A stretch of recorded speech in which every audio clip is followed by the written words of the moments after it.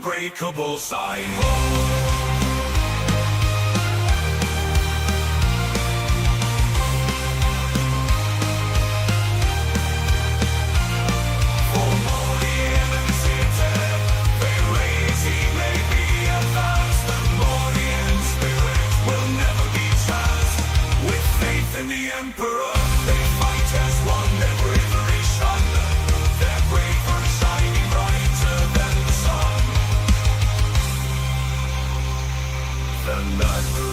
Shining brighter than the sun.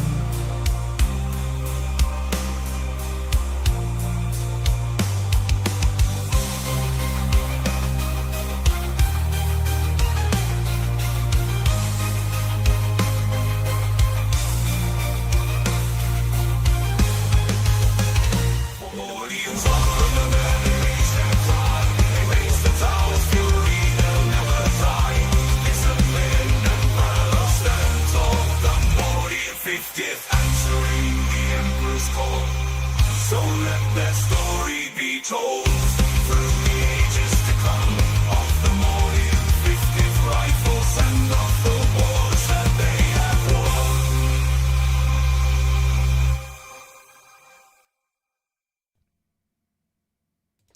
Hello again and welcome to another Mordian Glory live stream. It's an ugly stream, a bug stream, a stream hostile to human life as we know it. How are we all doing, my little chickadees? It is time for the Moose Day Tuesday. I haven't got any beef. No more than the usual beef, so maybe that doesn't really apply. I spunked on my beef yesterday. and last week. So maybe it's like a beyond Moose Day Tuesday. Maybe it is. Today, guys, I mean, I've got a few things to talk about. I've been having some thoughts and thunks, but I did also get a little surprise from Warlord Games today as well, which I am, I'm a little... I don't know, maybe some of you guys will be kind of interested in this. I mean, it's not Konflikt 47, but it's still pretty interesting. It just turned up. I just turned up. I got a paper copy of that new Armies of Soviet Union book, which is kind of cool, for sure. So I'll definitely be taking a look through that. There's a unit for an armored boat. There's actually rules for an armored boat in here, which is pretty cool. And you also get rules for this, like, 4-man ski transport, the Aerosan. Oh, Aerosan! And there's rules for... What the hell are they even called? It's called the Tachanka. It's a machine gun on a horse.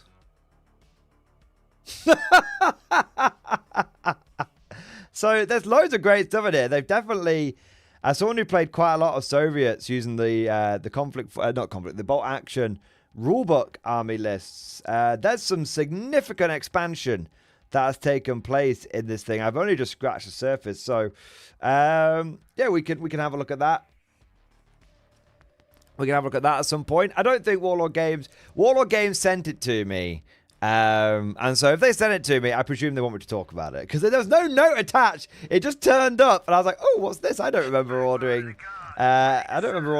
like a book from Warlord. I went, ooh.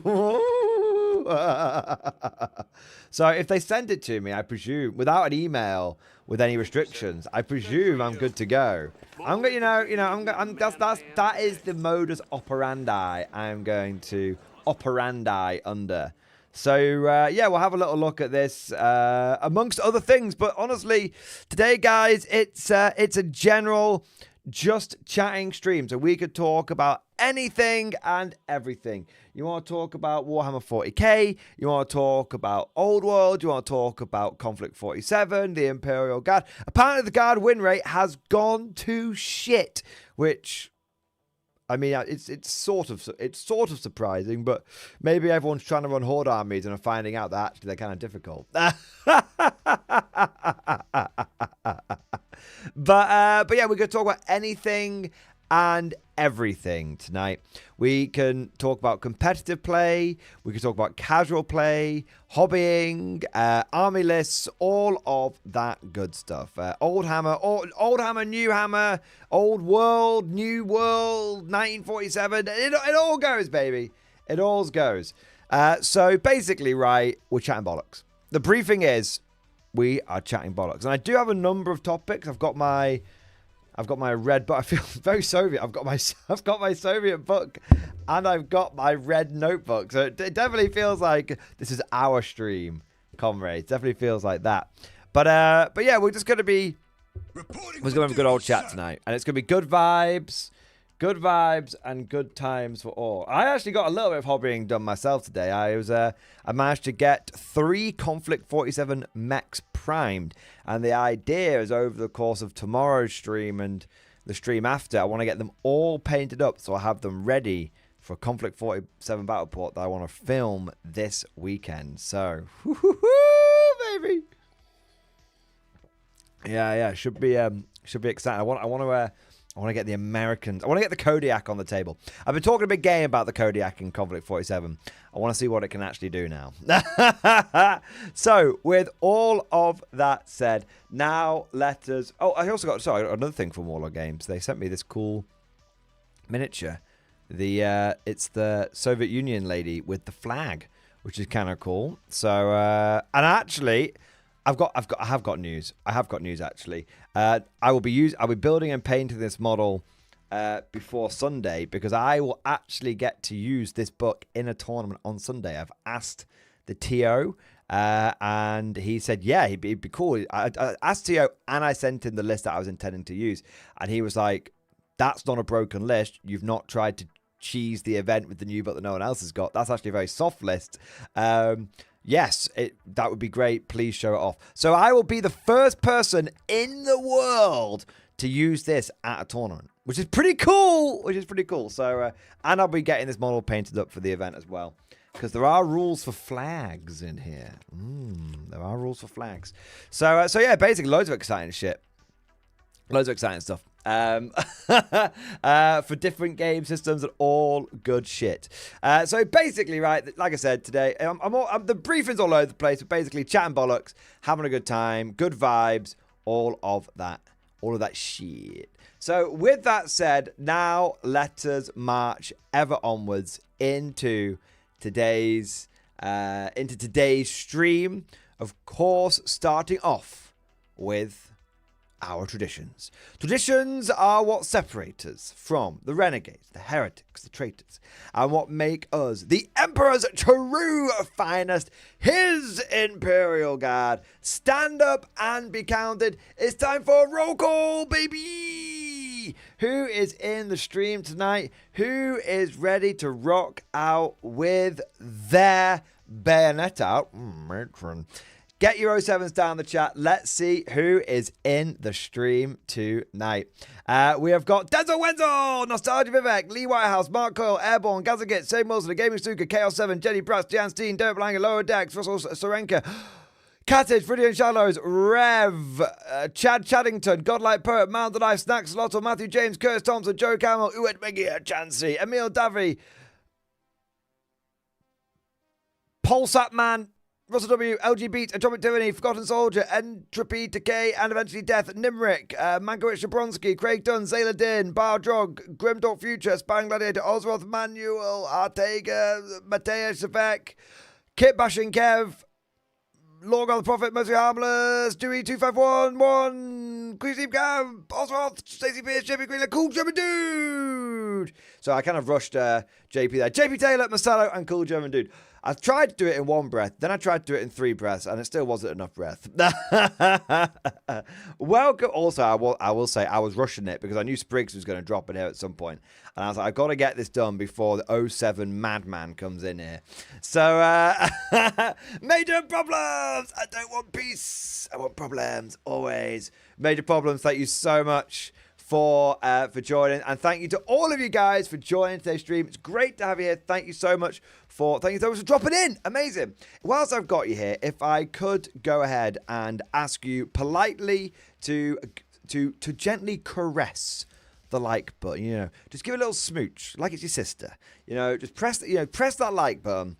And subscribe if you're not already subscribed. Because whilst I know it's cringe as fuck asking, it really does help. It helps boost the stream with the YouTube algorithm and all of that good stuff. And also, we're trying to get to 80,000 subscribers by the end of the year, and we can only do that if you guys like and subscribe and all that kind of good stuff. And also, I have noticed that if I do, it's one of those things where if you ask, you get. I feel like if you ask, people do tend to like and subscribe, so it's a big help. So yeah, thank you guys. I can see it going up now. Big thank you to all of you guys. It's flying now. We've almost doubled the number of likes on the stream. Absolutely amazing. Absolutely amazing. Rev, surely everyone here has already liked. Well, you'd think that, but there's 83 people in the stream, and there's 38 likes. So less than 50% of the people that join the stream like it. Which really makes you wonder, are my streams being used for some unusual torture method?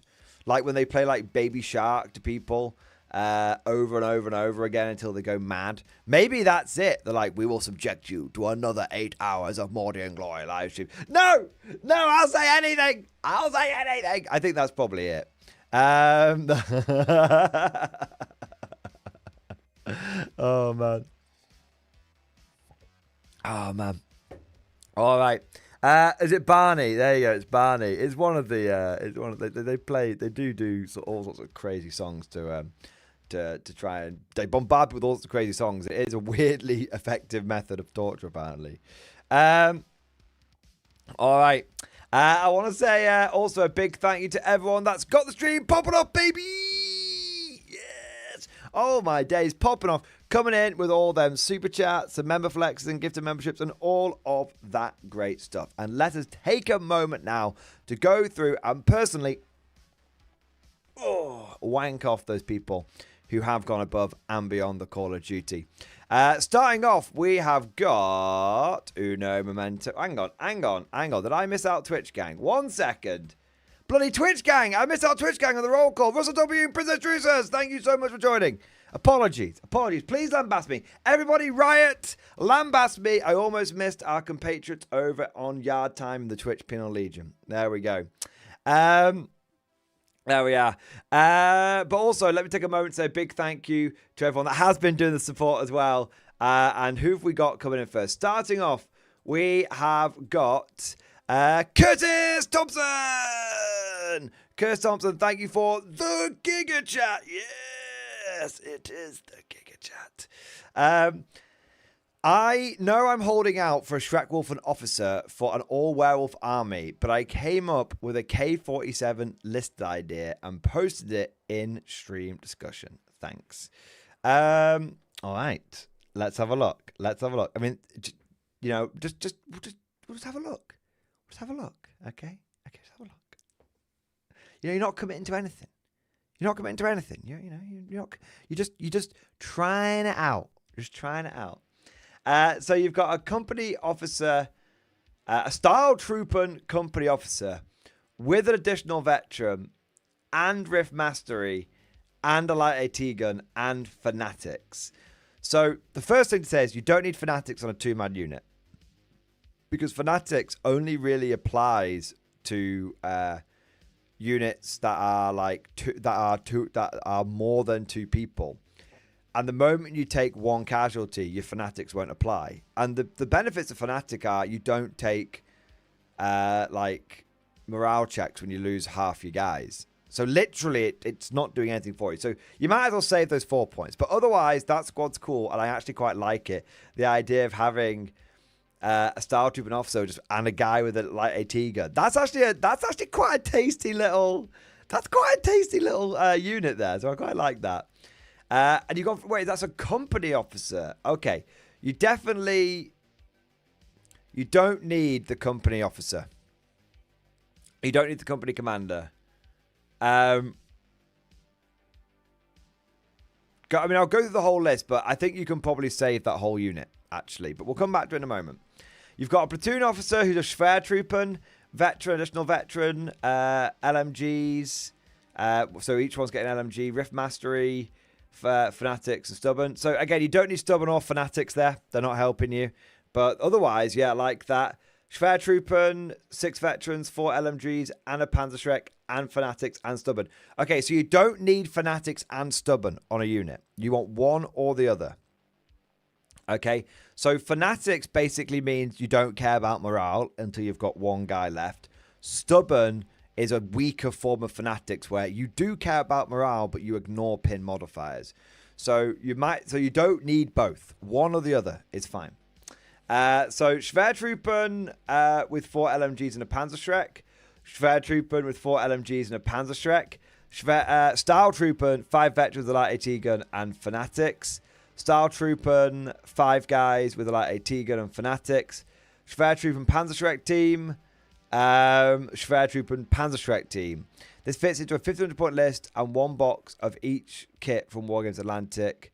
So the only thing I would say is you just don't need the company officer.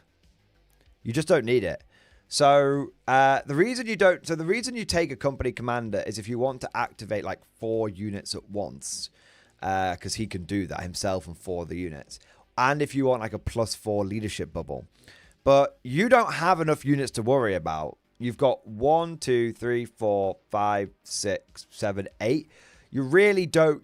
Trust me. You don't want to activate that many units in one go because it's not like 40k. If you do that, all you're going to do is then a lot of the times you don't want a rush on the dice. You want a nice back and forth on the dice coming out the bag. So the company officer is not doing anything for you, and then you don't need his leadership bonus because everyone you fucking taken is Fanatics out the fucking wazoo. So basically, you want to go through. You want to go through and choose between Fanatics or Stubborn, and you don't need the company officer, and you want to redo him into something else. Okay, maybe you just turn him into a regular squad of like Stahltruppen or something. I'm not sure, but long story short, you've got quite a few points you can save. You've got quite a few points you can save. But I quite like between the Fanatics / Stubborn and the company officer. Now that's the things I would change. The things that I quite like the Panzerschreck team with double LMG. I really like that. Yeah, because it's a proper little fire support unit. Like 2 LMGs hanging back with a Panzerschreck. That's a little spicy meatball right there. Yeah, so I quite like those. I do quite like those. I also really like the Schwertruppen with 4 LMGs.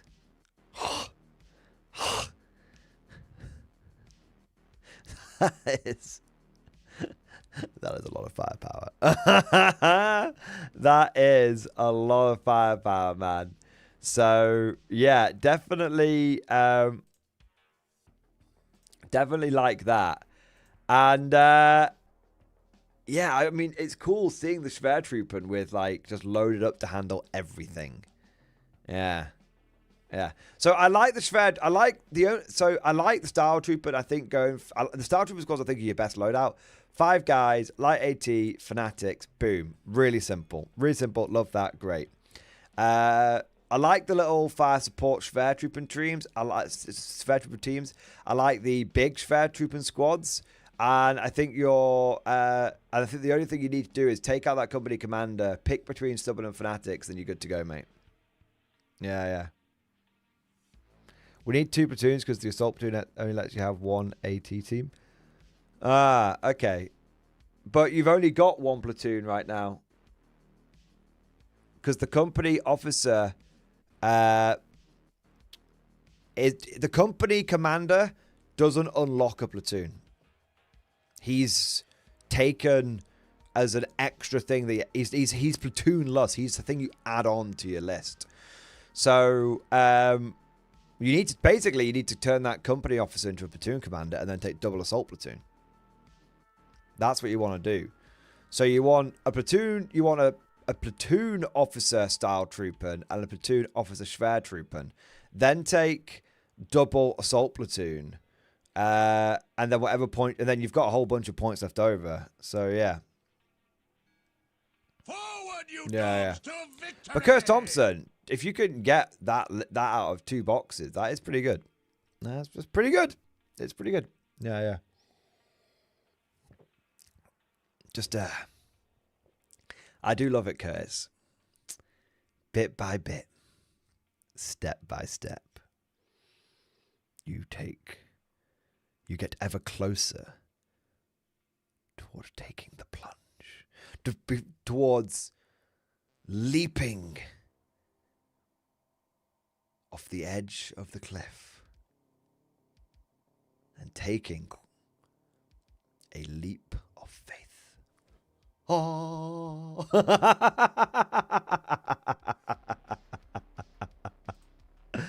There we go. I am loving it, man. I do love it. One of us. One of us. One of us. There we go. Who we got next? I'll say a big thank you to Russell W. Russell W, thank you for giving me the heads up on the sex bot in Twitch. And also thank you for the gifted membership on YouTube, baby. Yeah, buddy. Yeah, buddy. Yeah, buddy. Thank you for the gifted membership, mate. Thank you for the support. Thank you for being an absolute fucking hero. We've also got Christian Steam Camp coming in with the 30-month member flex. Double X-Force, baby. Yes, 30 months, man. 2.5 years. It's pretty crazy. It's pretty crazy. Thank you so much for your long-term and dedicated support, mate. It's amazing. Recently completed vow in stream discussion. Let's have a look, mate. Let's have a look, Christian. Ooh. Here we go. Recently completed vow. Nice. He's a big boy. He's a big boy.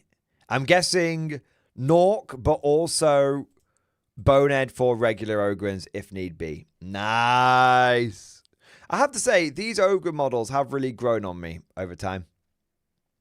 I think there are some... I think Ogrins have had some pretty bad models in the past, but these ones are decent. These ones are decent. Yeah.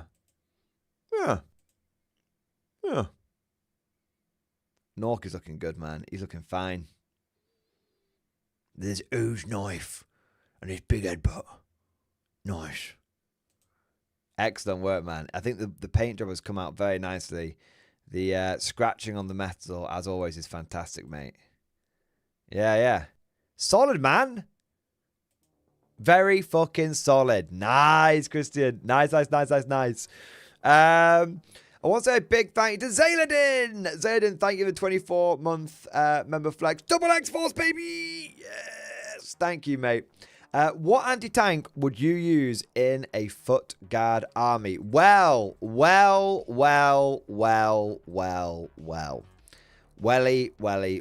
That is the $1 million question, really, isn't it?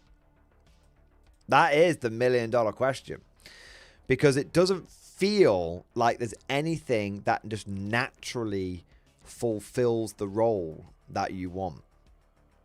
I mean, you want to take Sentinels for like recon guard, but then A, they're not infantry, so there's a little bit of a already kind of straying outside of what I'm trying to achieve here. And then B, you've got the fact that, you know, you're paying for Scout Sentinels 110 points, for Arm Sentinels 130 points. So on average, you're paying 120 points for 2 las cannons, which is not great. You know, it's not great. It's fine, but it's not great. You know, and every single time you take one of those Sentinel blobs, that's 20 guardsmen you're not taking. And then your body count starts coming down. So it's tricky, right? So then you think, well, I'll go heavy weapon teams, but then they only hit on 5s unless they stay still. Even if you give them take aim, they're still only hitting on 4s unless they stay still.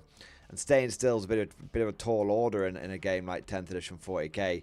And they're fragile as fuck, so they're not doing it. And then you've got fucking heavy weapon field ordnance batteries with the heavy las cannons, and they only move like 4 inches a fucking turn, so they're not great either. So it's a real pisser. It's a real pisser. I mean, we all know that traditionally, the infantry squad with attached las cannon was the way to go, because you basically just took the infantry you were going to take anyway and then just added las cannons on top, and that worked very, very nicely. But now, now it's not so simple. So the other question is, do you not take like las cannons? Pardon me. Do you not take las cannons? Do you just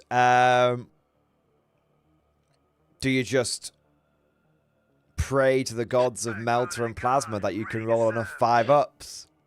Yeah, but I've been there and I've tried that, and I wouldn't recommend it. I wouldn't recommend it at all. So yeah, basically, it's a really difficult question, and I think, truth be told, there's no real satisfying answer, but the one that you're probably best leaning towards is if you're in a recon detachment, you're probably best leaning towards armored sentinels or scout sentinels. So that's probably where you need to go, but none of the options are particularly satisfying. Yeah. Paul B, 4K can't equal tanks with mass lads because I stopped playing at only 10th lethal hits, wiped out tanks pretty easily. Lol. I'm sure things have changed. Yeah, so you don't get, so infantry only get lethal hits against basically other infantry now, and vehicles only get lethal hits against other vehicles and monsters now. So yeah, it doesn't quite work. It used to be great, Paul B. Yeah, when I could just lethal down fucking knights. Yeah, but sadly they changed it. They changed everything, man. So yeah, Zayladin. Like I said, I think probably Sentinels are your best go-to option, but none of them are super satisfactory. Marold, my boy! Marold, thank you so much for the gifted membership, baby! Yeah, buddy. Yeah, buddy. Yeah, buddy. Marold, thank you for your customary gifted membership. I raise my glass to you. You're an officer, a gentleman, a scholar, a good sir, a kind sir, and a goddamn giga chad. There we go. There we go. Thank you so much, Maud.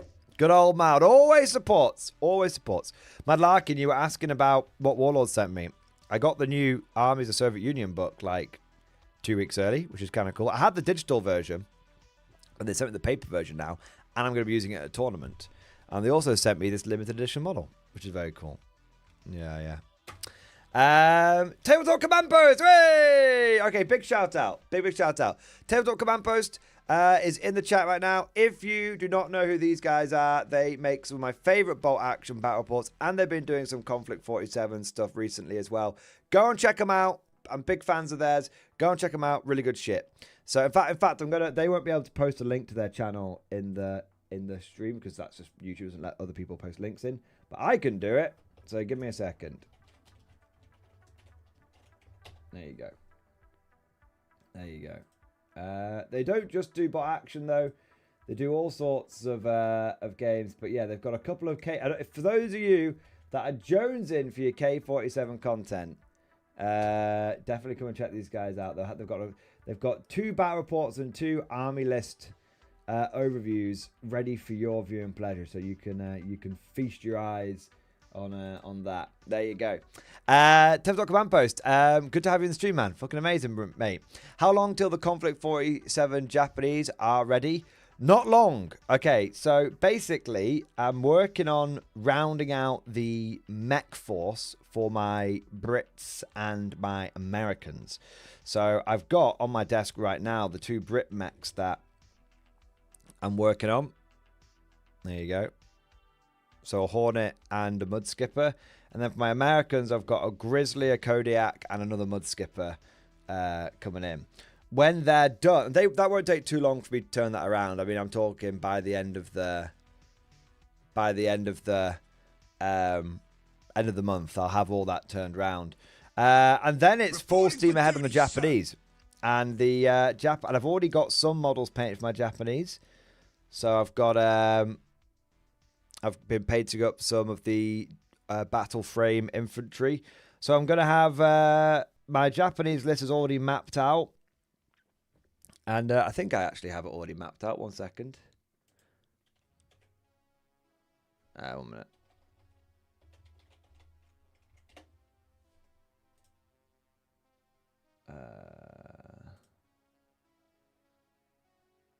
Oh no, I haven't mapped it out. But yeah, my Japanese army, I've already got painted 7 Ghost Warriors and 10 of the battle frame guys. And the plan is basically to get 7 more of the Ghost Warriors done, a squad of 10 Shibito, and a couple of mechs, which was like you know, a couple of weeks work. And if I get all that done, then I'll have 1,500 points of Japanese. So yeah, not too long at all. Hopefully, by the end of this month, my Americans will be done. Well, mostly done. My British will be mostly done. My Soviets will be mostly done. My Germans will be mostly done. It's just the Japanese. Yeah. So soon. I mean, within I'd say within 4 weeks. Yeah. So soon is the answer. Soon. Oh, so Brits too? I did not know. That I did not know. Been debating whether to go Japanese or British as the next Konflikt 47 force. See, I couldn't decide which armies I wanted to go for, so then I just decided to go for all of them.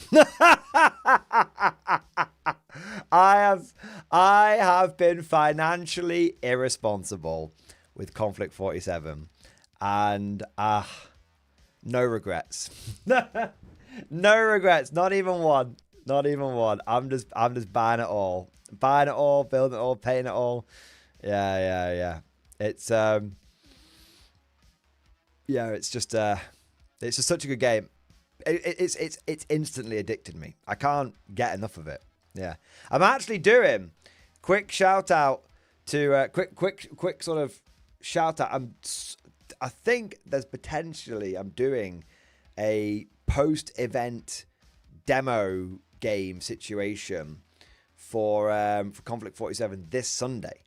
So there's a tournament that's going on that I'm attending with the new book, with Soviet book. I'm being allowed to use it early, and then afterwards the TO has said, could I show them the Konflikt 47 game and also do a bit of a demo for other players that might be interested. So I'm basically just going to take all my painted Konflikt 47 down. And even if that's not painted, I'm just going to take all my Konflikt 47 down and just be like, hey, who wants to stay after the event and learn some K47? And we'll have all the tables still from the tournament set up. So I'll just be like, hey, you know, if I end up running like 3 or 4 demo games and just helping people, you know, through the motions of some K47, that'd be great. Hopefully I can get like 4 or 5 other people hooked on the game. It spreads. The revolution spreads, brothers. The revolution spreads. Yes, the fire rises, brother. That's what we're going with. That's what we're hoping anyway. That's what we're hoping for anyway. All right, we've got some more super chats coming in here. I want to say a big thank you to CMDR Crash. Hi, how's you 8 in stream discussion? Well, I'm going to head over to stream discussion and see if that makes more sense. Commander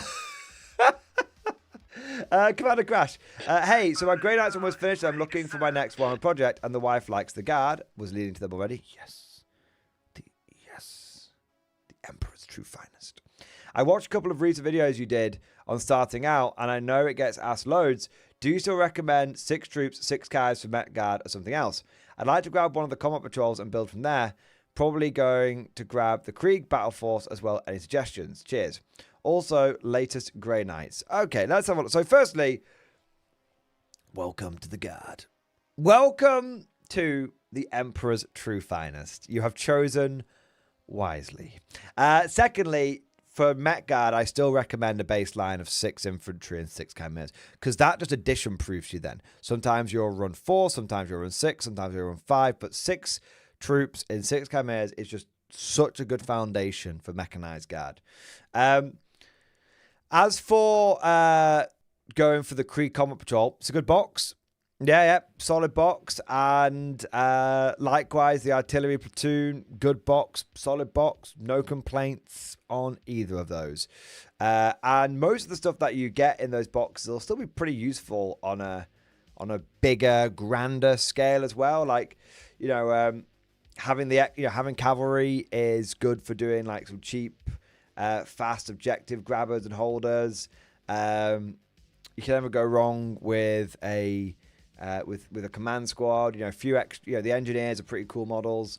The only thing I would say, if you're going to get the Krieg Combat Patrol, you definitely want to get an extra 10 infantry, Krieg infantry as well, because that way from the Krieg Combat Patrol you get a full platoon.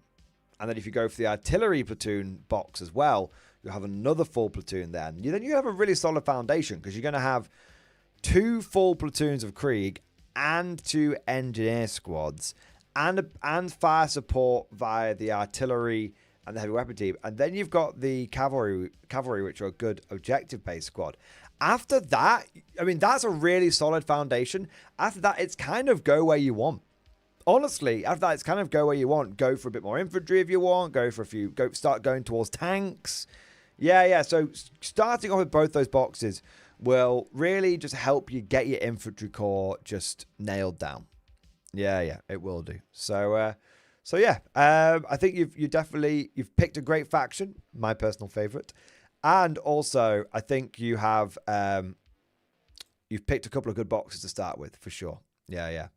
Let's have a look at the Grey Knights, man. Oh, there's something about red guns which just look so good, don't they? Yeah. I like the basing effect you've done there as well. The lava basing is very nice.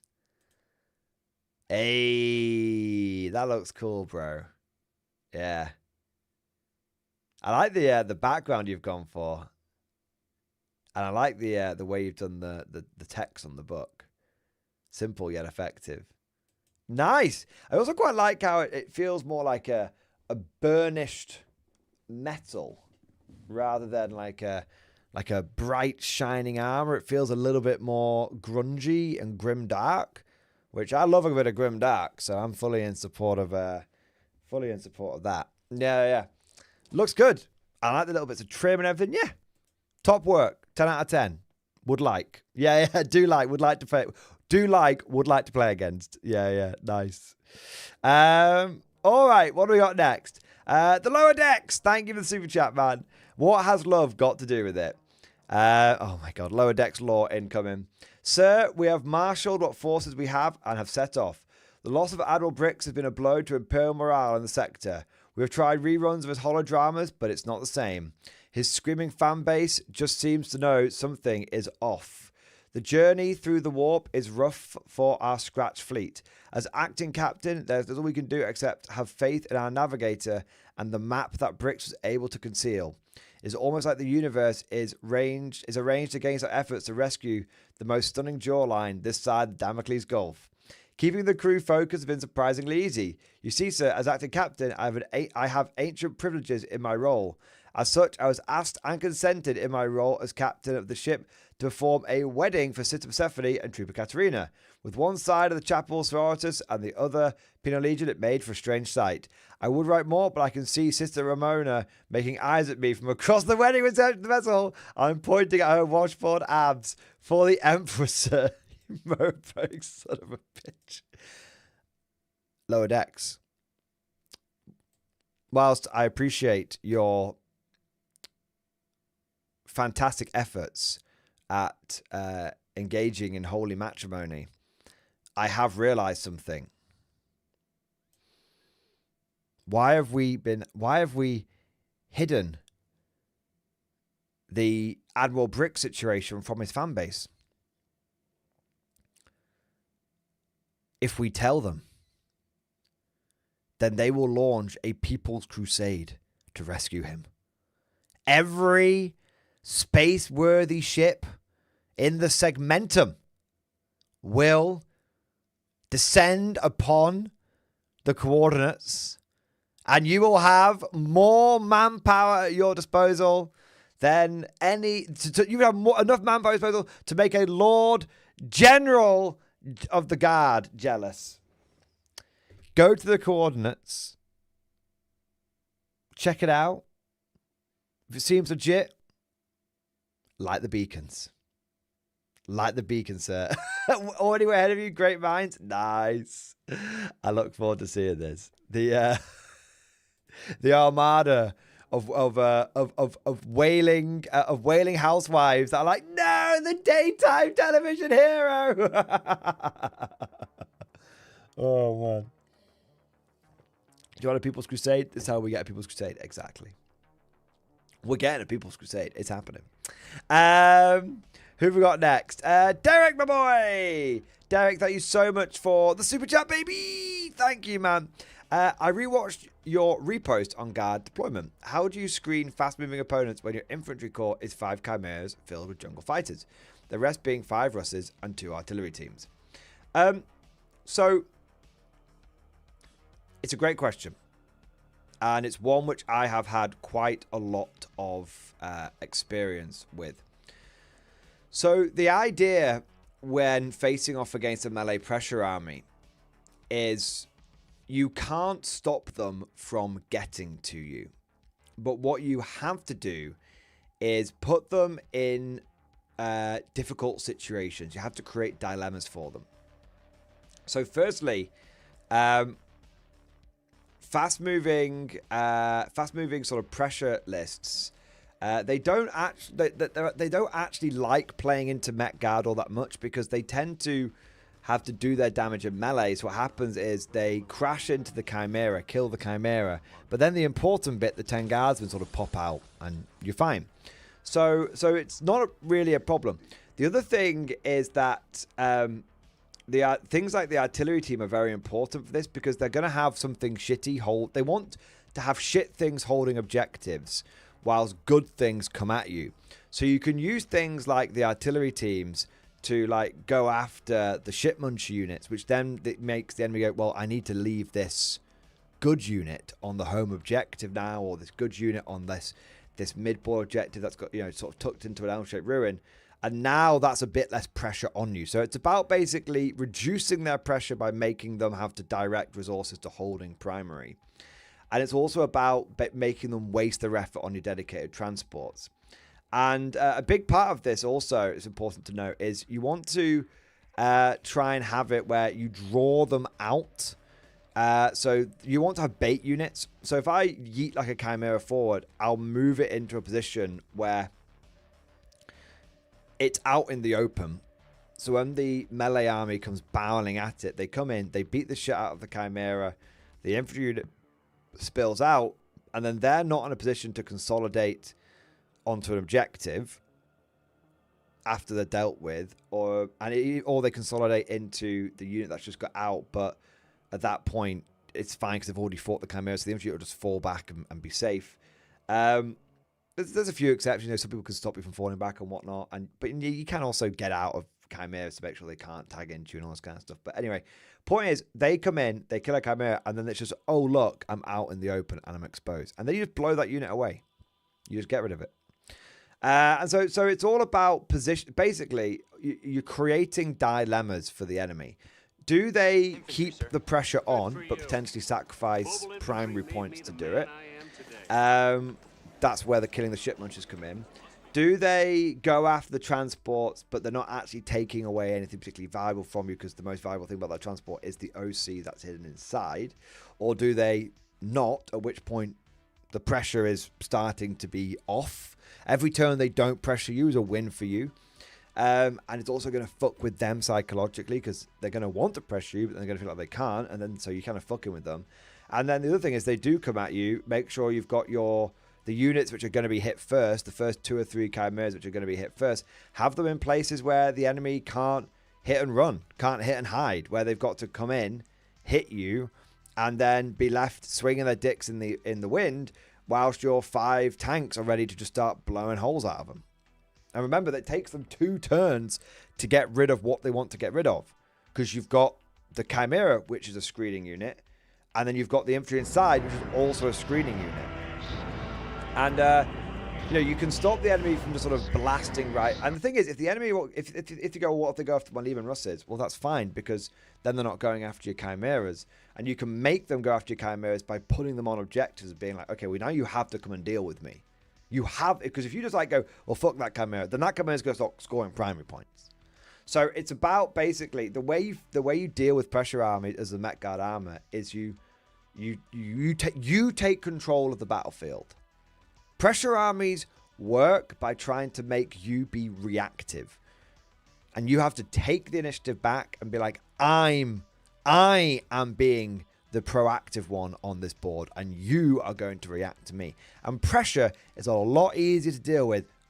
Pressure is a lot easier to deal with when they're reacting to you, not dictating where the game is going. Yeah, that's what's important. You've got to make them react to you. So, Derek, I hope that helps, and I hope that helps. I hope that helps add a bit of context onto that video. Yeah, man. I want to say a big thank you to Mr. Chalice. Thank you for the 2-month member flex, mate. Thank you for your support. I won my first 2K tournament last week. Army in stream discussion. That's amazing, man. My winning army from my local 16-player 4-round tournament. Hey, look at this. Dude, not only did you win the tournament, but also you won at life because your army is actually really nice. We got double Dawn, triple Russ, Scent, and then a shitload of infantry. I'm seeing big platoon of infantry, another big platoon of infantry, Rattlings, Gaunts, Ghosts, Bulgrins, and Bulgrins. Nice. Dude, very, very, very well done. The army looks great. And the army looks great. And it actually went all the way as well, which is amazing. It's amazing. Excellent work, Mr. Chalice. Good fucking effort, mate. Victory is assured. There we are, man. Amazing. And I really like the colour scheme, man. The brown with the red and white stripes, just, it just fucking works, mate. It just works. I want to say a big thank you to Tonk. Tonk, thank you, the 21-month member flex. X-Force, baby! Yes. I've been useless at catching streams. Hey, it's life, man. Life gets in the way. The middle of the year is always super busy. Yeah. Don't you worry, mate. You're here now, and that's the important thing. And you've been keeping your support up, man, which makes a massive difference. So thank you, sir, for doing your part. I'm glad to have you here now, man. I want to say a big thank you to Zayladin. Zayladin, thank you, Super Chat, man. Follow-up question to the anti-tank one. How viable is Foot Guard in Combined Arms and Siege? I want to pick your brains on this as I don't love Recon. So Foot Guard in Combined Arms is great. Yep. Definitely no dramas there whatsoever. I mean, you're just getting a lot of lethal hits. And it does depend. It does depend somewhat on your local meta. If you're facing a lot of elite infantry, then Combined Arms Foot Guard is just great because you're just getting loads of lethal hits. You're getting more. You're more often than not, you're getting lethal hits. So yeah. So no, Combined Arms is just a great detachment all around. You get reinforcements in there as well. So it's just solid. It's just solid. As for Siege. I think there's plenty of ways you can make it work in Siege. I think the smoke shells will be a big help against shooting armies.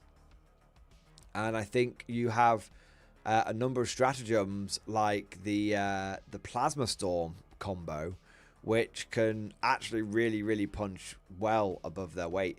So overall, I think that they do work. Recon, obviously, you naturally gravitate to with Infantry Guard, but at the end of the day, it's not the only one. And Combined and Siege are totally viable with Foot Guard.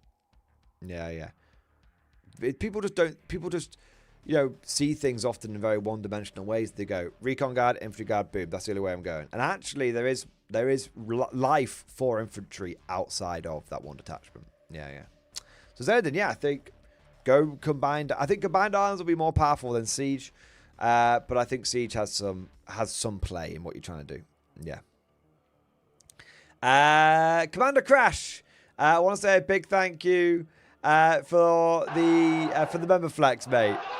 Super chat's supposed to say hobby updates you're doing. That's all right. I figured it out. I figured it out, man. Yeah, I figured it out. But thank you for the clarification. Let's have a look here. Tabletop commandos. Tabletop commandos. The Tesla cannon blows. You heard me. I said cream.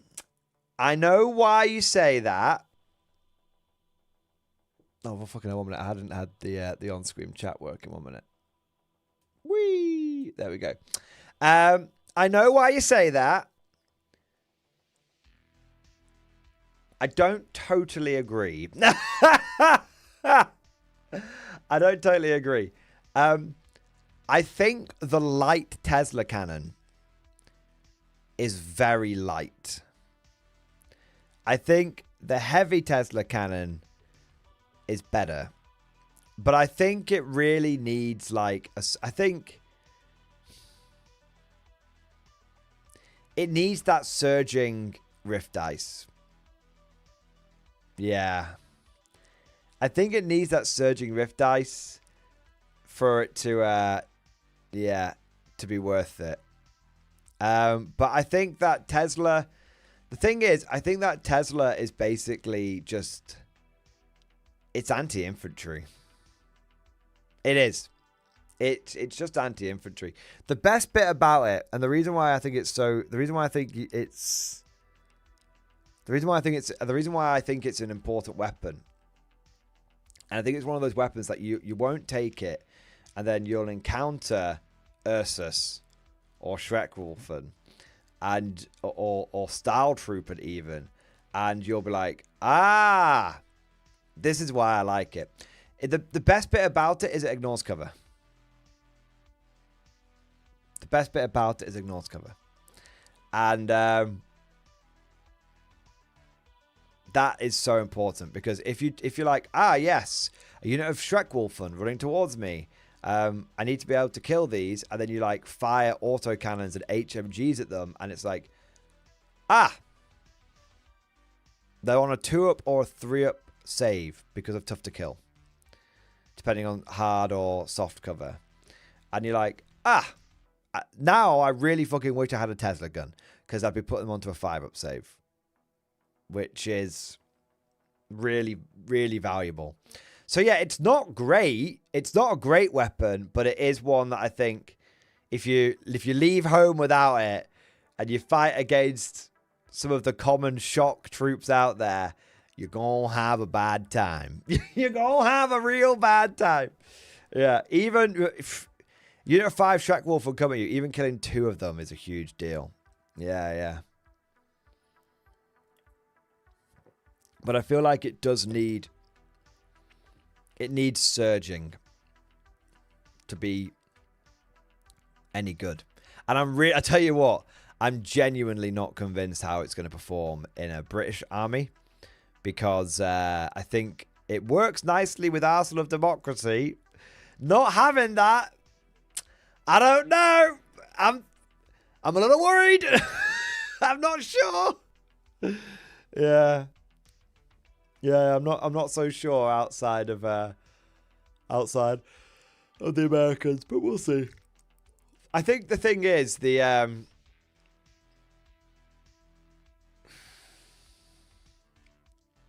I think the problem is very simple.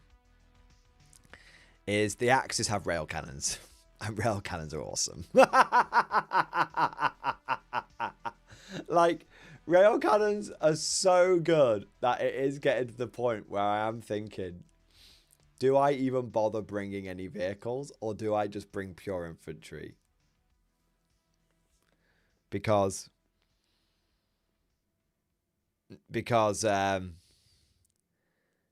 if I bring vehicle, because every single Axis player is going to have a Panther with a rail cannon. Like every single one. And you just like, whoo! Whoo! Oh my God. Oh my God. I think I'm going to die. Oh my God. Yeah, so it just makes me think, like, why am I bringing vehicles again? Why aren't I bringing more Daughters of the Motherland? why aren't I bringing more power frame infantry and shit? And yeah, I don't know. So yeah, I love how powerful rail cannons are because they are a weapon that truly should be feared and respected, and a rail cannon should be feared and respected. Yeah. It should be. So yeah, I think the problem is, I also think there's a little, I do think there's an element of you have to reprogram your bolt action brain for Conflikt 47. When I say you, I mean one does. One needs to reprogram one's bolt action brain. Because often in bolt action, what I find is you do a lot of tank-on-tank combat. Like my tanks are going to take your tanks on. And that's really where I think the reason why like the Tesla cannon and the Tesla weapons in general can feel kind of wimpy is because you're trying to use them to go after like enemy vehicles and stuff. And it's just not what they do. And then you're like, well, I've got my Tesla Sherman. I'm going to take on a Rail Panther, and then it goes fucking horribly, and you're like, oh, right. Yeah. Whereas you'd be much better off if, you know, those Schwer Truppen coming down the street, you just go zap. Or the Style Trooper, you just go zap. Yeah. But it's a tricky, yeah, it's definitely, I think it's too early to say what if one weapon is overpowered or one weapon is underpowered just yet. I want to. I think there's every time I've come across a weapon which I think is rubbish, it ends up being good. Every time I think across a weapon which I think is overpowered, it ends up being relatively balanced. So I'm a bit, you know, every time I think I've got Konflikt figured out, it comes up with something new, and I go, oh, that's very interesting. So yeah. Yeah. Zap. What do we got next? Last Draken, thank you so much for Super Chat, man. Hobby and vow update in stream discussion. Let's have a look here. Sir, I bring news from No Paint Land. 225 the Emperor's True Finest have been painted and based with sand over the course of 1 month and change. I know vows were pushed to January, but I made a vow to have them done by the 17th. I will not yield. I have yet to apply the sacred liquid talent you have mentioned, the holy Nuln Oil or Earthshade. The basing sand has been painted black and still needs a dry brush of grey. Maybe Carcadon Grey from Tooth and Coats, and dry brush of white. White Star from Tooth and Coats. I present my stuff painted. Let's have a look, man. 60 Cadians, 30 Kriegers, 30 Katachans, 10 Krieg Engineers, 20 Kazakin, 20 Aquilans, 35 Scions, 2 Scion Command Squads, 2 Cadian Command Squad, 1 Katachan Command, unpainted 30 Death Riders, 8 to 12 characters, and 4 to 6 weapon teams. But for right now, the Emperor provides a wonderful lunch of a burrito with asada and red/green sauce as I watch his Prophet of War on the screen as I prepare my 2K narrative this weekend, Votan, and the RTT next weekend, Guard Horde. Yeah, baby! Mate, keep going! You can do it! Oh my god, 225 infantry. I mean, it's a personal vow if you get it done by the 17th, but you have until January 18th, so... They're coming along very nicely, though. Yeah, they're coming along very nicely. I mean, frankly, if you basically dip wash these motherfuckers in Agrax Earthshade, you'll probably just finish them, just like, yeah. Dip what you do a really.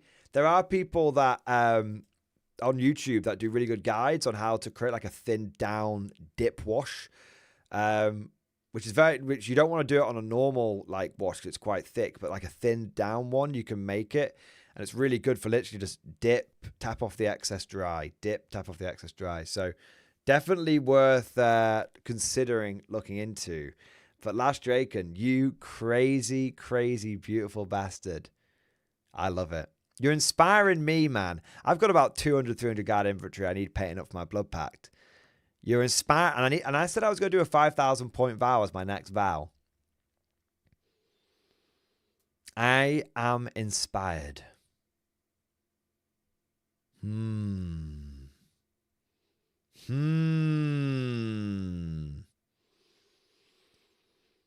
It must be done. It must be done. Yeah, I think I'm gonna finish my Blood Pact in the next vow. I think I'm gonna vow a lot of Konflikt 47, some Old World, and some Blood Pact. Just every vow has to have those three things. Just go. Yeah, man. What have we got next? Summer Led, thank you for the double support, baby. Thank you, double support. Thank you for the gifted membership, and thank you for the super chat, mate. Notice that the Brits still have rapid fire in the 3rd edition rulebook, but not the Army book. Heard you can only use rapid fire now on a fire order. So Summer Led, in the bolt action rulebook, with the British rules there, you do get rapid fire. In the Army book, they took it away, which is a bit of a shame because it was my favorite one, and I really liked the idea of, you know, musketry musketry was a really, and still is to this day, a really big thing in the British Army. So it's a bit of a pisser that they took it away, and yeah, I wish they hadn't done it. So basically, I think you kind of have to, and the Army book, I think the Army book does supersede the rule book. I think it does. Because it is a 3rd edition supplement.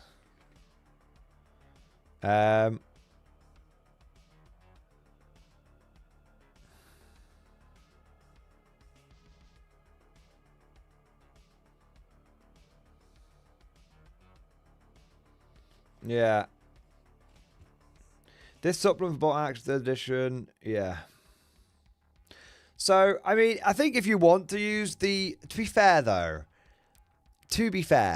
Bolt Action is a much more relaxed game than something like 40k. So, if you wanted to use the main rulebook rules, you probably could do. The points haven't really changed between the two. Yeah, you probably could do. So yeah, Summer Led, it's not in the main Armies of Great Britain book right now, but it is, and it is only on a fire order when you do it in the main rulebook, which makes it a bit less useful. But having said that, there is the Armies of the Commonwealth book. So before it used to be Great Britain and Commonwealth were together in one book. Now the Commonwealth is being split off and is being its own book. And I do wonder if rapid fire will come back. Will come back in that book. So I want my volley fire back. It's tough when I can't get a straight answer. Okay, here's your straight answer, Summer Led. When your army book comes out like this one, people tend to use the army book over the rule book. The rule book army lists are considered like indexes in 40k. You use them until you get your army book. Okay, so my advice would be you use your army book. And it is a shame that rapid fire is no longer really a thing. But if you want to have an easy to use army wide, if you want an easy to use army wide rule similar to how rapid fire was, I recommend the guards special rule. So guards basically means when you pass an order test, you lose 2 pins instead of 1. And I think that it doesn't apply to every unit in your army, but I think it basically like applies to all your infantry. So it's very, very useful. It's very, very useful. And I think for me and a lot of other people, guards has become the basic go-to standard pick your army rule for the Brits, because it's just, I don't have to remember anything. The only thing I have to remember is if I pass an order test. Can guards be any unit? It's I don't think it's any unit. No, actually, I think it is. I think it's any infantry and artillery unit, I think, and heavy weapon team. So basically, not your vehicles. So I was building a guards army today. I was mapping out an army list for it, and I could put it on my rifle sections, and I could put it on my like mortars and stuff like that. So any of the generic stuff can be a guards unit, but I don't think you can make like a Gurkha squad a guards unit, for example, or like a paratrooper squad a guards unit. So it's all of the, if it's not already labeled as like paras or commandos or Gurkhas or similar things, I think you can make it a guards unit. Yeah. I'll tell you one thing that I was a little miffed about this book. It's not the end of the world, but it did vex me slightly with the Soviets. Is the Soviets have got it's called Hammer and Sickle, and they can pick between airborne, NKVD, and naval brigade to upgrade their units. And I thought you'd be able to apply that quite liberally. Like, oh, I will, pick my rifle squad and make it an NKVD rifle squad, but you can't. It's really weird. Like, none of the generic, unlike the British units, you can't actually make any of the generic squads, like rifle squads, like machine gun squad, submachine gun squad. You can't make any of them NKVD. If you want to take NKVD squads, you have to take NKVD squads. It's that simple. And so the upgrades in here really only apply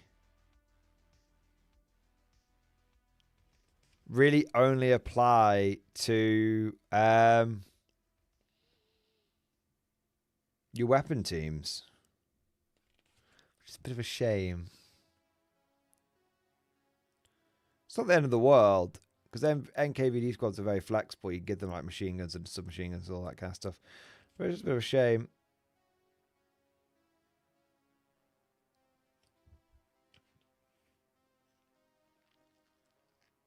Yeah.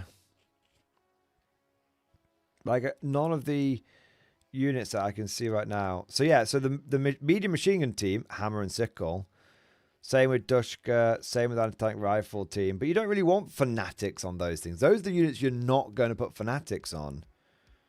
Unless you're being fluffy.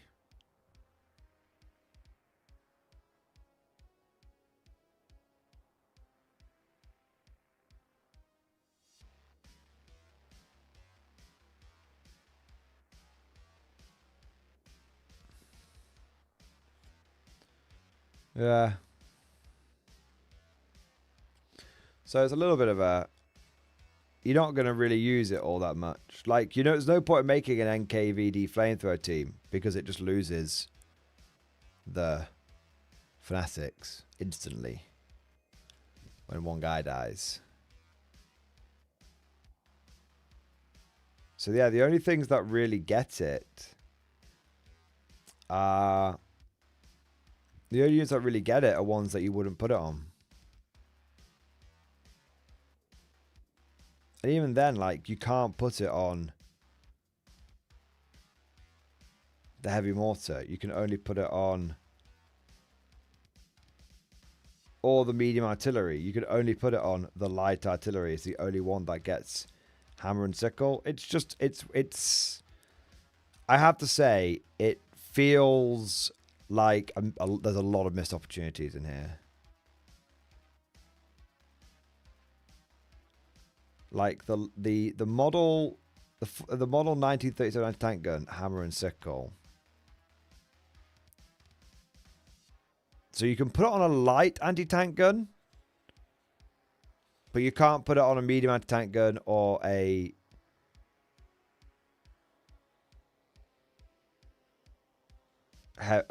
but you can put it on. But then there's this 3 divisional gun can be made for the airborne. It must be like for historical reasons.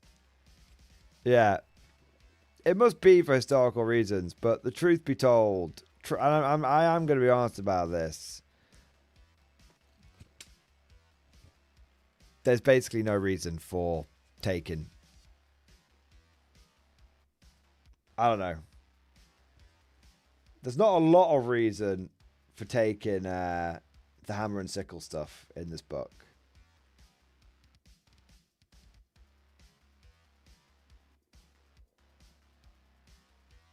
Because I don't really care about making my medium mortar stubborn or tough fighter or fanatics.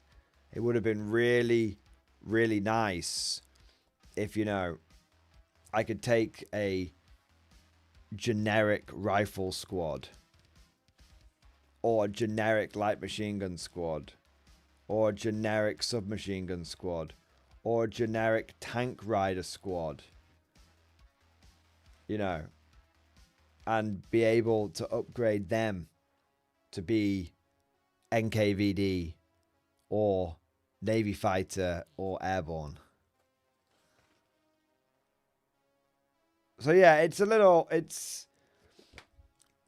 good. I like the main army rules. I do like the main army rules. Like, not one step backward is good. Flying tank is good. Mass batteries is good. Lack of radios is good. Great Patriotic War is good. For the Motherland is good. You get a new piece of equipment called the Victory Banner, which is good. The Victory Banner is really good, actually. It's 20 points. You can only take 1 in your army. But every infantry or artillery unit within 12 inches and line of sight to the Victory Banner gets +1 to its morale value.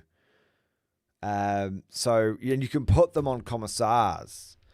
So what's really cool is your commissar, which normally, your commissar can not only be he can become like a pseudo officer because he can give out like +1 leadership and then also be like executing people and stuff. So the banner is really good. The banner's really good. The army rules are really good. It's just the hammer and sickle, like, make your whole army belong to like the airborne, the NKVD, or the naval brigade.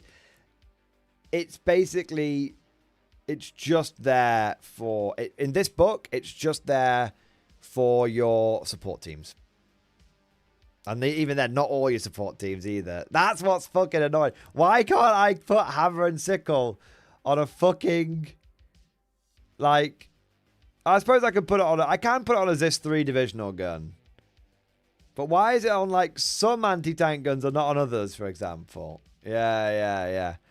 So, it's one of those where it's good. It's good. And the only thing that I really do like it, the only thing that's kind of thrown a fly in my ointment is the whole I can't hand out hammer and sickle to everyone that I want.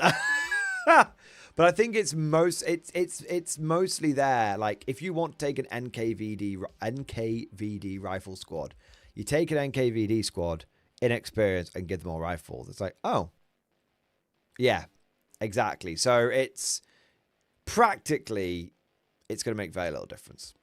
Yeah, practically. Games 2, Element Glory. What squad size would you run for US Army? I would run probably...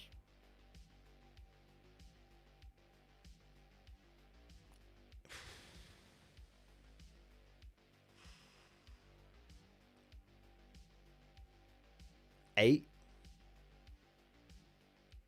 Because then you got a couple of 8, but I'd give like 2 BARs to each squad. Something like that. Something like that. Yeah. Anyway, we've got more super chats going here. Super Ray Ray! Super Ray Ray, thank you so much for the super chat, man. Morty! I have a friend wanting to get into the Empress Finest, specifically a Valhallan Ice Warriors tank army. I have the armor handled. Would you recommend War Games Atlantic kits for the grunts? Yes. That was easy. It depends on where you're going, though. Let me have a look here. In terms of War Games Atlantic, it depends where you're going. I'm not sure what Valhallan-esque models they have.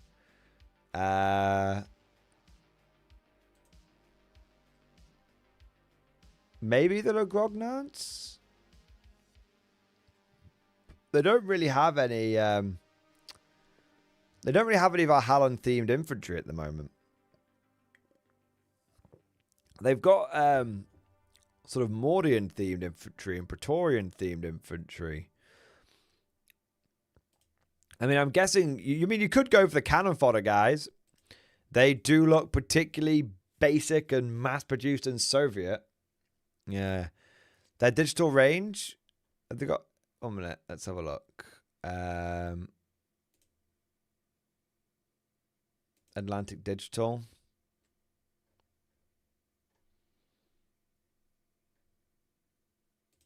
Right. Can I just see the things, please? Can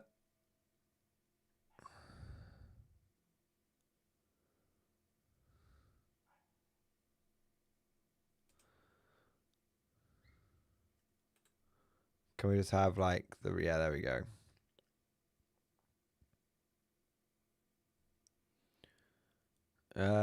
There's a lot of different stuff on here.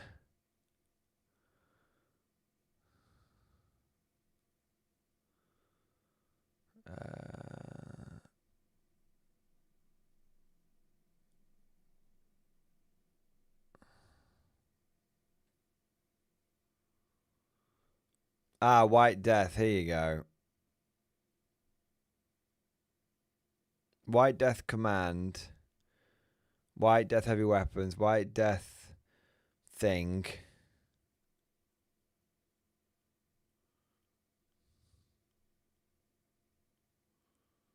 I don't see basic infantry though. Oh, here you go. So if you're into 3D printing, these guys would probably be pretty helpful. Yeah, they look pretty decent.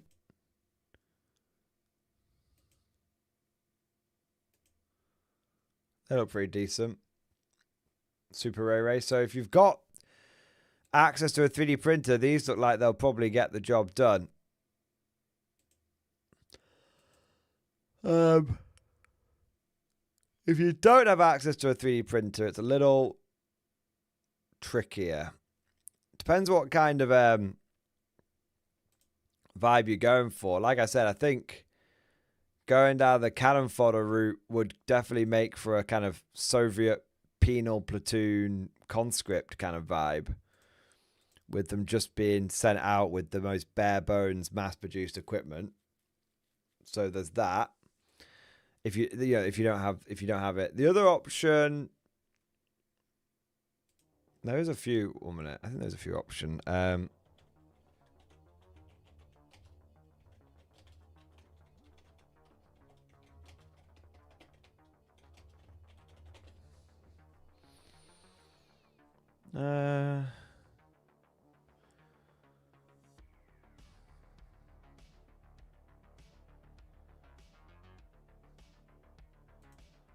I think it's mostly 3D printing, to be honest. If you want to get the old guard regiments back, it's got to be 3D printing. Typically, I think.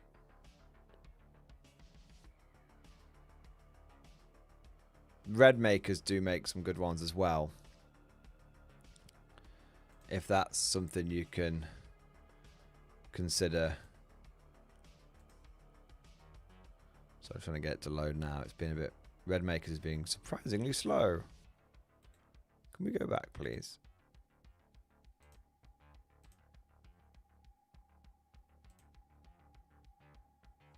Wow, red makers is just really like...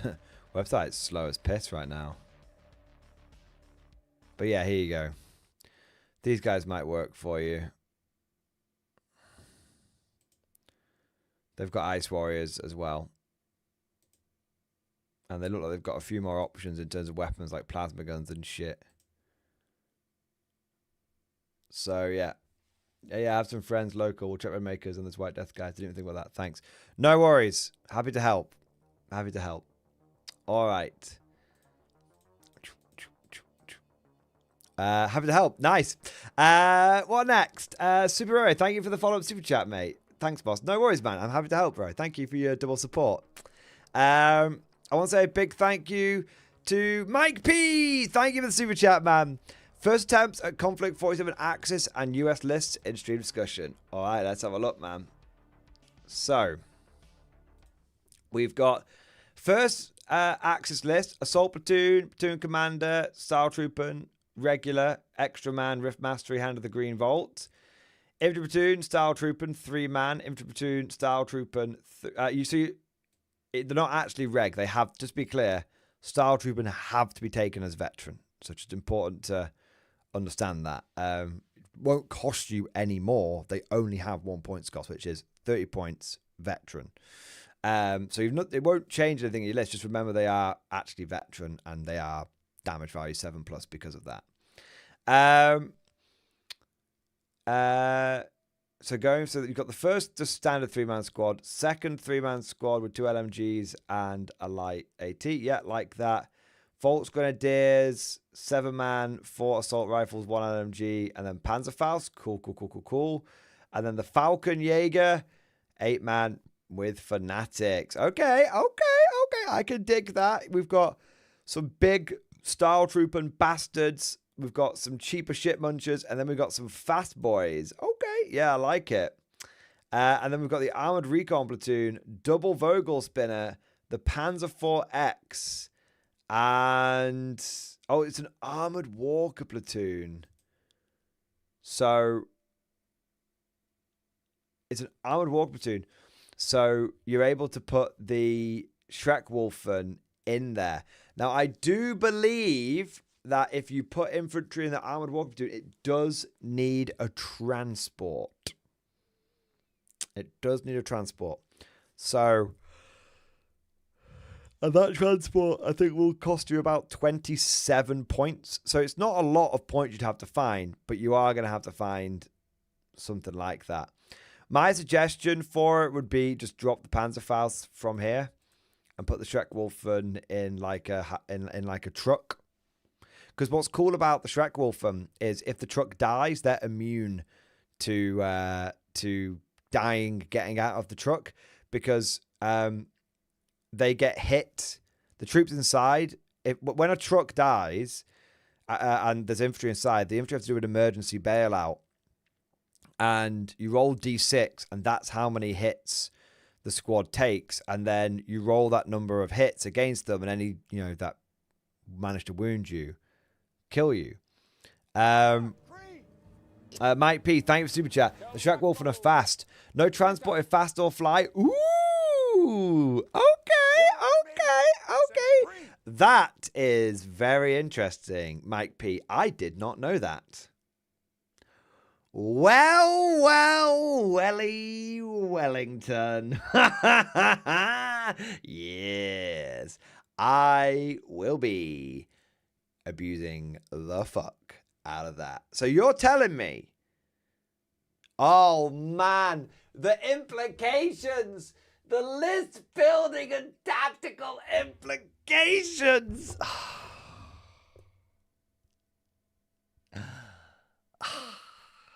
So I take a single Vogel spinner and then I basically have double ass platoon, is what you're telling me?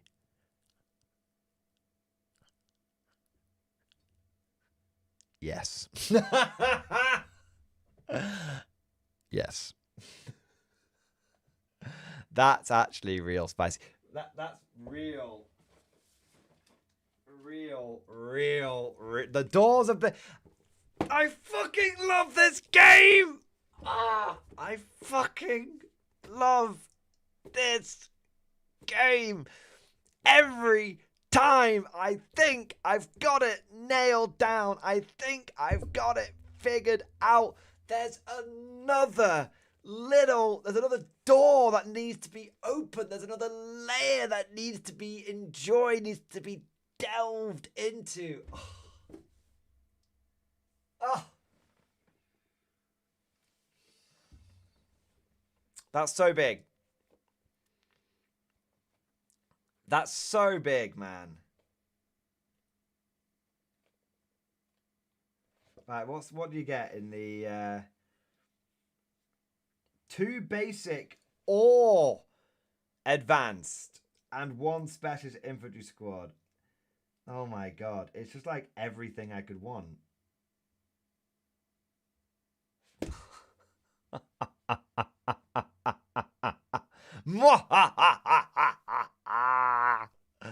Mine is an evil laugh. Wow. I fucking love this game, boys. I fucking love this game. So I can take like 7 infantry choices in my army between a single assault platoon and walker platoon. You know what? Oh my god. Oh my god. Daughters of the Motherland are fast. So they just slot right in there. They just slot right in there. I think the fucking Siberian Terror troops are fast as well, you know? I think they're fast as well. Oh my god. So you just go single Kazakh, single regular Kazakh, and then it's just like, hey, yeah. Power armor goes in your assault platoon. Fast movers go in your armored walker platoon. Oh. And for the Axis, I mean... For the Axis, oh my god, like...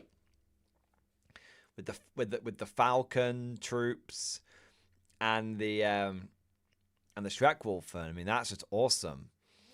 And then, you know, for the Brits, it's a pretty big deal as well. For the Brits, it's a pretty big deal as well because... and not for the Brits, for the Americans, it's a pretty big deal because the Firefly troops.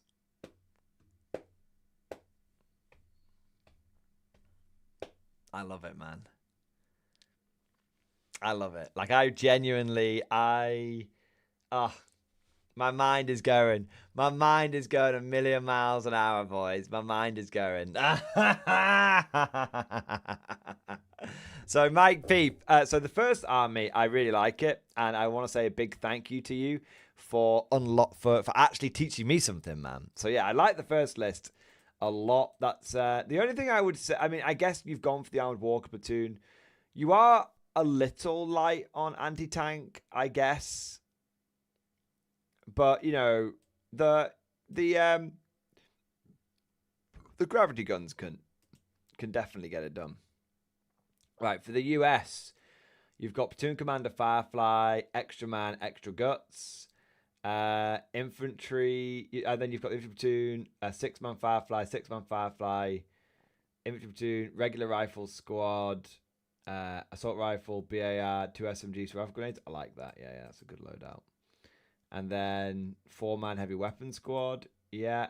And then Armored Walker Platoon, Linebacker, Regular, Twin HMGs, Coyote, Regular, Sherman Tesla, Regular, Heavy Weapons Platoon, and then you've got these guys. So I'm not totally sold on the heavy weapon platoon.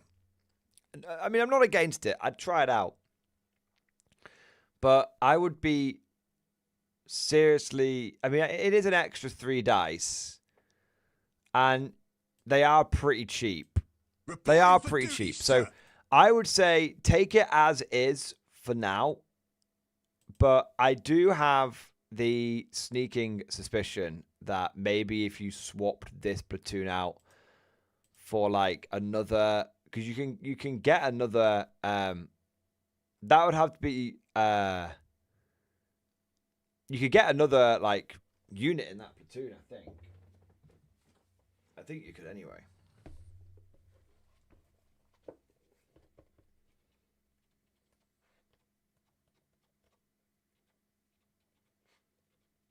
I think I've gone past the army builder. Whoops. Yeah. 3 armored walkers, right? Yeah, and you've got 2. Yeah, it might be worth considering. If the heavy weapon platoon doesn't pan out, it might be worth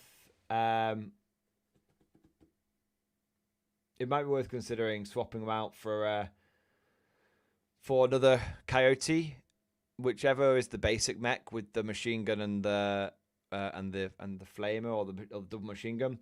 And the reason for that is the fact that the light mechs are really good at dealing with things like Schreckwolfen and Ursus, because the Schreckwolfen charge them and they just go, okay, well, I strike first as a mech with me fists, so I get 2 attacks with the fists and 1 attack with my legs, and I hit on 4s, and my fists are 10+4, so I hit you on a 4, I wound you on a 3, and you've only got 5 saves, so I'm probably going to just take a Schreckwolfen just out the bank right there, out the bag right there, and if I get lucky, I might get a couple of them. So yeah, I would consider that. I would consider that, but I would say try the heavy weapon platoon first. If it doesn't end up panning out, then yeah, extra mech. I think American light mech spam, melee mech spam, I think has got some real potential. Yeah, for sure. But Mike P, I love both lists, man. I really do like both lists. And I think this will be very good because you'll be able to double guts. You know, be able to use the guts quite effectively. Yeah. I tell you what I might do, though. I might put this guts here on this bloke, because then he can go HMG's fire, and then I think he can put both of their dice back in the bag in the same turn. I think he can. I'll check.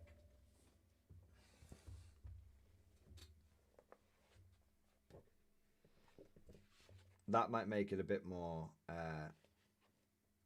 That's a good amount of DACA there, just slinging downrange 24 shots in a single turn. It's only once per turn you can do it, right? But still.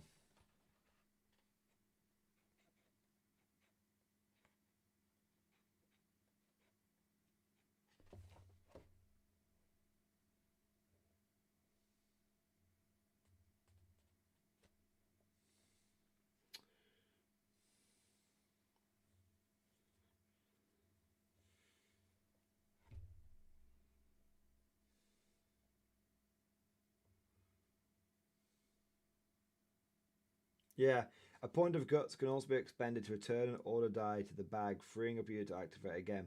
The hero must be within 6 inches of the unit to return its order die to the bag. A hero can always return their own order die to the bag by expending a point of guts. Note that a platoon or company commander is still limited to using their snap to action. So it doesn't say that you're limited on that. So you could go... yeah, you can't... So you can't...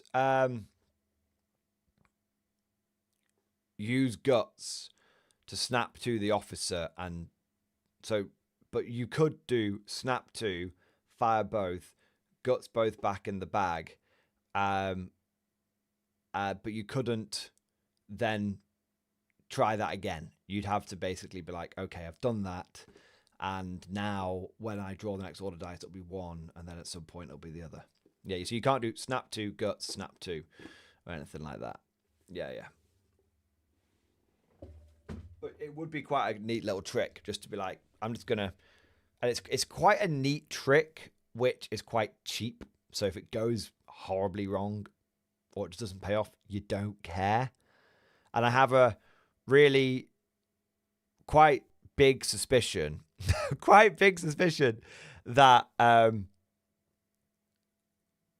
your HMG teams will probably be relatively low priority when the enemy's got the linebacker, the Sherman Tesla, and all the other units coming at them. Yeah. Like the HMG just sat back there. I think they've got a 48-inch range. It's been like, yeah.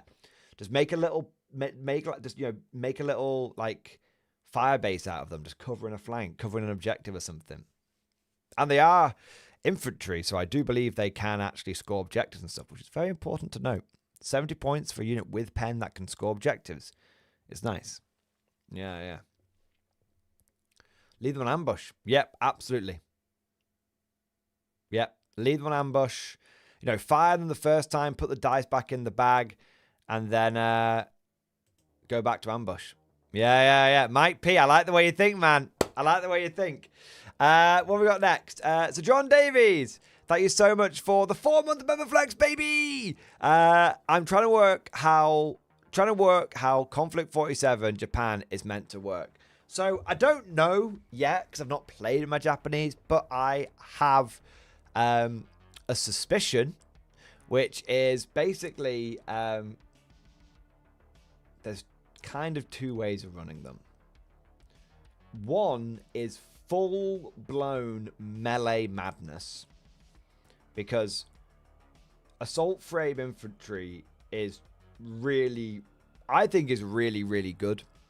3 attacks per guy at pen +1 is amazing, and then everyone's got fanatic inbuilt.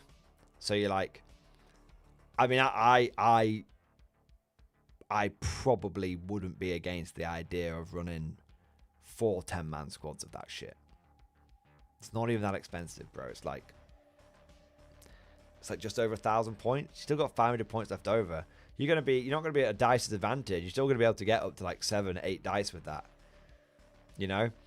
And I mean, you might not want to quite go that extreme, but just essentially, you just run in there and enemy Shrek Wolfen, fine. I'll just take them on. I'll just take them the fuck on, because I only need to get a couple of lucky 6s on my 30 attacks. I only need to get a couple of lucky 6s. I mean, what is that? When you math it out, 5 hits against 5 wounds against a Shrek Wolfen from a full 10-man squad. Look, like, you've got to pass your 5 up tough to kill saves, and if you're on a 3-man Shrek Wolfen squad, you won't pass enough. And if you're on a 5 or 6-man Shrek Wolfen squad, then you just lost half of them, and we go again. And if the enemy's got like 5, let's say, I mean, I think 4 or 5 Shrek Wolfen is where most people will land. The full 6 is a bit much, but I think 4 to 5. Well, the first round, let's say, I mean, they get 3 attacks each. They're going to get 12 hits against you. 12 attacks against you from a 4-man squad. Pen +2. Well, that's like 6 kills. But in return, you've killed 3 of them. So now it's 4 of your guys versus 1 of theirs if it's a 4-man Shrek Wolfen squad. And it's like, oh, okay. Well, I've still got 12 attacks. You've got 3. So it's like, oh. So I should still get 2 wounds on you, and you should fail those, and then you get 3 attacks on me, and maybe I lose 2 more guys. But long story short, I've got ahead of you. I've come out of that. And there's basically no other power armored infantry which can think in those terms. There's no other power, like the Style Trooper can't do it. The Style Trooper can't do it. The Schwer Trooper can't do it. Not even the Tin Men can do it. The Soviets can't do it. No one else can think in those terms. But just 24 or 26 point assault frame infantry going toe to toe with fucking like Ursus and Schreckwolfen is actually like, yeah, that's a thing. That's a real fucking thing. And then I think you've also got the fact that, you know, that's assuming that you that you're fighting that many Schreckwolfen or Ursus or whatever. And the reality is that the Ghost Warriors are fucking great, because the Ghost Warriors have got 24-inch range. And so the Ghost Warriors, they can just sit from 24 inch, or not even. See, the thing is, I think the Ghost Warriors, everyone's sort of very hyped up on the Ghost Warriors. I'm very excited about the standard veteran with his compression rifle, because he can just go, yeah, I'm going to hit from 24 inches away, and I'm just going to activate my crush rifles. So I've got 10 shots. I'll get 5 hits, but that becomes 10 hits because of how crush works. And suddenly it's like,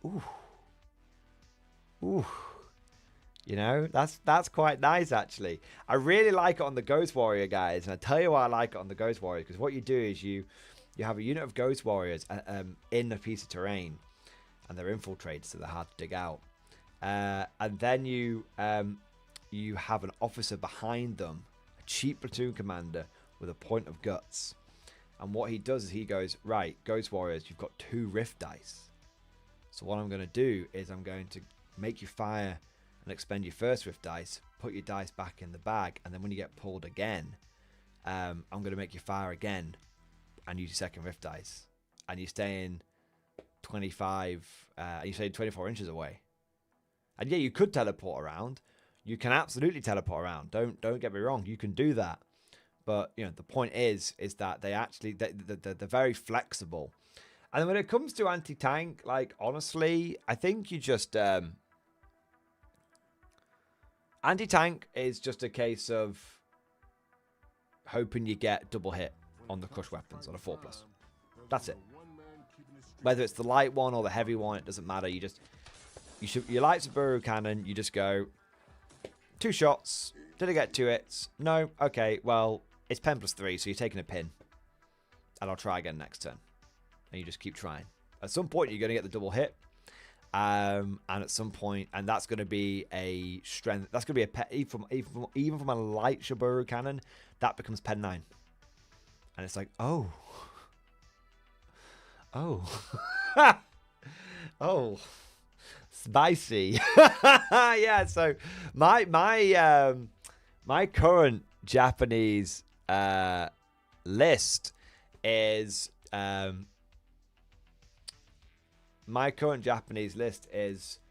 an officer, 2 7-man Ghost Warrior squads. A squad of assault frame infantry and a squad of Shibito, because Shibito are just great because you can just be regrowing them. And then I support that with I think I went for 2 of the Scorpion mechs with the claws, 2 of them, and then 1 of the tanks with the heavy cannon. And it's just like it's one of the and it's just yeah, and then I think the Scorpion mechs they've got arms and they've got 2 sets of legs, so they're gonna get 4 attacks when they run over things. 4 attacks, you know, they're really really good. And then they've got the cannon as well, so they can be moving forward whilst, you know, cannoning.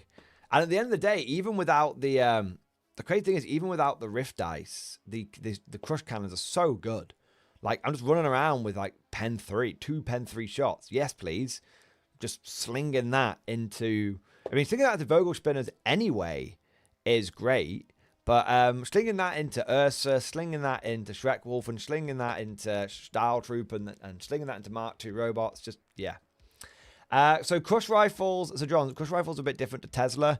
Crush Weapons, the weapon adds the pen together, but not the unit. Whereas Tesla, the whole unit adds it together. So if you've got 10 guys with Crush Rifles, they don't add all their pen together when targeting an enemy vehicle. But each weapon, each trooper would. So, for example, if I've got a guy with a crush rifle and he shoots at an enemy vehicle and he hits, he gets one hit, which becomes 2 hits, which he then adds those 2 together to become 1 pen 2 hit, rather than 2 pen 1 hits.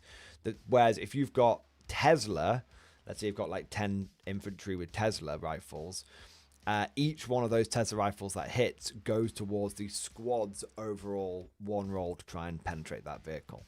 So there is a distinction between how Tesla adding pen together works and Crush adding pen together works. But that's why, so yeah, it's per weapon basically. The best way to think about it is Crush, you add the per weapon pen together, and Tesla, you add the per unit pen together. Yeah. Or the entire unit's pen together. Yeah, yeah. So yeah, they're just yeah, I think I think the Japanese, you can go full melee with them. You can go full fucking melee and be like, I am going to take double assault platoon, and I am going to take a lot of Shibito, and I'm going to take a lot of fucking assault frame infantry, and I'm not going to be shy about that. Or you can go down a much more shooty route and really lean into the crush weapons, or you can take a mixture of the two. I plan on trying all available playstyles out. For sure, man. For sure.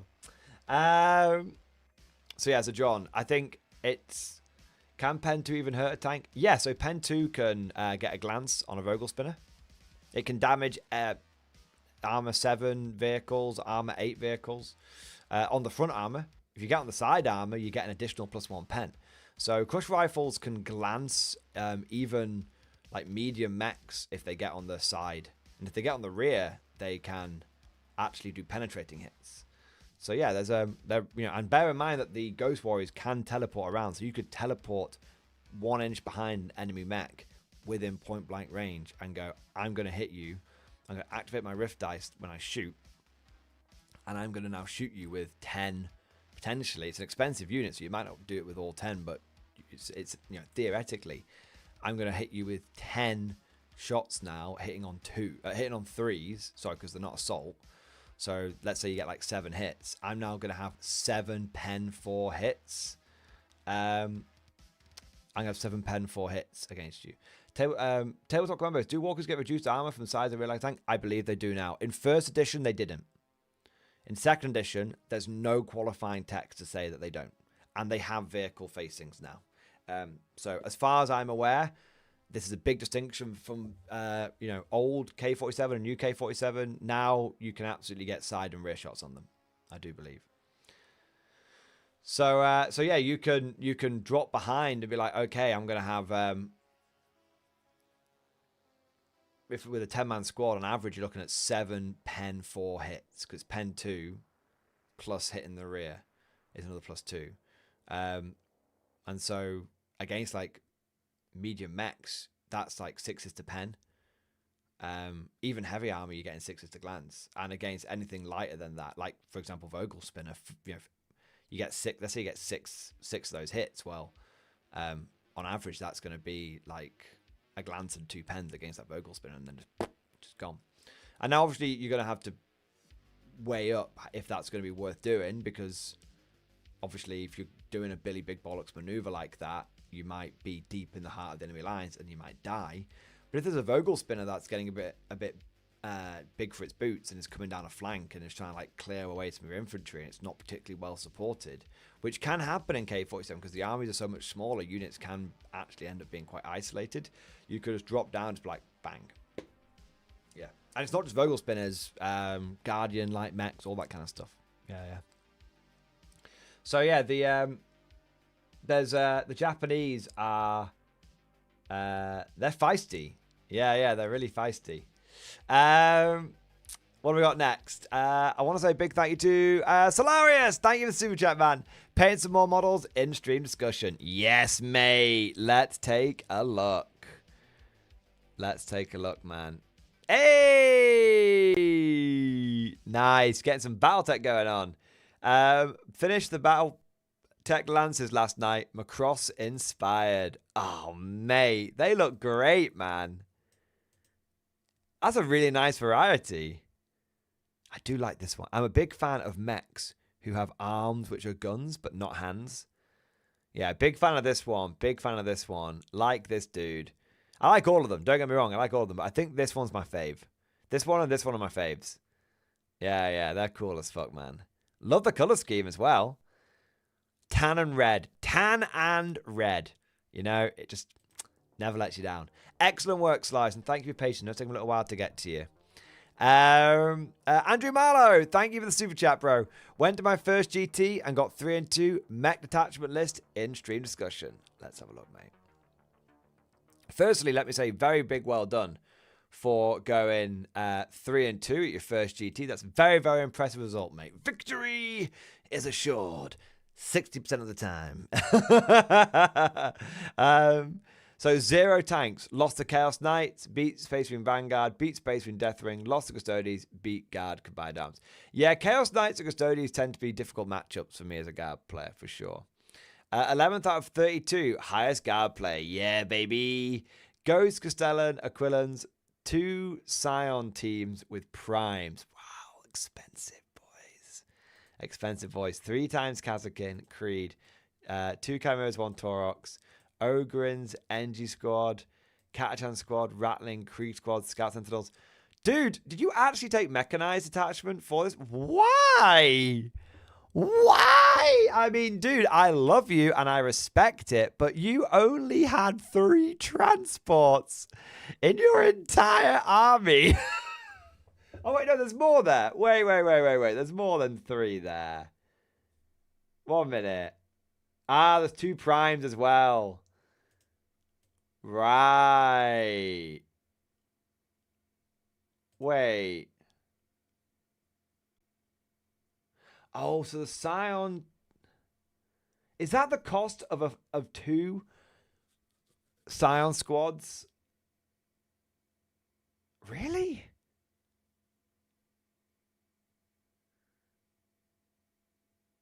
How? That's crazy, man. That's crazy. Scion team is 5 man plus command. Fair enough. So what? That comes to... Well, I guess... So what? That comes to 155 points per 10-man squad. Wow. But I guess it makes sense. You're paying 15 points more to get the bonuses of the command squad. Yeah. Wow. Okay, it makes a lot more sense when I see 5 transports. I thought you only had 3, and I was like, you absolute mental bastard. You absolute mental son. Yeah. But hey, it worked, man. And the army looks great. The army looks great, man. I love the conversions you've done across the army. Oh, so cool using him in the command squad. So cool. Armageddon, Steel, Legion, goodness. Wow. I honestly, I love this army. I love this army. Just feels so fucking right. Just feels so fucking right. Oh, man. 10 out of 10. Look at that army, boys. It's beautiful. It's fucking beautiful, man. Love it. Love it. Andrew Marlowe, you've done a great job there, mate. Really, really, really impressive. And I love the army, and I love that you were able to get a positive win from it. And hey, it's looks like there's actually got some teeth to it, which is awesome. That Rat Bastard, thank you for renewing your channel membership. Hey, amazing, man. Thank you for renewing your channel membership. Thank you for doing your part. I also want to say a big thank you to Doc Ginger. Thank you for subscribing on Kick. Amazing, man. Appreciate it. And a big thank you to Forgotten Soldier. Question in stream discussion. All right, let's have a look, mate. List I'm bringing to a game tomorrow. Have just finished my first Baneblade. I'm excited to use it. Is it bad etiquette to show up with a Baneblade? Should I give my opponent a heads up? Also, thoughts on the list. No, it's not. I mean, in ancient times, Baneblades and Super Heavies were things that you had to ask your opponent like for permission to use.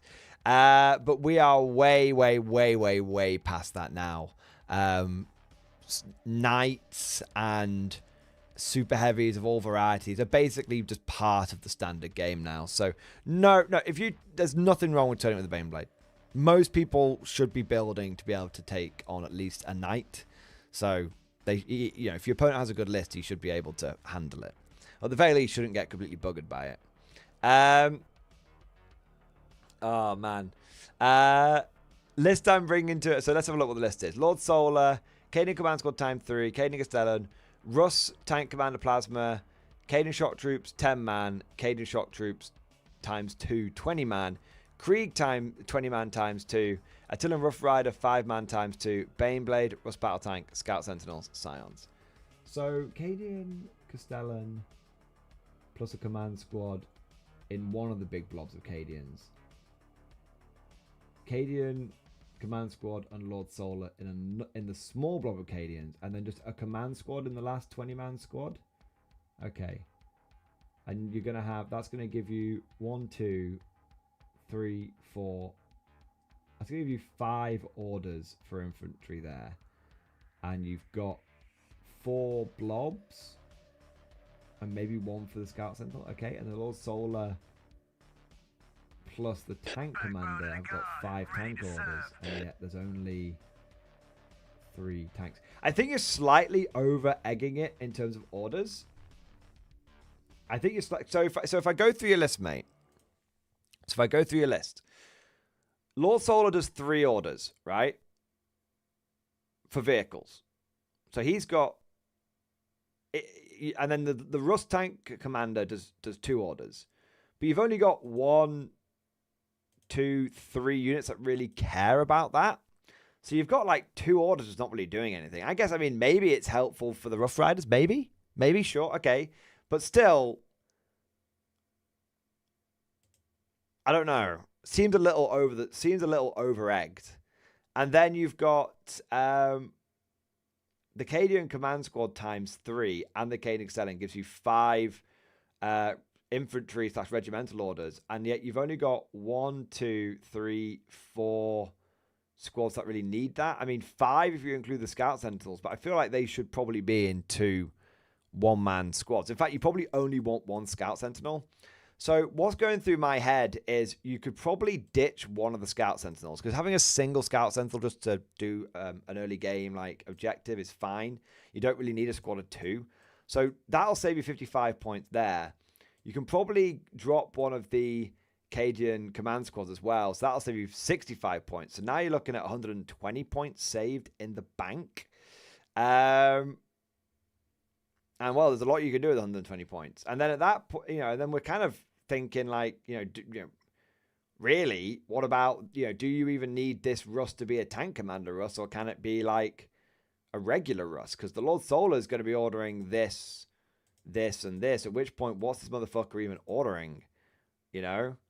So yeah, I'd probably make that like a normal Rust. And I mean, if you go down to a normal plasma Rust, that's another 65 points saved. That's 185 points saved. I mean, you can get a lot for 185 points. Yeah. So my point is, you've got slightly, in my mind, it feels that you've got slightly too many orders. Slightly too many. Yeah. And it might sound kind of silly, but what I would really consider doing here with your Lord Solar is actually, instead of having the Lord Solar and a Cadian command squad join a 10-man squad of Cadians, have the Lord Solar and a Krieg command squad join a 10-man squad of Kriegers, because a 10-man Krieg squad is the same as a 10-man Cadian squad, and a Krieg command squad is the same as a Cadian command squad in terms of points. But the big difference is that Kree command squad is going to come with, once per game, an extra order. And that's a free order that can go on something like your Attilan Rough Riders. And the reason why that's important is because, well, the Rough Riders are probably only going to be around for like one decent charge. And I would seriously consider making them one big 10-man squad rather than 2 5-mans. And so what you do is when they want to do their charge, you use the free bonus order from the Kree command squad, give them the order, they fly in, do the damage, and then the opponent's turn they die. And it's like, well, great. I've only needed one order for them to do their job, really. So that's how I would just squeeze a little bit extra juice. So I'd go Lord Solar in a Kree blob with a Kree command squad. Make them one big 10-man squad. That gets them a free order, essentially, for when the time comes for them to do the full Rohirrim impression. And then we can definitely trim on the Scout Sentinel, down one there. And like I said, I think you can probably get away with turning this into a regular tank as well. And you could probably get away with dropping one of the command squads as well. Now, what would I spend those points on?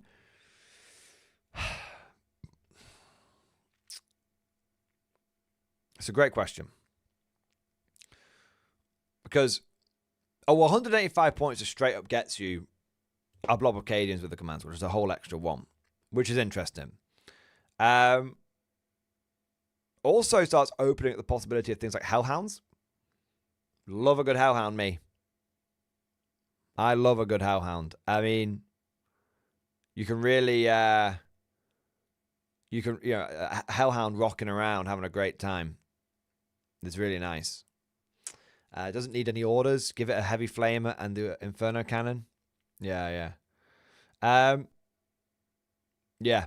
So those are the areas that I would tighten your list up, and it's up to you what you do with your points. Yeah. There you go. Okie croaky. I want to say now Chansey and Anthony Williams. Give me a second before I get to you. I need a quick comfort break. And when I'm done, I will get into Chansey's amazing looking Roman K-47 army. And Anthony Williams, I'll give you a big thank you for the 10 gifted membership. So a little thank you now, proper thank you moment. I'm going to put the background track up a little bit, guys. Talk amongst yourselves. I'll be 2 or 3 minutes.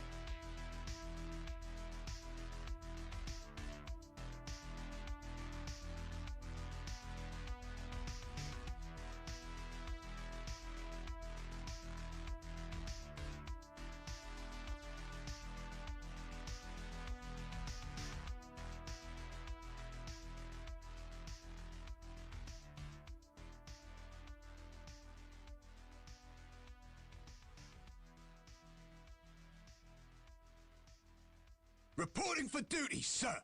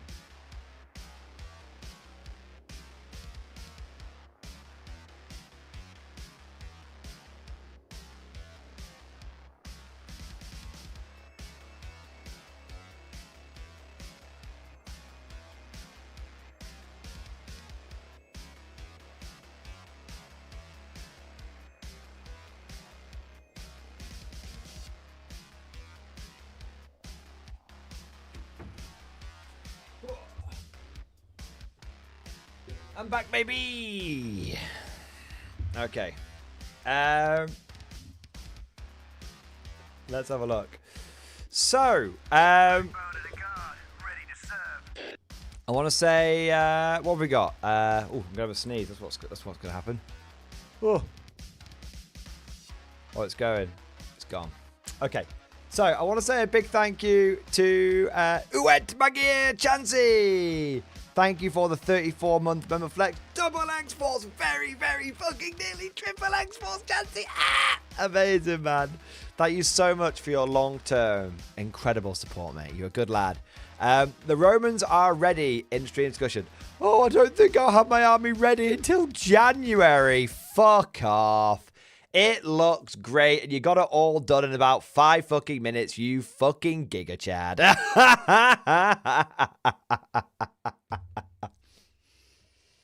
Oh my god.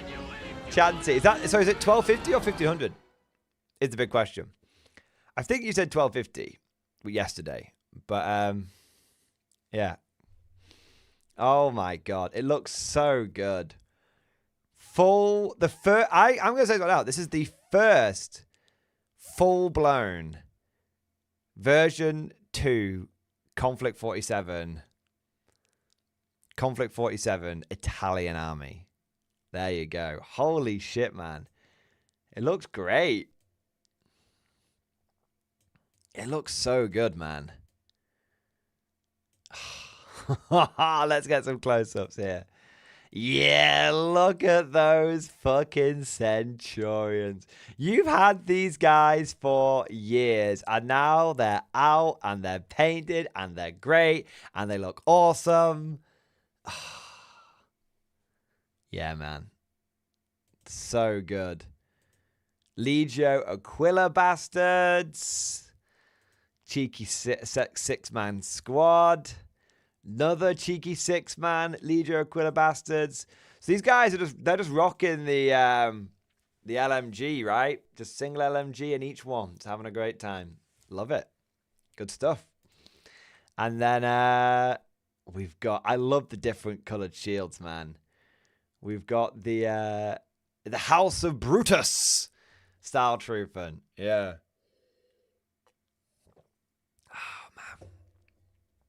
So good. And then we've got the Vogelspinner. Benito Mussolini in power armor is still like the funniest fucking thing, man. It's so good. Oh man. And then we've got the House of Pompey, right? Yeah. So cool. All the great houses of Rome coming together. Running the Legio Aquila's Volks Grenadiers so I can bring ARs. That's fair. That's fair. Yeah, no. I don't think there's any. It's all gravy. You know what I mean? It's all chill. Yeah. Red is Julia.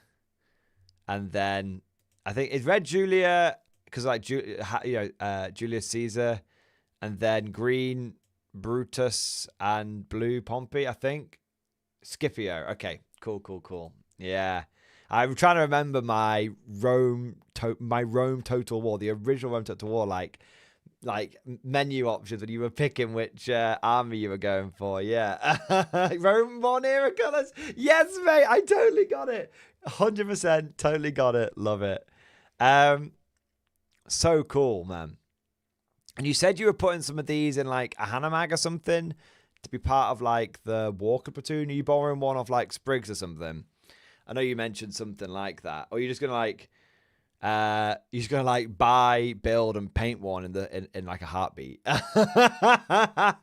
Like get down to war. I mean, if you get down to Warlord an hour before Spriggs, you could probably get one built and painted in time. You know, there you are. But honestly, man, on a serious note, the army looks amazing. The army looks amazing, bro. And like, what's crazy? What's like actually like crazy is to get to 1,500 points.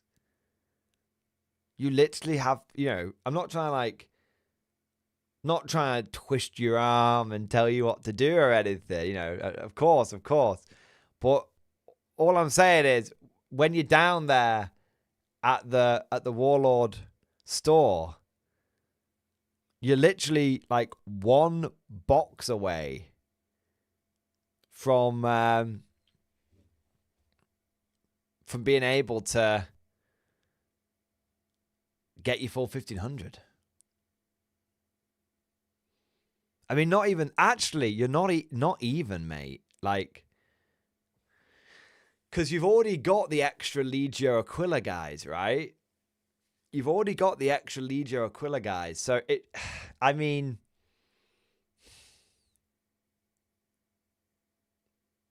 I'm pretty certain if you got an extra Hanamag or truck, yeah. Mate, I still have most Style Trooper on a sprue. Brilliant. So you just... I mean, Style Trooper can go inside Hanamags as well. So I'm just saying... I mean, I think you're at the point of... I don't know. I think you're at the point of double assault platoon, man. I think you're at the point of double assault platoon and a Walker platoon. I mean, at the end of the day, if you already have... I mean, how many more Style Trooper do you have available to you? If you say, like, not quite, I mean, surely you want an officer to run in Mark 1 armor? Ah, okay. I mean, that's like a personal choice. I'm just saying. You've got plenty of... I mean, you've got Style Trooping and Legio Aquila boys for days, right? I'm just saying, there's nothing stopping you from... There's nothing stopping you from being like... basically building up the remaining Legio Aquilas and remaining Style Trooping and turning that into a second assault platoon. You know? Got the means to another 5-man squad of Mark II. Right. Chansey, you crazy bastard, right? You've literally owned everything you need. So all you need is to build that 5-man Style Trooping squad. That's going to get you 150 points right there. I mean, like, minimum 150 points there. Then you'll have, like, 2 units. Then you have, like, 4 units, which is what you need for the assault platoons. And then you just, like, flesh out some fucking, get another Legio Aquila squad in there, bro, and you're done, man. You're fucking done.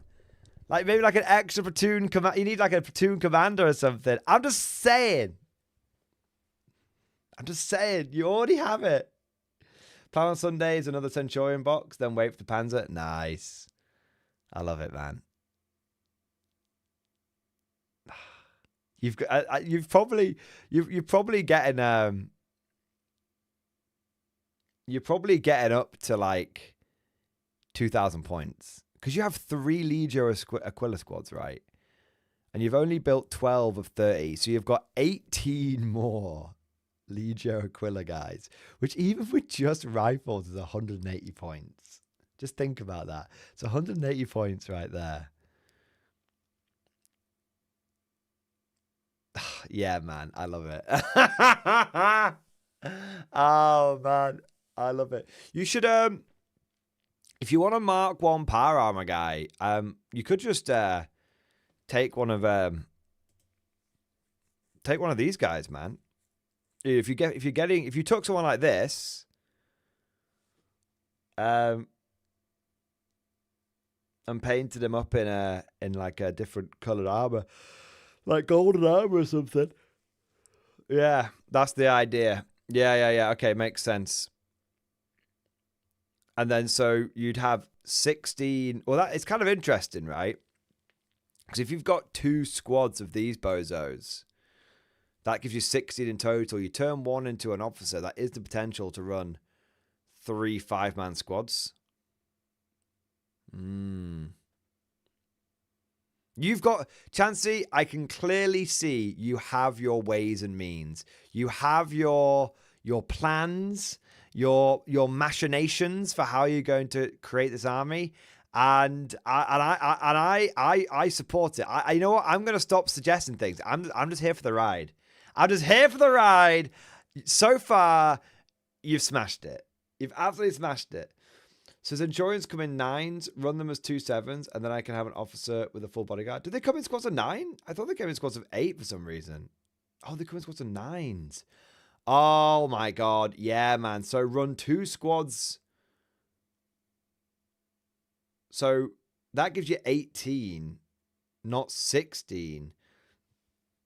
I mean, you could run an officer with a mate and then 2 squads of 8, right? Yeah. I mean, you could do something like that. Just, I don't know if you want to go down that route, but just that's one way you could do it. Yeah.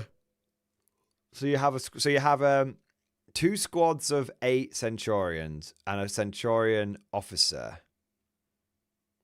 And then 3 squads of Legio Aquila guys. And then a total of, and then 16 Style Troopen and a Style Troopen officer. And then a Vogel spinner. And then, yeah, literally, I mean, you literally, at that point, you're buying for pleasure. I mean, you're already basically buying for pleasure, because if you just, if you took that 5-man, if you took the 5-man Style Trooper squad, that's 180 points right there. And then you took a Schwer Trooper officer. I mean, that's going to be you're going to be close to your points right there. So yeah, I mean, turn this guy into a platoon commander, build up your Style Trooper, 1,500 points, done. And then, so this is the thing, Chance, and the reason I mention this is not to like put you off and be like, oh, so you don't think, well, you're not thinking like, oh, well, I'm not sure if I'm going to bother buying the Centurions. No, man, no, it's the exact opposite. What I'm trying to tell you is you already have everything you need to meet your requirements, your 1,500 point requirement. So everything you buy at this point is just for pleasure. Do you want the extra Centurion squad? You fucking buy them, man. You fucking buy them and you fucking enjoy them. You fucking enjoy them. Yeah. Oh, I plan to buy more Centurions. I like the models. Bro, I fucking love the models, man. You are making me want to do an Italy army. Like, you are making me want to do an Italy army. I am absolutely... I need to send a picture of this. You know what? I'm going to send a picture of this to Simon right now, man. Let me send a picture of it. In fact, let me send it. Let me. In fact, no, I'm going to do it on my phone. It'll be easier.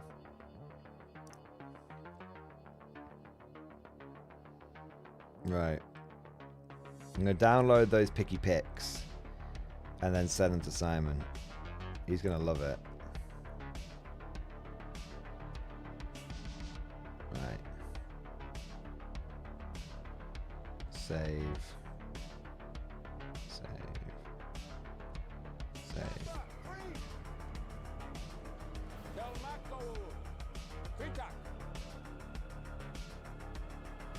You heard me? Said green.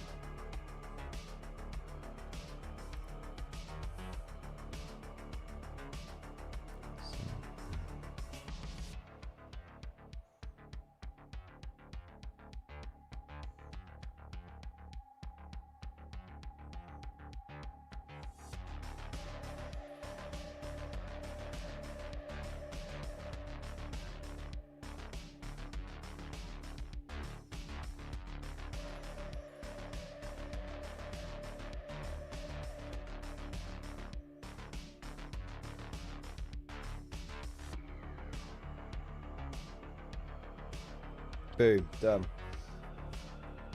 Yeah. He'll remember you. Yeah, man, 100%. I think it's just mostly the fact that you've just built a fucking incredible Konflikt 47 Italian army, and you're probably the first person to do one for version 2. Do you know what I mean? It's crazy. So, Santi, that army has come out so nicely, and I really, really cannot wait to get an opportunity to play it, man. I really, really can't. We should, like, I'm happy to come down, like, obviously you've come up to me. Like, I'm happy to come down your way. I'm sure Warlord, you know, we could probably organize something with Warlord, you know, come down, you know, so they can give us, like, the good boards and everything. Go down and, you know, do a Warlord does. I've filmed games at Warlord before, so, like, go down and we could do, like, a bat rep at Warlord with your Italians. And I could bring, like, you know, we could, like, make sure that we get lists that bounce off each other really nicely or something. Yeah, it'd be kind of cool. Like, maybe, like Brits versus the Italians, or Japanese versus the Italians. So something crazy. Do you know what I mean? Something properly mental. Yeah. I think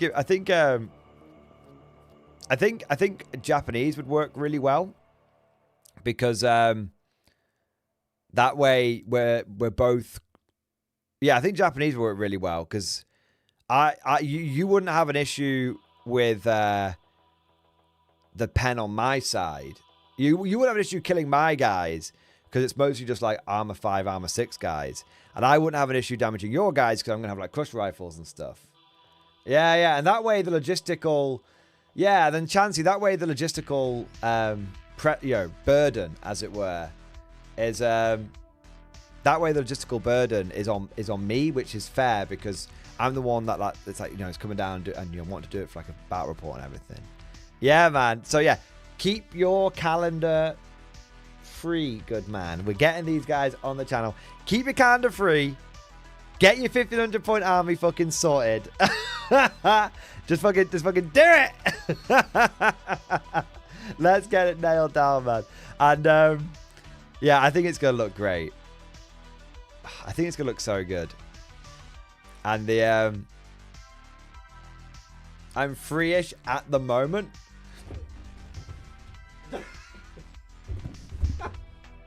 I could be there in 2 hours. Yeah, well, slide into my DM. Slide into my DM, Chansey, and let me know, like, when you're actually free. Just literally look at your calendar, give me some dates. I will work around you. And obviously put yourself first in your house renovation, or put all of that first, all right? And then we'll figure something out that works properly, you know, works well for both of us. Yeah. Exactly, man. All right, Chansey, I love it, man. I have to. I'm gonna have to. I could talk to you all day about this, but I've got some more super chats I need to do. But seriously, man, bloody fantastic looking army, mate. Amazing. Anthony Williams, thank you for the 10 gifted memberships, baby. Yeah, buddy. Yeah, buddy. Yeah, buddy. Thank you, the 10 gifted memberships, man. Thank you for your support. Thank you for doing your part. Thank you for keeping us freshly stocked with new conscripts. Anthony Williams, you absolute giga chad. We've also got Rapture Later. Thank you for the 21-month member flex. X-Force, baby. Yes. You see square-based balance for Old World? Industry discussion. Oh, yeah. Oh, yeah. We watched it yesterday, and I have to say, I fully support it. I fully support it through the lens of competitive play, and that's an important thing to differentiate. But the reason I fully support it is it puts pressure on the top armies. It puts pressure on the top armies, whilst also giving pleasure to the bottom armies. Yeah, I'm a big fan of it. The one thing that I think needs to be talked about though is the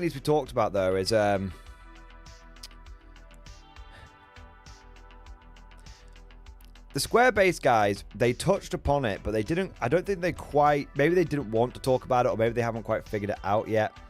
But they said, like, you know, there's this weird thing that's happened where, you know, there's meant to be this basically soft launch of like not necessarily like a new edition, but a new era of Old World, where you had like the 1.5 update, Cathay, match play guide, and then it was meant to be like a golden era.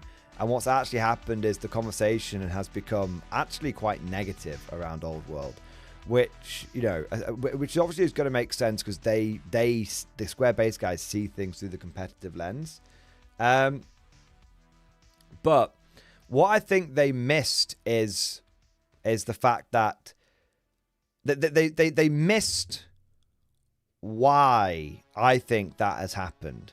Because Old World, before I'm just going to say it. I'll say it now. I'll say it again. I don't like the match play guide, and I'm not saying the match play guide is bad. I'm not saying you shouldn't like it. You should make your own mind up. You should. But I personally really don't like the match play guide, and it's very, very simple why I don't like the match play guide.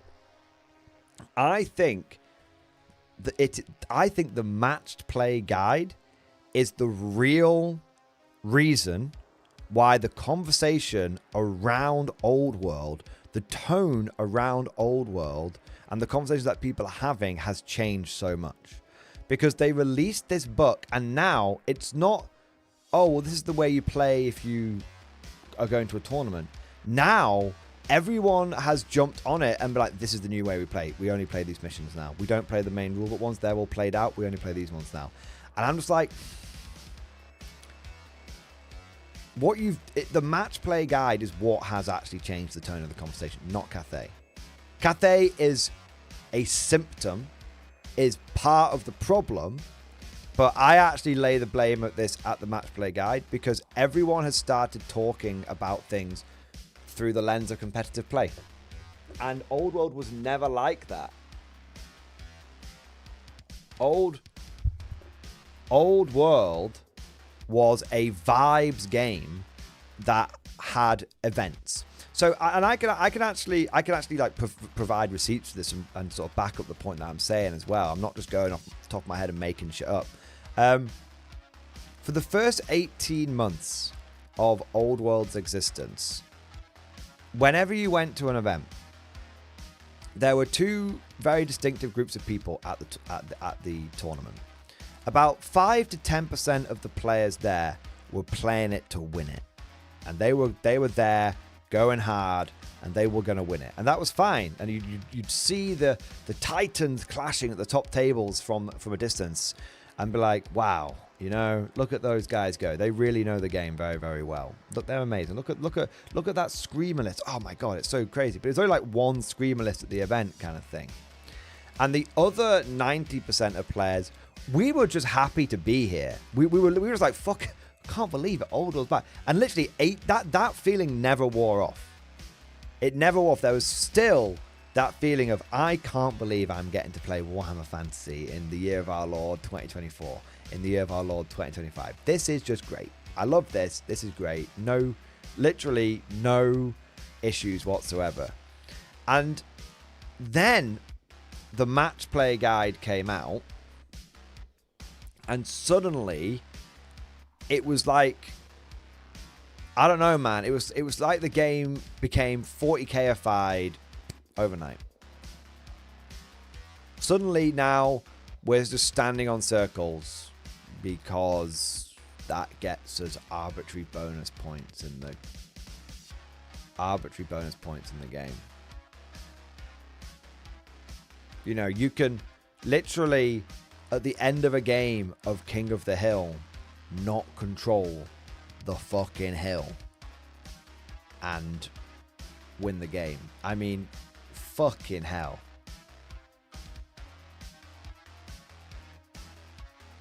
Fucking hell. I mean, what the fuck, man? I mean, that's it. Do you know what I mean? That's the big giveaway. You can play a game of King of the Hill, not control the hill, and win the game. What we doing? You know, what we doing? What's going on? And there's another sort of, and then because everyone was now playing matched play, it just because now everyone is playing matched play. Everyone is just bringing it's just bringing the best shit. And honestly, the last Old World event I went to, out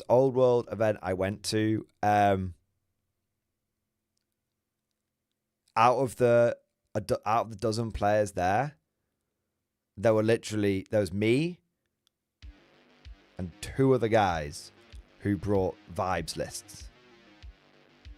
Everyone else brought the cheese. Everyone. I faced the first game that I played. I faced against dwarves, and it was a really, really close game with like my greatsword holding the middle of the board for like 5 turns before eventually being killed to a man against a unit of dwarven like iron. I think it was iron breakers or something. And you know, I did a flanking maneuver with a steam tank with a platoon of infantry like following up behind. It was a classic Old World game. And then the next game, I played someone who brought 12 gyrocopters and 9 dwarven war machines.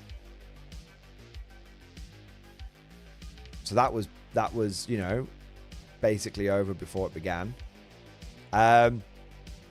And then the third game, I played against Tomb King's Mortuary Cult, Ushabti spam, where I killed one model the entire game. Everything else just came back. And my opponent, and in both of those, in game 2 and game 3, both of my opponents went, yeah, I'm not going to score the primary points. I'm just going to kill you. And I was fucking Chumpy McChumperson, because I thought, oh, well, if we bring core, we'll be able to, like, you know, fight over the core points. And they were like, nah, we're not fighting over those. Anyone who brings more core to do. Basically, I had a good, you know, because they weren't dickheads. I had a good chat with them afterwards, with both of them afterwards. They were like, yeah, you know, we tried like the whole like bringing more core stuff, and it turns out that if you just kill people, the core points are very meaningless. Anyone who takes the more core thing over just going for more killing power is actually just kind of like screwing themselves, because you might as well just go for more. You might have to just go for more killing power, because if I take more killing power than you fundamentally in my army, and then you water your army down by taking killing power out to put more core in, because core doesn't tend to kill anything, then actually you've just, you know, the difference has gone from I was up here and you were here to now you're down here, and now I've got a massive advantage over you. Yeah. So the match play. So for me, the thing that Square Based is doing is It's great. It's great. I would in the last game that I played, it would have been awesome to have an extra like 400 points and to have double steam tank. Yeah, that's great. That's big. That would have been awesome. Although, truth be told, I don't think it would have made, and then to be fair, playing against the dwarf guy, I would have had, a bit more, double steam tank and an extra cannon against him. So, it would have made a big difference at that last tournament that I went to. So I am very, don't get me wrong, I am very, very, very positive to what Square Base has done, but I think the reason why the tone and conversation around Old World has changed is because of the match play guide. Yeah. Old World has gone from being a vibe, because what's important to remember is from day one, Old World has been broken. Okay? From day one, Old World has been broken. And everyone knew it was broken. And everyone knew that if it wasn't that hard, it's like bot action. It's take you an hour. For being brand new to the game, it can take you, if you're a competitive player, take like an hour to identify the broken shit and to break the game. But you just don't do it because it's like, well, we're just happy to have Old World back. Do you know what I mean? And now there's an element of that's not really that I think is being lost sight of. That yes, anyone can break the game. We just don't. And I think that I think there is an element of unfortunately, I think unfortunately there's an element of things are starting to change, and I think it's because now everyone looks at things through the lens of competitive play. Yeah. That Bastard, I think the experience was pretty niche. The event the same day Element was fantastic. You were at a doubles event, Rat Bastard, so forgive me, but I'm going to strongly say that doubles events is fundamentally different to singles events. Like, doubles events are always going to be great vibes because you're playing with your mate. Whatever happens, you're playing with your mate. It's going to be awesome, Whereas when you go to a singles event, it's a completely different vibe, man. Yeah. Yeah, but I think it's my Rat Lads went perfectly 1-1-1. Yeah, baby, and I love it, and that's amazing. Go to the doubles event then. Well, I would have done, but I don't have any friends, so.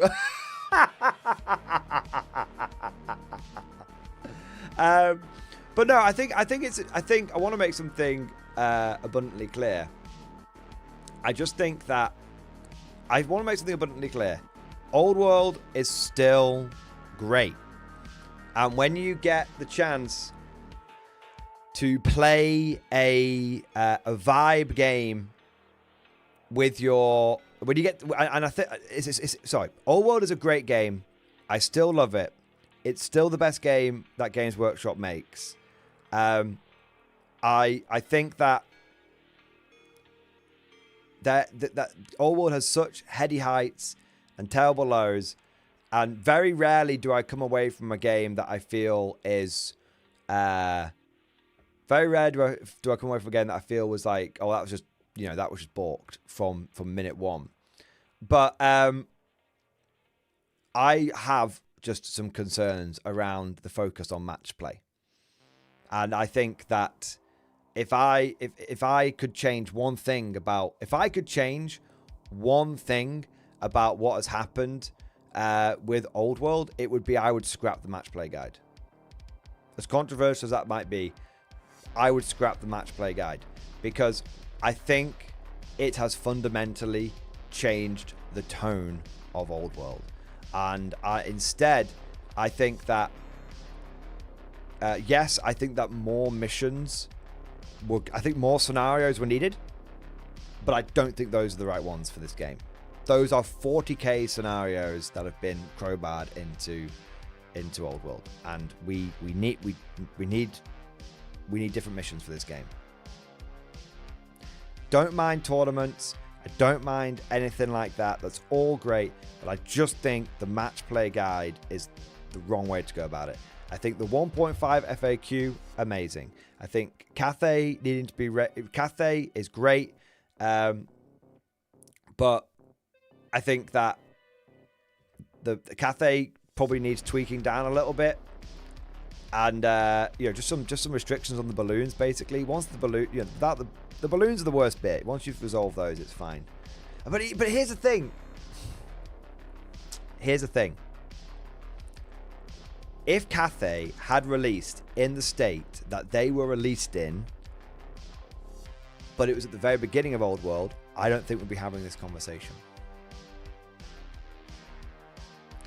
My evidence? Vampire counts have been utterly broken. Tomb King mortuary cults have been utterly broken since day one of Old World.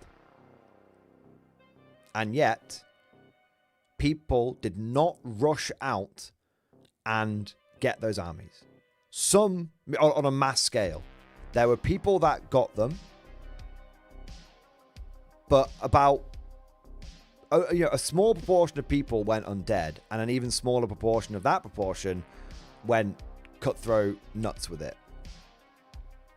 But Cathay's come out, and everyone has gone mental. Nowhere near Grand Cathay's might, though. I don't know. Cathay are very, very good. Cathay are very, very good. But the point is that I think that it's because Cathay has come out and then the match play guide has come out at the same time, and it's set this tone of, okay, we play competitively now. I think it's the double doozy. I think if Cathay had come out in the state that they're in with the launch of Old World, there would have been this vibe of, okay, we know what's broken, but we're just happy Old World's back, so we're not going to fucking fuck this, lads, okay? No fucking it. No fucking it. No fucking it. You know, I really strongly believe that. But it's because they dropped plus match play guide. Hey, look, everyone plays competitively now. And it's just like, fuck. It's the double doozy, mate. Rat bastard, it's the double fucking doozy, man. I know in my heart of hearts that if Cathay had dropped at the beginning of the edition, people would have seen the fucking 6 balloon list, or whatever, however many it is, and gone, no. I'll take 1 balloon, thank you. And I'll take some more of these Jade Warriors because they look cool as fuck. No, I won't take 6 cannons, thank you. I think 2 will do. In fact, I might even take one of those weird rocket things, which I think are categorically worse. Just because... Yeah. Yeah.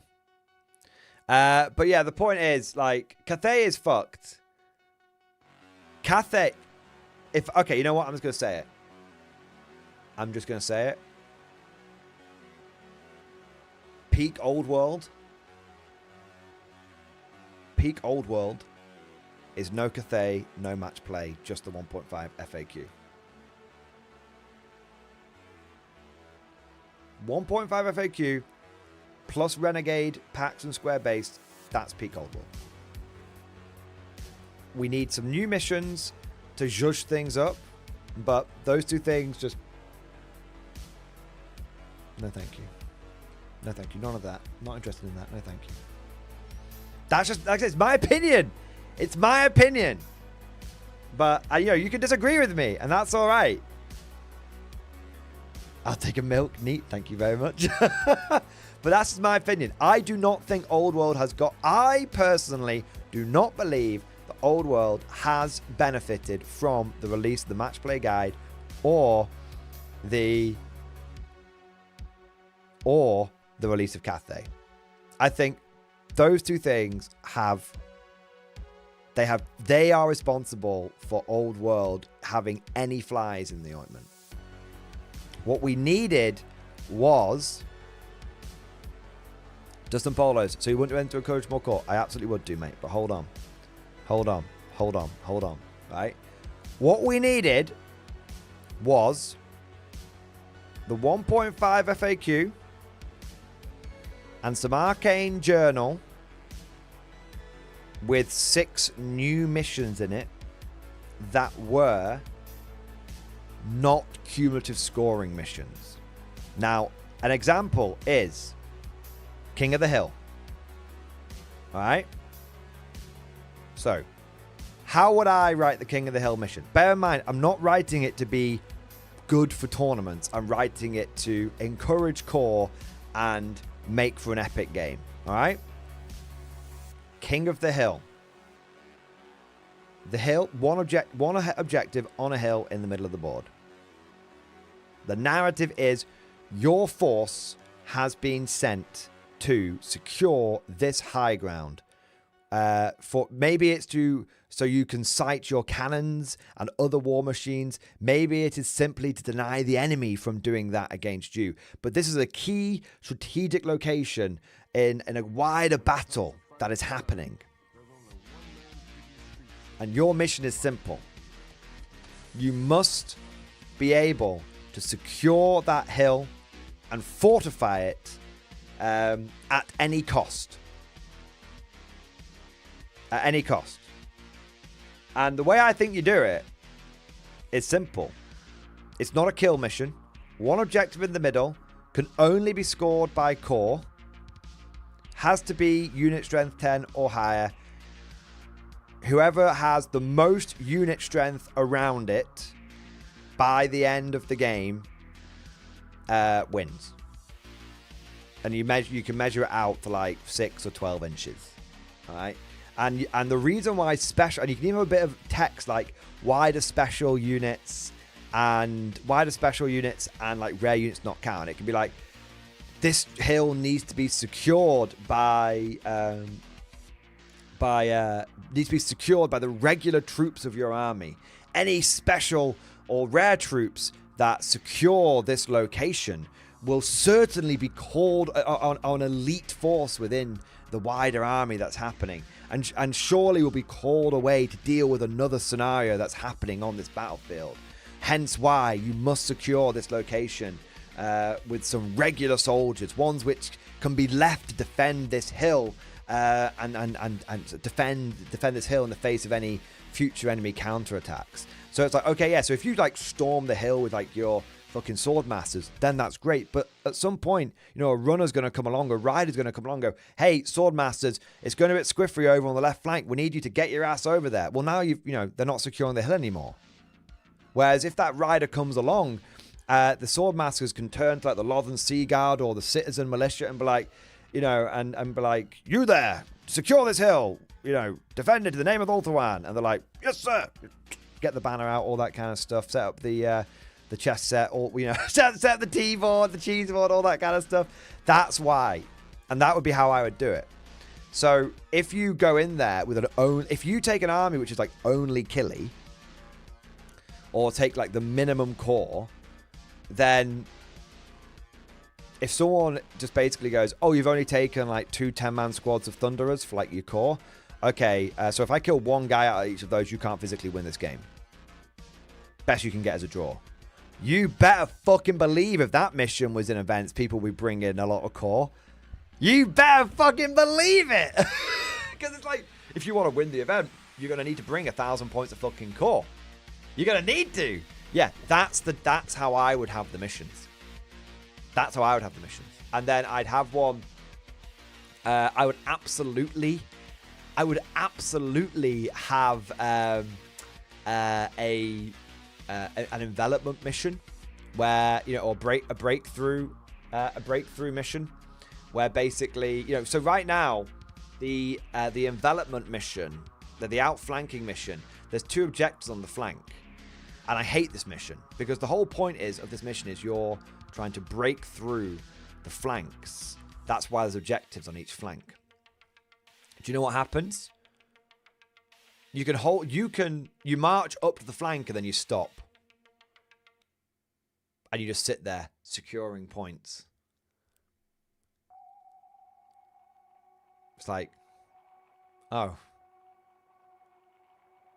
But I'm trying to like break through and outflank your force. It's like, nah, there's just some objectives near, off to the side of the middle, basically.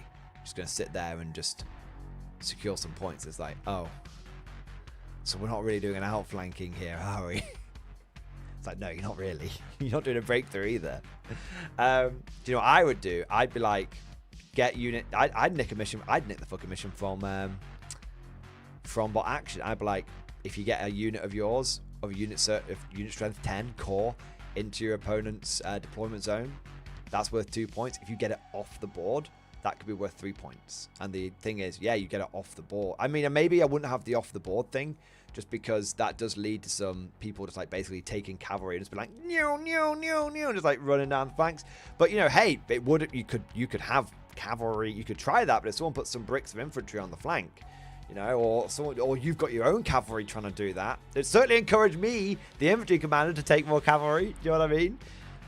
Yeah, and that's the missions for Old World should all be end of game scoring, because Old World is old school, so should have old school style missions. Leave the cumulative scoring shit to 40k. That's what it's there for. For the people that want the more modern missions, leave it for them. Yeah.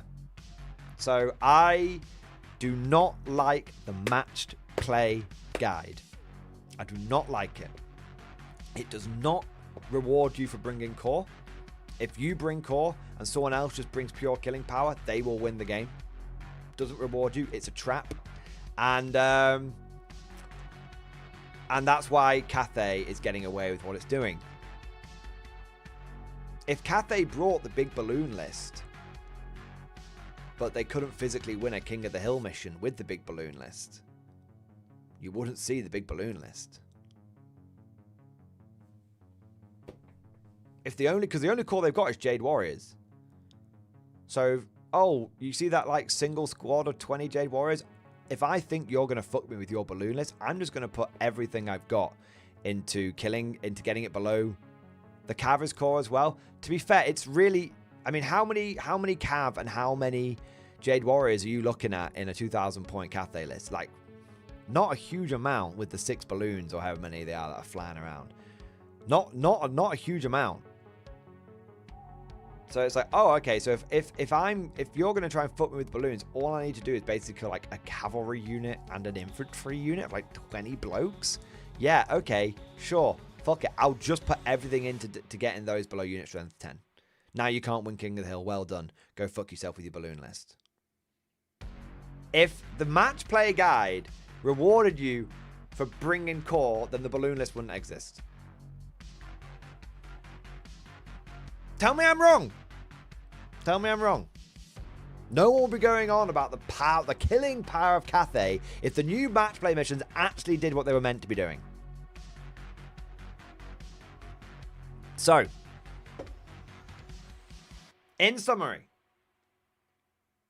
Old World needs to get GW took a step towards 40k-ifying Old World with the release of the match play guide and with Cathay. And what we need to do is throw the match play guide away and come up with new missions, which are old school vibes missions, right? And then we need to basically like we need Renegade Cathay. We need Square Base to do Renegade Cathay. And if we get those two things, I think we're back on track. I think we are back on track. We're back to the vibes. Because what that says is it's a declaration of intent. It's like, no. Old World is a vibe game that happens to get played at tournaments, but it's a vibe game first. So this match play guide, that's not the right thing for this game. So we are declaring our intent of we don't want it. What we want is new missions, but not those missions. Yeah. And then Cathay, GW is not going to fix it, so Square Base guys, you're up. The declaration of intent. We're not going to let this conversation get changed. This conversation is vibes. If you want to play a competitive game, that's what 40k is for. Yeah. So there you go. That's just like my opinion, man. It's just like my opinion. Old World should be in a golden era right now, and it's not. And you can't lay all the blame at the feet of Cathay. And that's where I think the square-based guys... That's where I think that's where... You know, I agree with what the square-based guys have said, but I take it a step further. I think they are unwilling. They only see things through the lens of competitive play, and I think they need to take a step back and realize that previously, only about 5 to 10% of Old World players, if that, were playing at tournaments. Everyone else was playing not at tournaments, and that's the lens. That's the direction and the focus of the conversation needs to be. Yeah. But let me know what you guys think. Let me know. Am I mad, or is there method to my madness? T-Bird, thank you for the 5 gifted memberships, baby. Yes, thank you for the 5 gifted memberships, mate. Thank you for the support. Thank you for doing your part. I also want to say a big thank you to Cosmic Drew. Cosmic Drew, thank you for the Giga Chat. Yes, thank you for the double support, baby. Yes, thank you for the double support, man. Let's have a look here. K47 K47 list sent email for review for my first K47 game on Thursday. Looking for general advice on running it. I'm still new to K47, so I bought action rules on how things work. Also, how does melee mech work? Also, K47 background track. All right, let me do these one thing at a time, Cosmic. So,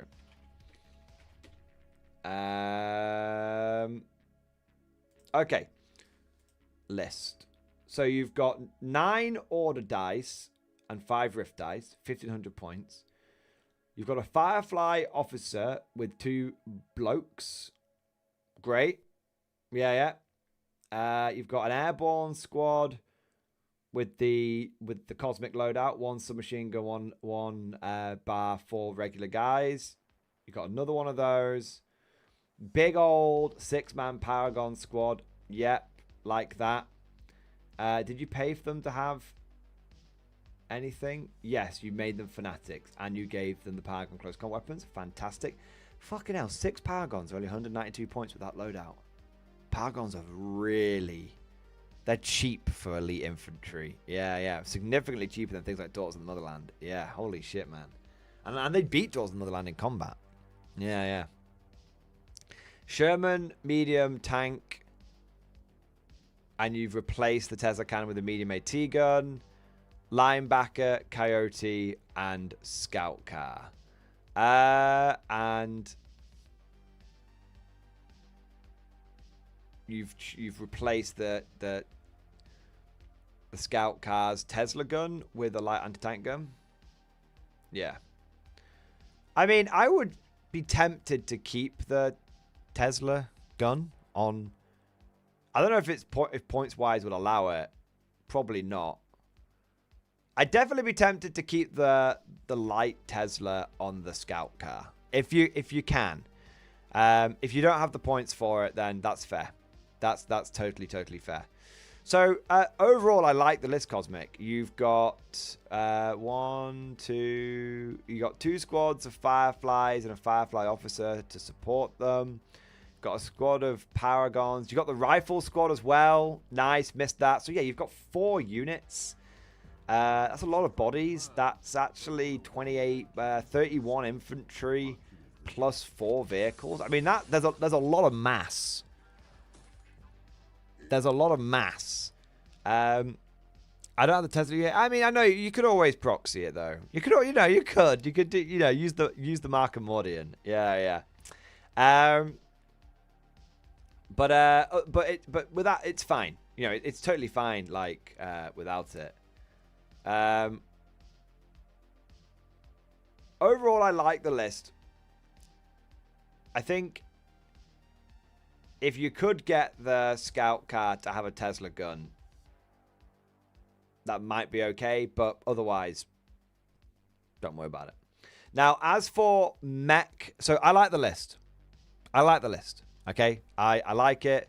I think you've got good anti-tank in there, good melee in there, good speed in there, good mass in there. It's a very nicely well-rounded army, which is good. Now, how does mech melee work? Okay, so there is mech versus infantry combat, mech versus mech combat, and mech versus vehicle combat. So mech versus infantry combat is actually quite simple. You don't charge into melee like you do in 40k. Your mech basically goes full like American football player and just runs through the enemy unit. Okay, basically runs through, trying to basically like bash them as he goes through, kick them as he goes past, and they're not standing there going, they're trying to like dive out the way, or if they're things like Toto and Core, they're just too slow to like be able to like stop him or anything. But with Walker versus infantry, this is any infantry by the way, up to and including Style Trooper and Ursus, anything like that, right? So you just run through them. Now, when you run through them, unless the enemy unit is fearless or fanatic, they have to take a morale check, like a leadership test. If they fail that leadership test, taking into account any pins, unless they're stubborn, taking into account any pins and other special rules, then the unit breaks and is destroyed. So basically, if you've got an enemy unit of standard like Volks Grenadiers, for example, and they've got like a couple, like let's say they're regular veterancy, and they've got no pins on them. If your like Coyote or linebacker runs through them, they would have to take a leadership test. If they've got no pins and they're regular leadership, that would be they'd have to roll a 9 or less on 2 dice. If they rolled a 9 or less, then they would be fine. If they rolled a 10 or above, the whole unit is destroyed. It's very brutal, right? Fearless units don't need to test for it. Fanatics don't need to test for it. Stubborn troops do need to test for it, but they could ignore any pin modifiers or other modifiers to their morale. Now, so that's the effect of a mech charging towards you. You might just shit your pants and then run away. However, the mech does, and now the same rules apply for vehicle combat as well. So if you take your Sherman, your scout car can't do it. It has to be a tank, and it's not a tank. It's just a little car. But your Sherman does the same thing. It drives through people, and if it does, then they have to take this morale tech. So that's how tank shock works. Now, the difference is that the tanks only do the morale test thing. Mechs do the morale test thing, but also get to attack people on the way past, like punch people with the arms and stuff. So how it works is, for every arm that you have, you make 1 attack as you run through the enemy unit or units. So this affects every unit you run through, okay, in a straight line. You can't be like weaving, right, in a straight line. You make 1 attack per arm, and you make 1 attack per pair of legs. So on a linebacker and a Coyote, that would be 3 attacks in total. 2 for the arms, 1 for the legs. Now the arm attacks, you roll all of your attacks, you hit on a 4+. Just 50-50 if you manage to get the leg in there as you go past. Bitch slap someone as you go past. If you get a hit with an arm, then you roll to wound with pen +4. So essentially like +4 to wound. So if you're running past a regular like trooper with an arm, and you get a hit, you're going to wound him on a 2+. In fact, you're going to wound... A 1 always fails. So anything up to and including a guy in like regular power armor, you're going to wound him on a 2, kill him on a 2+. It's only Style Trooper and like anything that's like damage value 7 or higher, which you would need to roll like a 3+. But basically, if you hit them with an arm, if you don't roll a 1, you're gonna kill them on a 2+. Legs, it's +2 pen.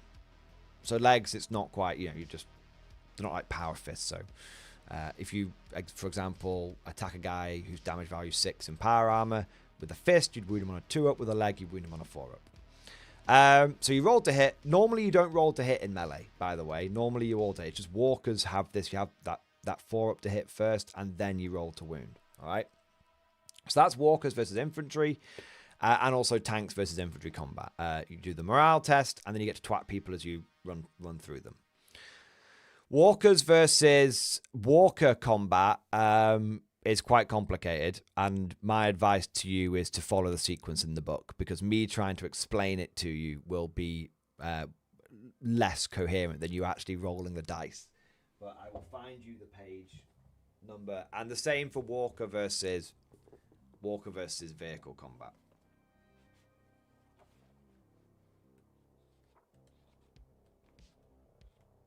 I mean, I could try and give it a go if you want, Cosmic. I'm just worried I'll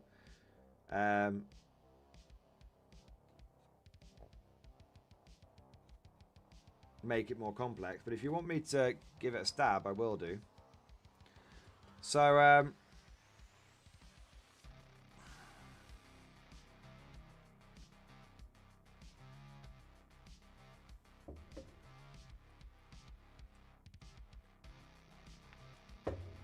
the page number for this, all of this, by the way, is page 120.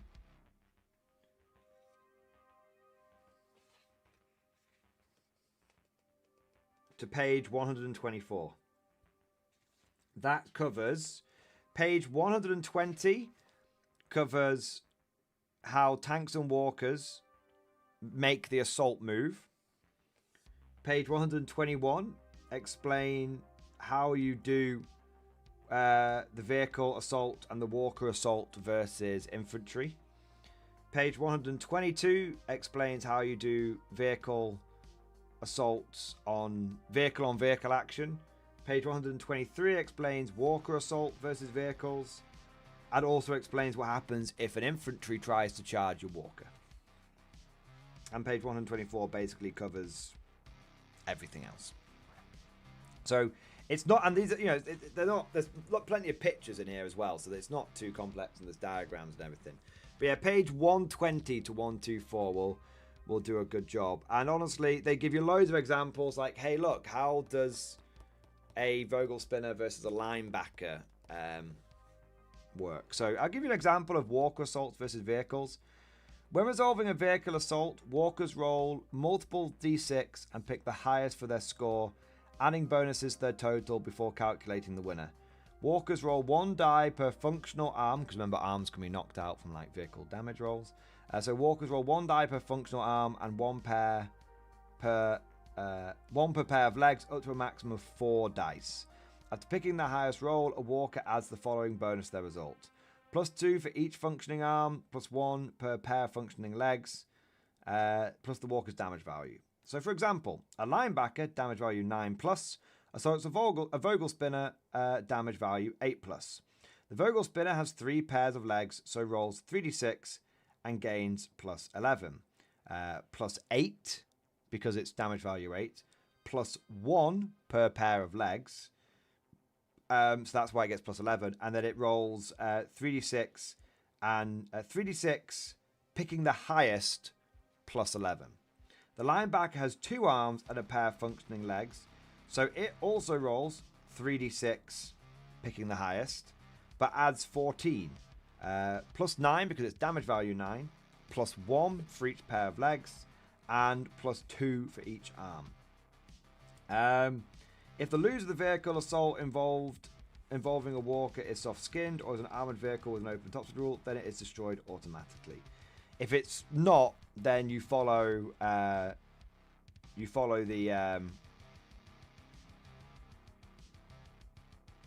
whoever wins. 1 minute.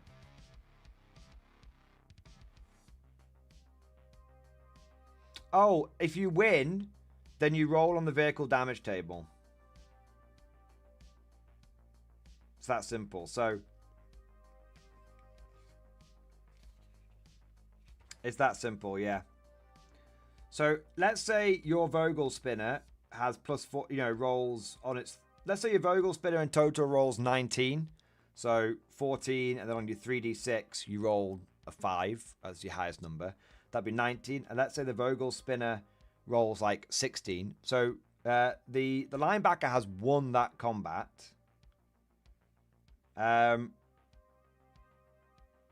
And then the Vogel spinner has to roll on the vehicle damage table, and on a 4+ it would die. Yeah.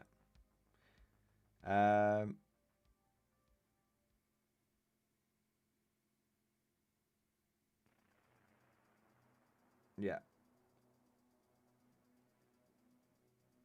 I'm just reading through to make sure.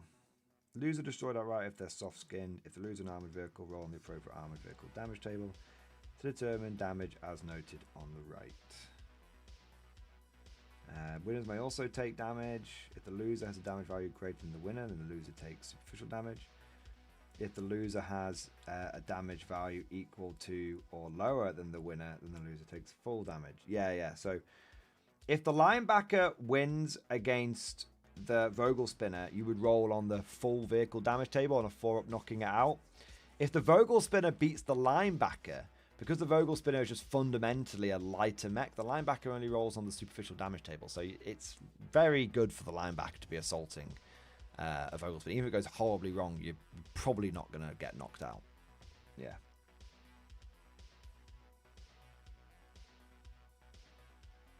Yeah. So yeah, you run in, you roll a bunch of d6s, picking the highest.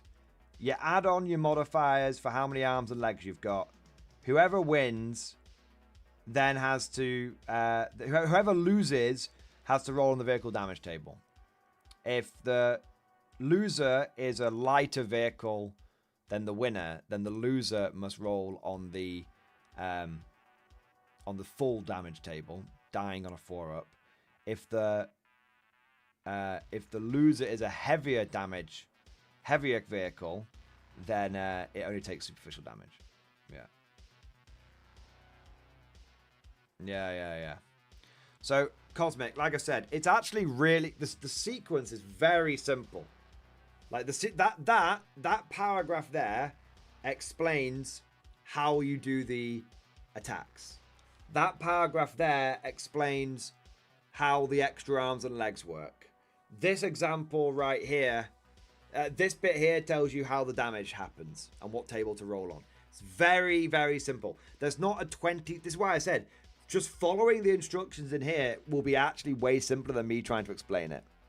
Yeah, it's really, really straightforward. Yeah, look at... By the way, I love how you can literally explain the whole thing in like one paragraph here. And Horus Heresy is like, yeah, we need like 67 steps to explain how you move into combat. It's like, nah, we don't need that. We don't need that. So yeah, honestly, Cosmic, page 120 onwards, 120 to 124 will absolutely have you covered, and you'll pick after working it out once, you'll have it. It's very intuitive. Yeah. So Cosmic, hopefully, even if I have not explained it greatly, hopefully I've been able to point you in the right direction. Yeah. Nostalgia Vivek, thank you for the super chat, man. First ship in stream discussion. Ooh. Let's have a look, man. Edmonton class heavy carrier cruiser done. Tim, mate, get into this game. The rules seem great. Most of the fleets seem great for speed paints, though I've not used them on here as just as a heavy wash, and it's cheap as chips. I do like ship games.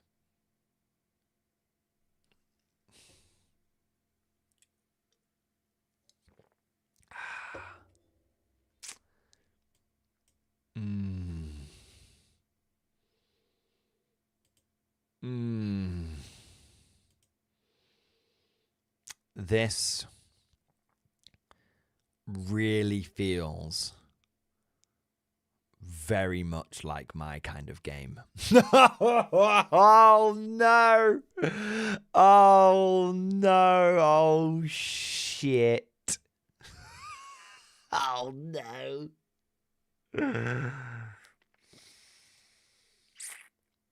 Oh no. Why have you done this to me? Why have you done this to me?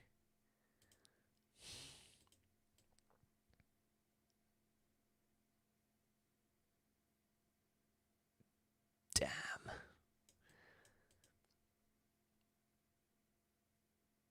It looks really good. Where can I so Wayland Games, okay. Where can I find good battle reports of this game? Let me have a look. What's it called? Drop Fleet Commander?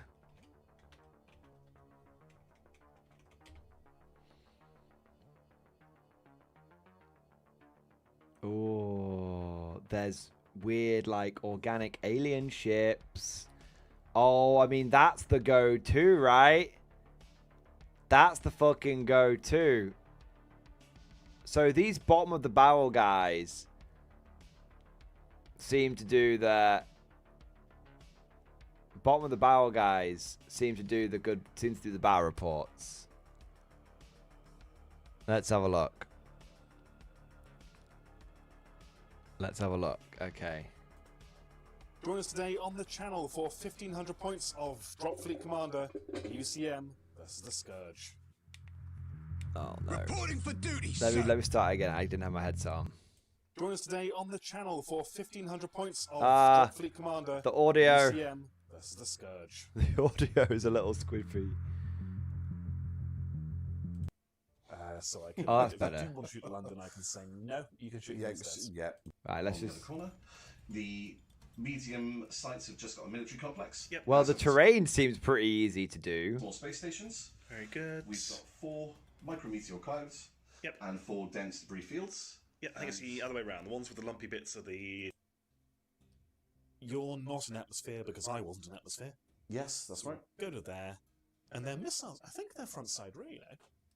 So I might split fire. Let me just double check. Oh, it's They're front side rear. the audio So, is slightly two of those, squiffy, two but of I'm not those, going to two hold of it those. against So it. they are 8 shots each.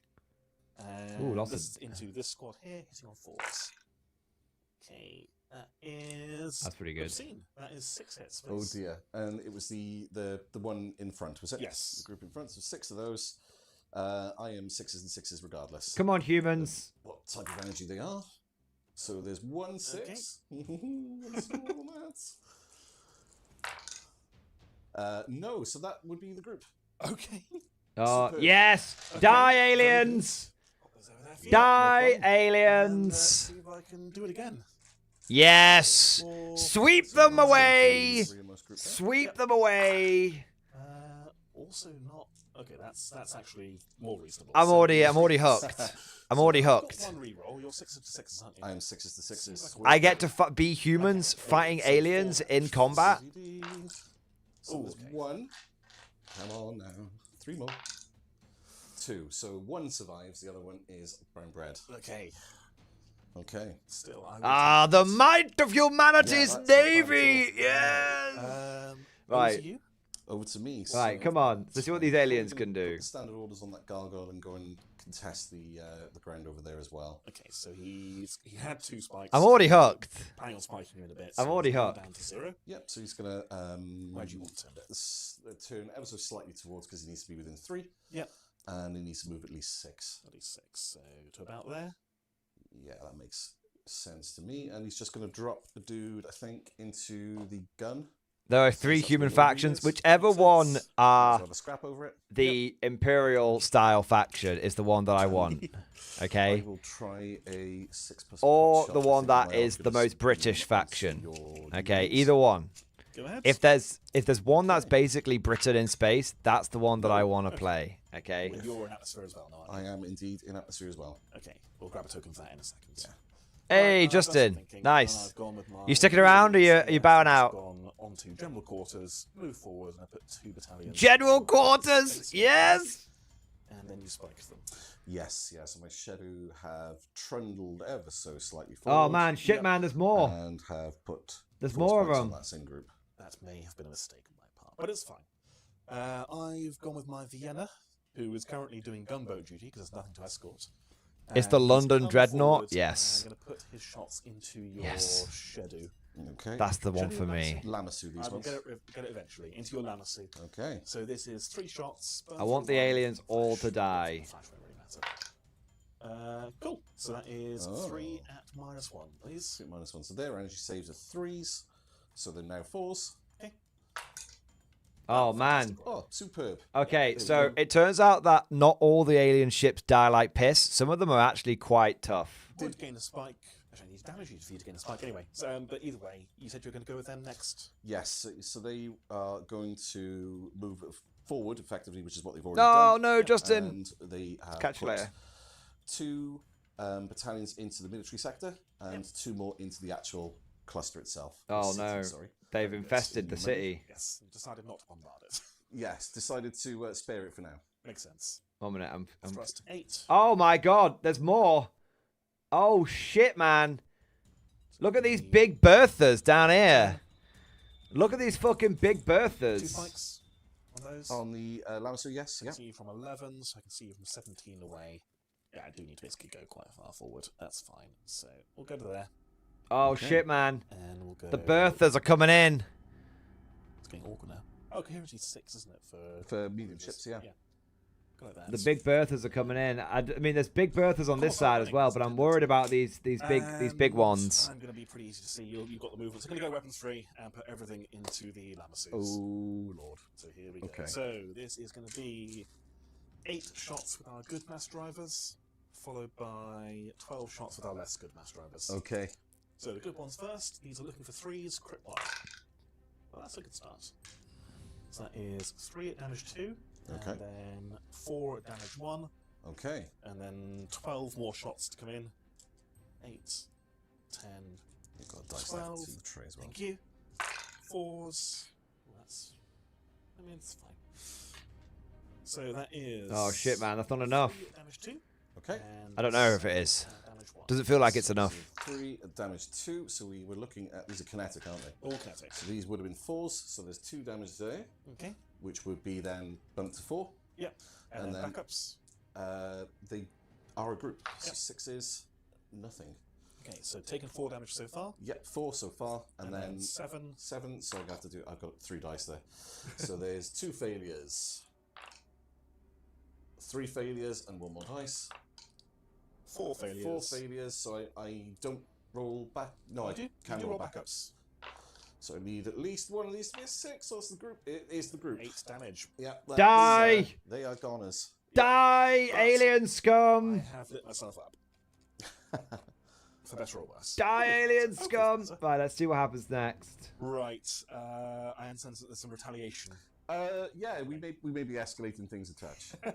So my Oh, shit, the yokai group Berthas, has man. shuffled forward 6 on a weapons. The free order, Berthas are coming in. and discounting the London Oh, spikes. I'm they are worried. still within range to hopefully. That's a Celtic, that's a but I whole understand they're gonna have phalanx to of potentially Berthas. see through an escort as well. Yeah, I'm probably good. If this hurts, it's going to get redirected to that Vienna. Might sting. So these are there's 15 shots on weapons free. They hit on 3s and they damage 2. Whoa. Ah. So there are 5, 6 misses. So Okay. by process of elimination, that should be 9 hits. Very good. I will put them onto the Vienna. So that is 5, 6, 7, 8, 9. It has a 3-up energy save and a does. 6-up backup save. Okay. No scout. Oh, it's a level 1. It's Scout. yeah. I mean, if the scaled was that range, I would be over the moon, but it's not. Okay, so 3s. Ah, you failed 4 of them. Not bad. It's a shame I spent that reroll, really. Oh, it's not, because I got to go first. Yeah. And 6s. Okay. 3 go through. Is he dead? I Damage. think that kills it on the nose, yeah? The Berthas have killed one of our fine human ships. Okay. Okay, fair enough. Okay. It So did its job. we've got his hand holder. Yes. Oh, okay. Which one died? Right, 1 minute. I want to see which what one was I died. doing in turn. Okay. And then 12 more shots. This is going to be That was it. That one that died? 8 shots with our good. Damage 2. Okay. To that, I think I was going to just basically stall. So I'm going to go with my in retaliation to I can't see that. which one died. They're going to do the 2-inch shuffle. Something. I'm sure something died. Anyway. Stay in atmosphere. Anyway, point is, yeah, we're playing a new game now.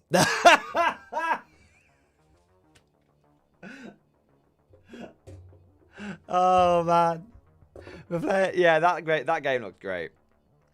That game looks really, really simple.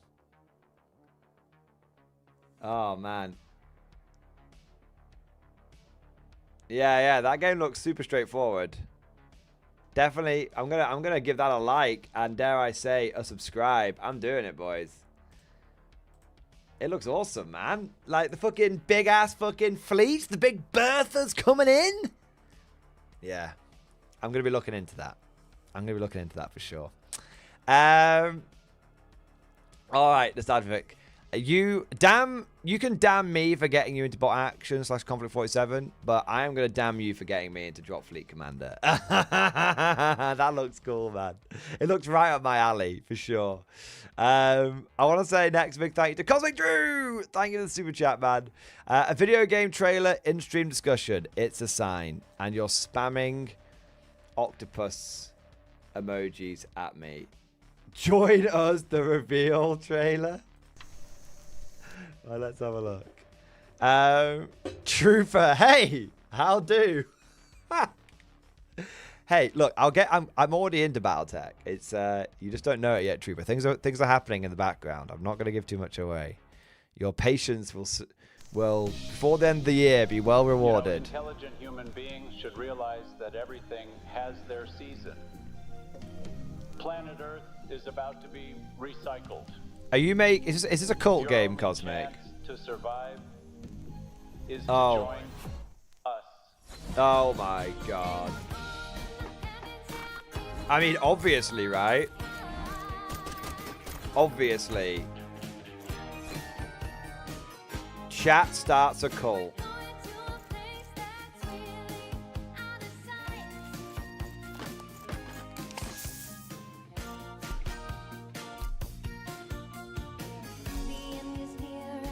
Let's convert this. Yes!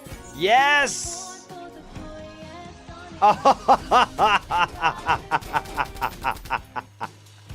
Yeah! Oh shit, man, it's a bear. Yeah, the government's definitely going to try and shut us down. Do we get to take on rival cults as well?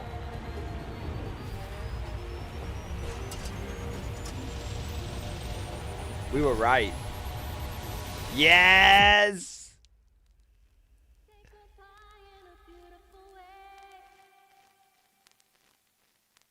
Oh, yes. Yeah, like, yes. I will you know what?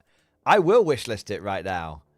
I will. Like, no doubt. I will wishlist it. That is so our game. What's it called? Join us. Yeah, that is so our game, chat. It's not even funny.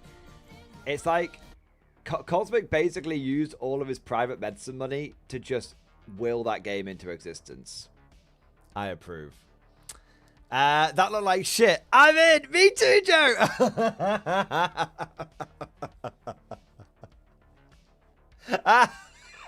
It looks so good.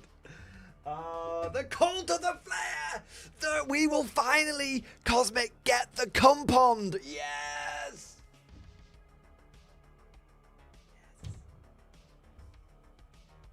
Praise be! Praise be! I'm so ready. Yeah. I'm so ready. Judge Karen, Konflikt's where it's at. So hot and out, bro. Konflikt's popping off, man. People are so hungry for more Konflikt. It's popping off.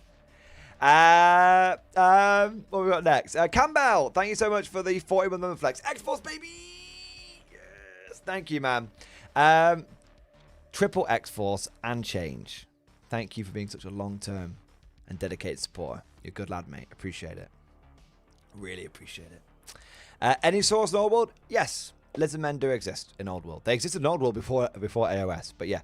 They're one of the legacy / renegade factions, but don't worry, they're totally fine for tournaments. Just GW being a bit shitty, but everything's fine. But yeah, Saurus, totally good. Yeah. Cosmic, thank you for the super chat. Mold World, match play Old World.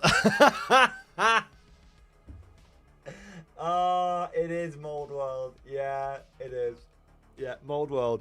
Go Cosmic Gunline. Well, here's the thing, right? It would be very, very possible. Right. This is what these Old World tryhards don't understand.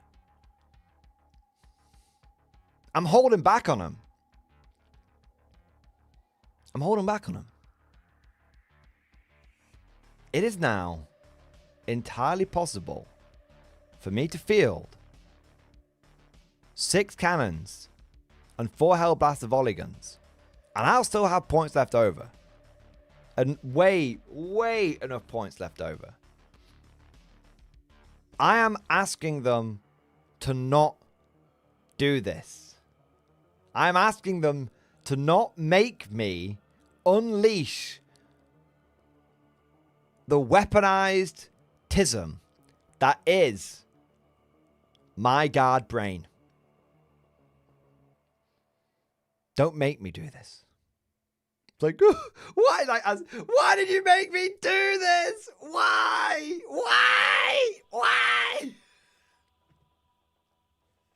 I mean, when I say it's doable, I mean, like, it's really unfathomably easy to do. Like I basically already have everything done.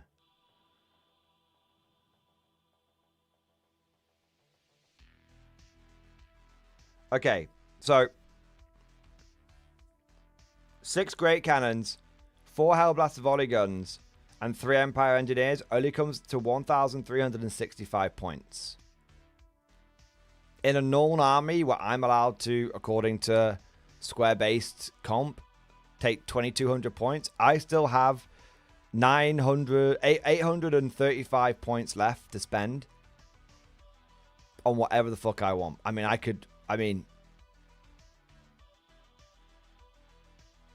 probably would just spend the rest on core. Just like state troops and fucking handgunners. Like, the thing is, what these motherfuckers don't even fucking realize is I could go 20. I don't even need to go null. I mean, I could choose to go null, but I don't even need to fucking go null. I could happily go regular Empire and go 2,400 points. And basically, I think, take exactly that. Maybe it's only 1 Hellblaster volley gun per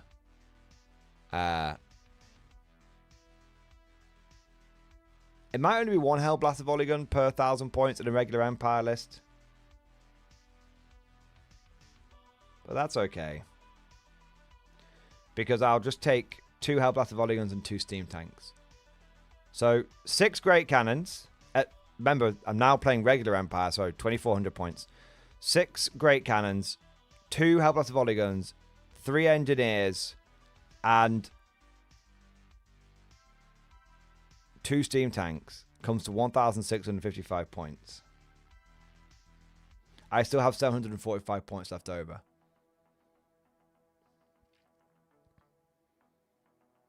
I'll just take 700 points with the handgunners.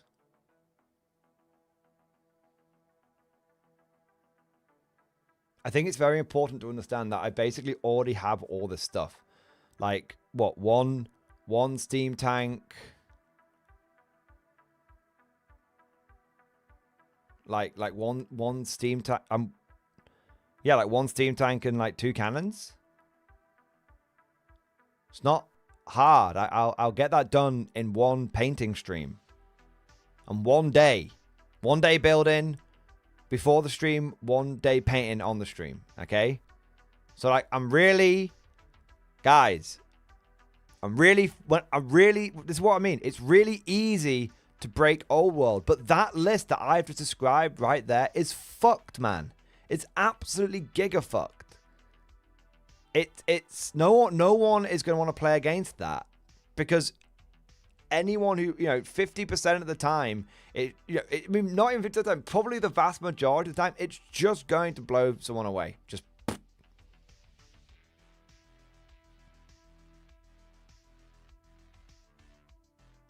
I won my first Old World GT with less than half of that firepower. Remember when I took a gun line and I took 3 Great Cannons and 2 Hellblaster volley guns and no steam tank? I would have double the cannon plus 2 fucking steam tanks. And I'm still going to be able to get 80 fucking ranged state troops in that. I'm trying, you know, and I'm not guaranteed. Here's the thing. I'm not guaranteed to win the event because, you know, I'll come across someone who can go like ethereal on, you know, go ethereal on you know, like undead, go ethereal or something like that. But I don't need to win the event. I just need to fucking ruin 2 people's days. You know, and maybe I will win if I don't face any ethereal. Then I'll probably be all right. Even against fast-moving armies. Oh, you only get 1 turn to shoot them. Yeah, I only need 1 turn to shoot them. I ain't going to need the other ones. And I'm not actually that susceptible to melee armies. Why? Because I've got 2 fucking steam tanks. I'm really not that susceptible to melee armies with this list. I mean, how many steam tanks can you get at 2,400 points? I mean...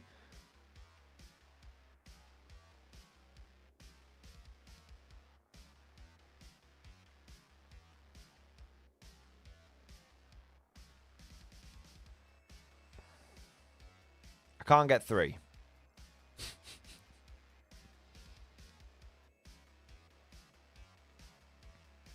I can't get 3. I can get 2. Anyway, the point is this. Old World is a game which is very easy to break. And we can all bring janky bullshit. But none of us are going to have any fun if we do that.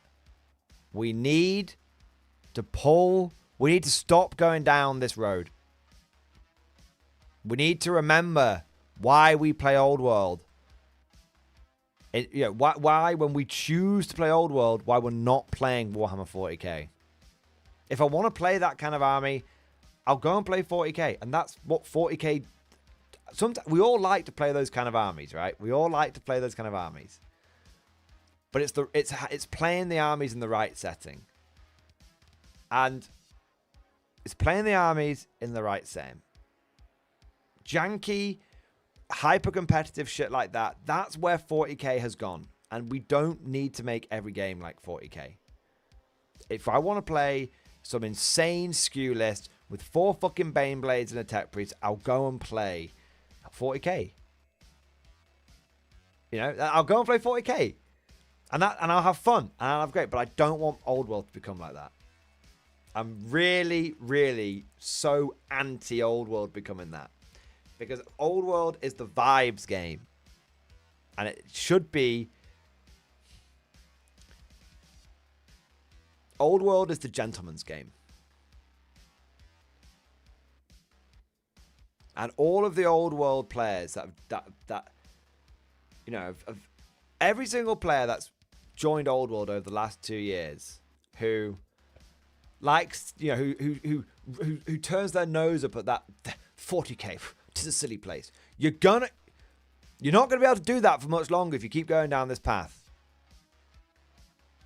If we don't roll out the fucking deploy the spike strips. Yeah, if we don't deploy the fucking spike strips on this, we don't fucking just stop it, then we are going to make Old World just like the place where we fucking came from. I'm telling you, we just got to be like, no, not in our name. Not in our name. You know? Not in our name. We've been down this road before. It was Warhammer Fantasy 8th edition. We need to step back from that. We need to. If we don't, and Old World becomes a janky fucking mess, then you only have one place to look for the blame. And that's in the mirror. Yeah.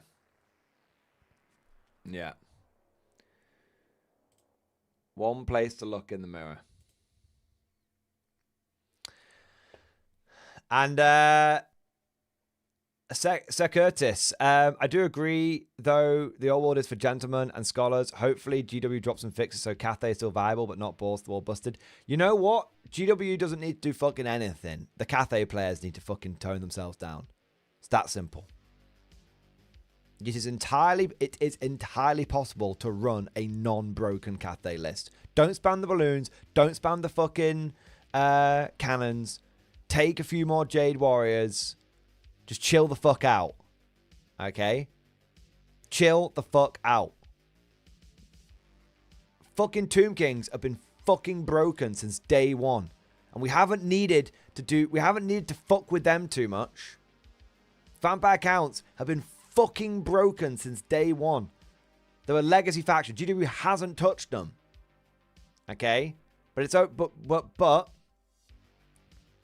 but the community, you know, knew not every Vampire Count player knew not to go start spamming Banshees every 5 seconds. Every Tomb King player knew not to go spamming Ushabti every 5 fucking seconds in Mortuary Call. Okay? And now, all the Cathay players need to fucking do is stop spamming balloons. It's on them.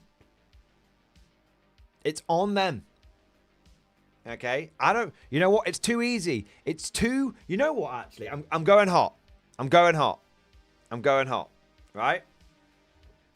It's too fucking easy for players to point to the monolithic organization, which is Games Workshop, and lay all of the faults at their feet. It's like that meme where there's the guy sitting on the sofa and the guy pulls out the pistol and fucking blasts him. And it's like, you know, and the guy sitting on the sofa is like the good vibes.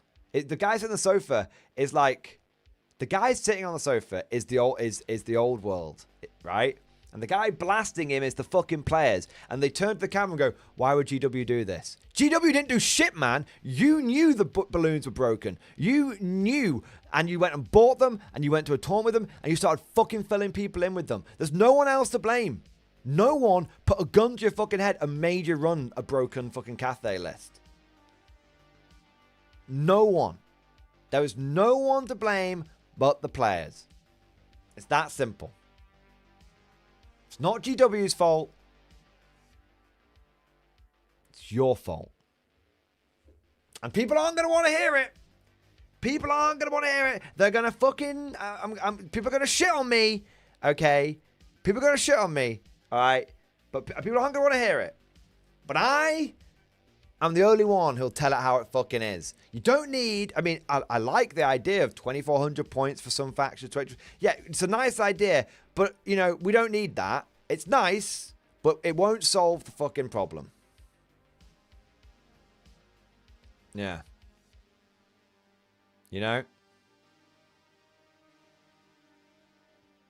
Yeah. It's just...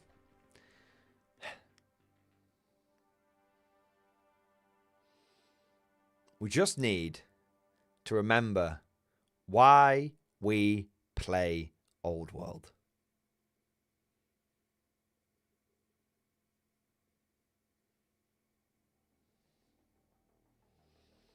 That's it. Be the change you want to see. Don't come from one place complaining about it, go to a new place, and then make that new place like the old place you just fucking came from. If you left 40k because there's too much janky bullshit going on, and you come over to fucking Old World and you start running janky bullshit, you're the fucking problem. And you know what? I don't want to hear a single fucking person say, well, I have 6 balloons because I just like the models. I've heard every Tau player say it for fucking 30 years. Oh, well, I just really like the battlesuits. No, you fucking don't. No, you don't. 1% of Tau players, 1% of Tau players are like, oh, I just happen to have this really, really broken army because I happen to just like the aesthetic of it, okay? The other 99% of people who say that are too fucking cowardly to admit the reason they have that army is because they want to win. I have no issue if you know what? This sounds crazy. I don't mind if someone turns up with a broken Tau army. Okay, I don't. If someone turns up to a tournament and has the most mind-meltingly broken Tau list, let's say it's like battlesuit spam. It's not right now, but let's say it's battlesuit spam. Okay, and they go, yeah, I've got this because it's a fucking tournament. I want to win. I have respect for that person because they're open about it. They're like, yeah, I'm here to fucking win. Why else? Yeah, I'm here to win. I brought an army that I think I can do that with. I'm here to fucking crush. I'm here to snap necks and cash checks. Okay. But the fucking pussyo bitch, the spineless jellyfish, the pond scum troglodytes that go, well, I just really like the battle suits. That I know it just so happens that the army that I really like is totally broken, but no, I collect this army for the lore. No, you fucking don't. I know you don't. Okay, I can see it in your eyes. I can see it. I can see it in your eyes, man. There are people out there which will collect Tau for the battle suits and for the lore and for the aesthetic. I'm not saying those people don't exist. I want to make them very clear. Those people do exist. Totally fine. Totally legit. Love them. Great. You're a vibe player for the Tau. Fantastic. But it's the people that say that they're vibes players, but are actually cutthroat, sweaty, fucking bollocks players, but then they pretend to not be. They're the fucking knobheads. They're the fucking problem, all right? And it's the same thing with Cathay, all right? Same thing with Cathay. You didn't buy 6 balloons because you thought it looked good on the tabletop, because it doesn't. Frankly, 1 balloon is enough. 1 balloon is enough. Any more than 1, 2 maximum. Any more, and you just look like you've got a series of floating tampons just bimbling around the board. It's just no. Okay.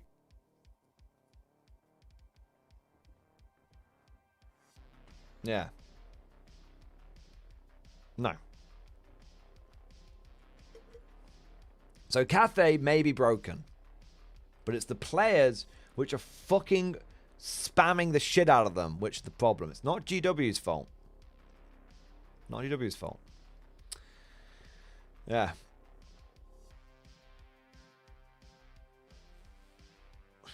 Yeah. Yeah. Anyway, I've said my piece. I've said my piece. I'm sure I'll get some pushback, but yeah. I'm going to move on now.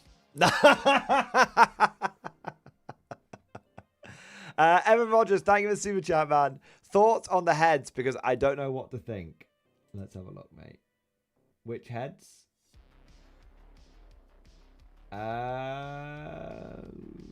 Well, Evan Rogers, thoughts on the heads, because I don't know what to think. I can't see any heads in stream discussion.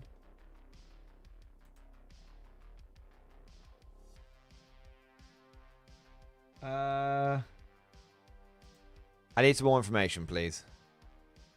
Evan Rogers, thank you for the super chat. I ask as a former Star Wars fan, I noticed stuff. Space Wolves fan. Wait, are we talking about the Space Marine heads? Okay. Are we talking about the Space Marine heads? Because I've kind of said everything I want to say on the Space Marine heads, but I will say a bit more if people want to. You know, I'll incriminate myself. Yeah, baby, I'll walk into the trap. The best way to clear an ambush is to trigger it, sir. That's my style, sir.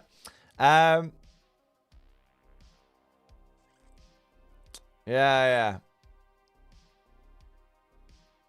I have actually thought a bit more about the Space Marine head situation. and I do have some additional thoughts on it, but I don't know if anyone. I don't know. I always say talking about female Space Marines is like talking about the Middle East. Even just mentioning it can make it worse. Yeah. Just it's like oh, watch out, tread carefully.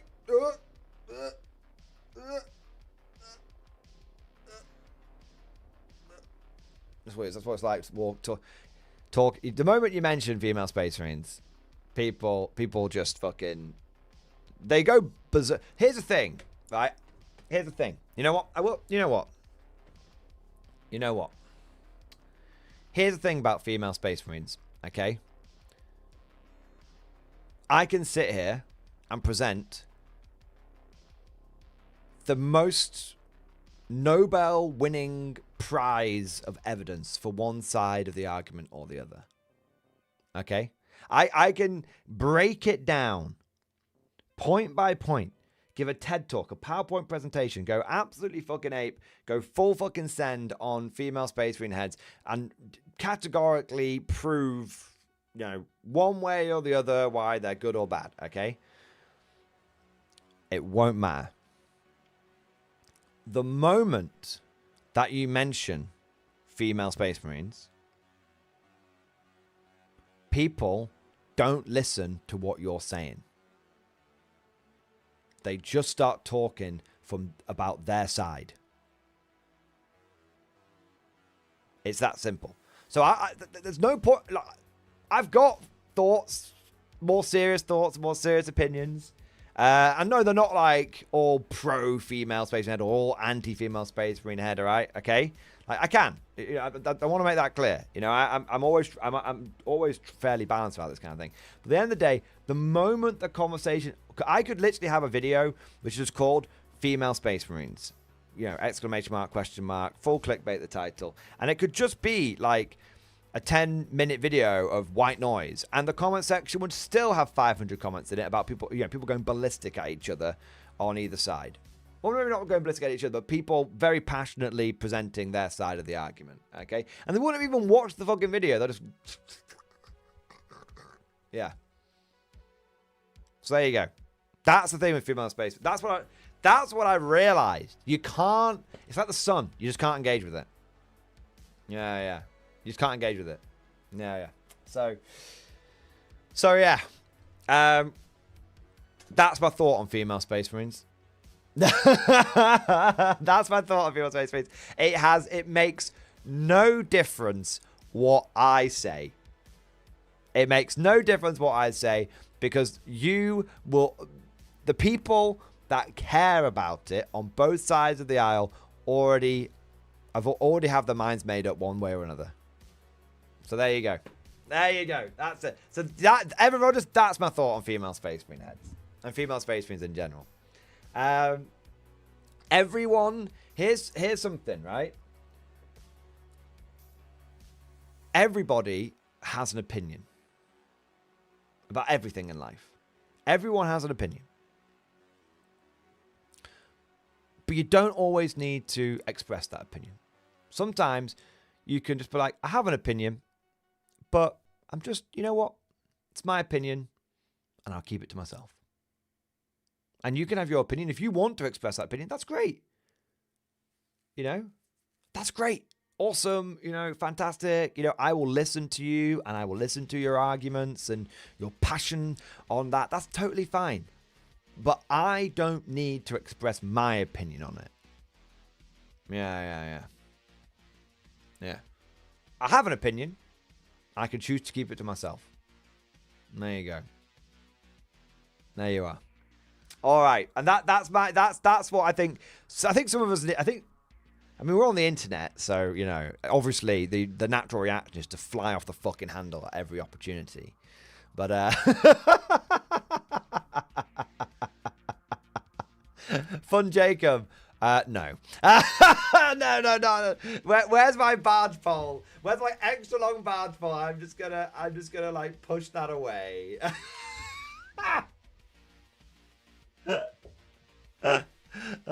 my god. Yeah. Yeah. Anyway, so I need a drink. Fucking hell, I talked about female space marines. Oh, I need a drink. So I'm gonna grab a quick drinky poo. Yeah. Yeah, just Apollos. I'm more passionate about hating the whole topic than I am about what the answer is. I'm honestly getting that way. No, that's not true. The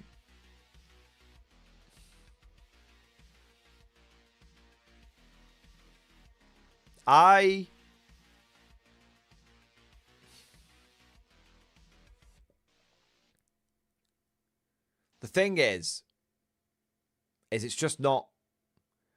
I just don't want to wade into it. Okay? I don't want to talk about it. Like, it's no. No. I'm not being drawn in. Not for anything less than a death strike. I only said that because I saw Ed Bailey say rattle the tin cup. And I was like, well, you got to rattle it, right?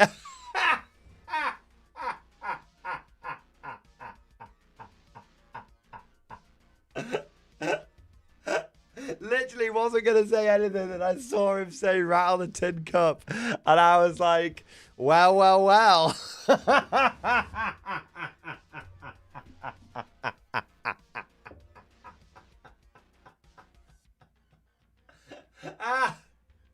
Oh, man. Ed Bailey, thank you for the support, man. Rattle the tin cup. Because Amy told me she's... Amy told she's putting the strap on for you after stream. She ain't put the strap on for you after stream. She also says she wants steak dinner. Amy, Mrs. Mordium, is getting steak dinner, and I've got a good plan. In fact, I'm gonna Google it now. I want to see if I don't want to have left it too late. I've got 2 weeks. I want to book. I mean, I don't need to book it more than 2 weeks in advance, but. I'm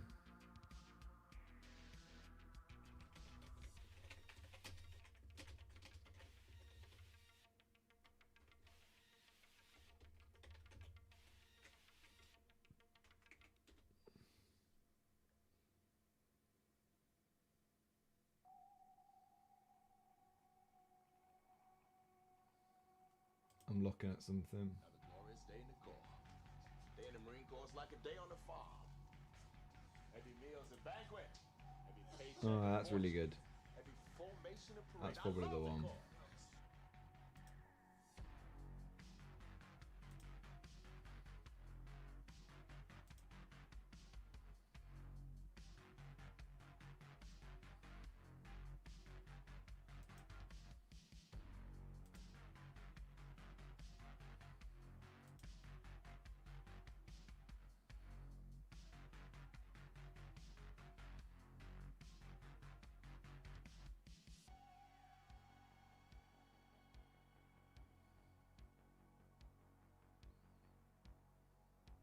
Oh man, that's definitely it.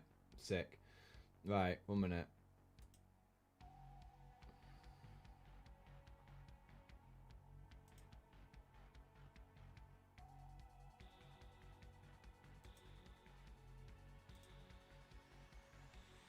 I want to check something.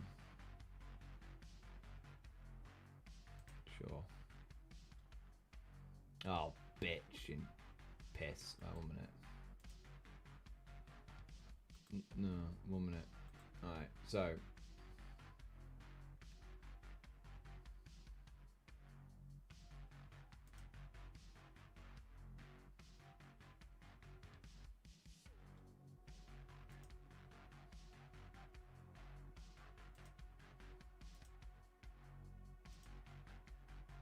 No.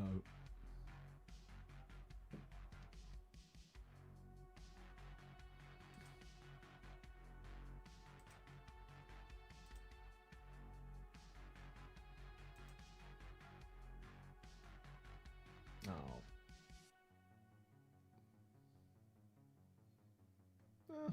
Okay. Anyway, point is, It's all good. Right. So, let's have a look. Ed Bailey, I'm looking into it. Don't worry. Amy's going to be sorted out. And Rattle the Tin Cup. Guys, don't forget, if you... we were talking about Old World a lot tonight. And we've been talking about Konflikt 47 a lot tonight. And maybe you're still a massive fan of Warhammer 40k. Make it sound like I'm not. No, I am. If you're thinking of getting some models for whatever game system it might be, I've got some affiliate links down in the description below, and would very much appreciate if you guys used them, but no pressure. There you go. Ed Bailey, thank you, mate. Big North MXO, thank you so much for the Giga Chat. Anyone hear about this Konflikt 47? Totally not avoiding the subject. Nope, not all. Mate, I love Konflikt 47. I don't know if I've made it obvious enough how much I love Konflikt 47. But I do. And I make no bones about it.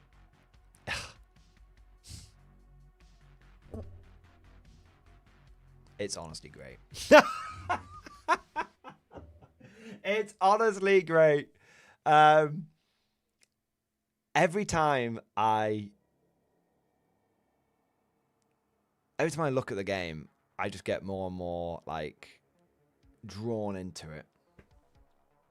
Yeah. I just get more and more drawn into it. There's so much depth to it. There's so much depth to it. There's so much flavor to it. The armies, I think it's surprisingly well balanced as well. I think given the fullness of time, it will end up being a strangely balanced game. Yeah, I'm because every time I think something's broken, I find that it's not. Like, you can't even, oh, well, I'm going to spam walkers because walkers are really good. No, because then you can't do any of the objectives. Yeah. And there's only so many points you've got in a game. Yeah. Big North, I am far into the game. Will never most likely get a chance to play, but have a US Force for it and Axe Army on the way now. Bro, I wouldn't say that, man. I think Konflikt 47 is going to grow and spread. And I said this about Old World. I was one of a handful, one of the only people that said Old World was going to be as successful as it was. I said Old World is very likely to overtake Age of Sigmar and Horus Heresy and many other things, and it has done. And we are now in very few other people said that Old World would be the second biggest game that GW makes. And I said it the moment it came out. I was like, Old World is going to, in a year or two's time, Old World is going to be the second biggest game that GW makes. It's going to take the market by storm. You've no idea. And it has done. It is now bigger than Age of Sigmar. It's now bigger than Horus Heresy. It is now, Warhammer Fantasy and Warhammer 40k once again march side by side. And the way a lot of people are going with 40k, and a lot of people are going over to Old World, it will continue to grow. So yeah, and I'm telling you right now, I have the same feeling about Konflikt 47. In fact, I actually have a better feeling about Konflikt 47 than I do about Warhammer Old World. And that's not a current feeling. Because Old World, it had a very tumultuous birth. You have to remember the birth of Old World was very tumultuous.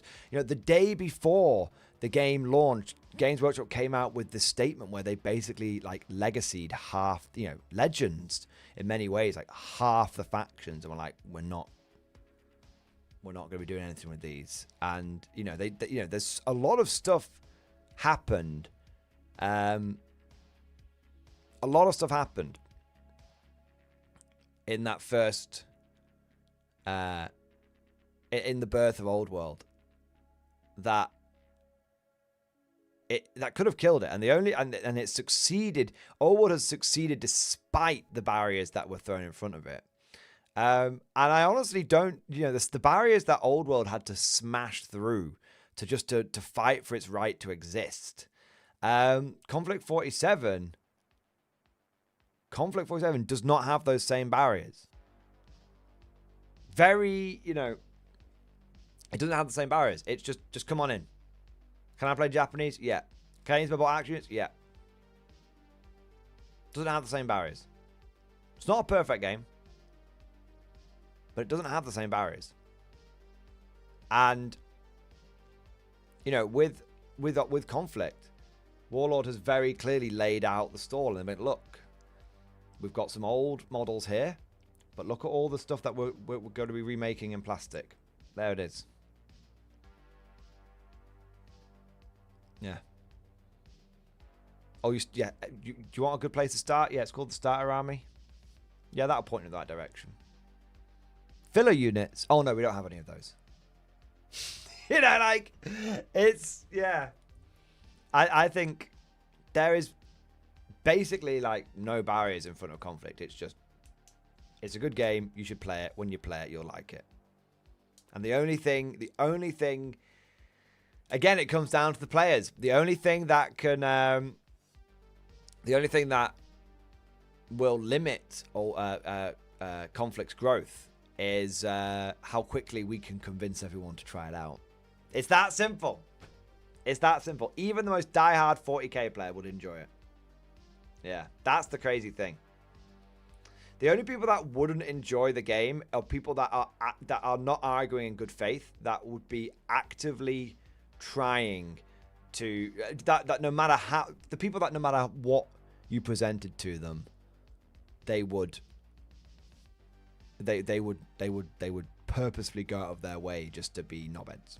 And those are the people you just don't worry about. Yeah. Darren Wenzel. Denzel Wenzel. MG, which one would you play? But actual K47. I'm thinking of getting into one or the other. I really like Konflikt 47.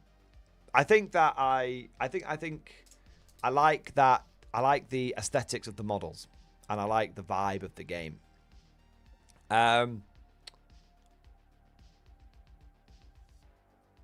So I would say, if you made me pick, I'd say K47. But I agree with Butt Mountain. It really is a case of why not both. You can get a bolt action army for 100 quid. I think there's a winter sale on at Warlord right now.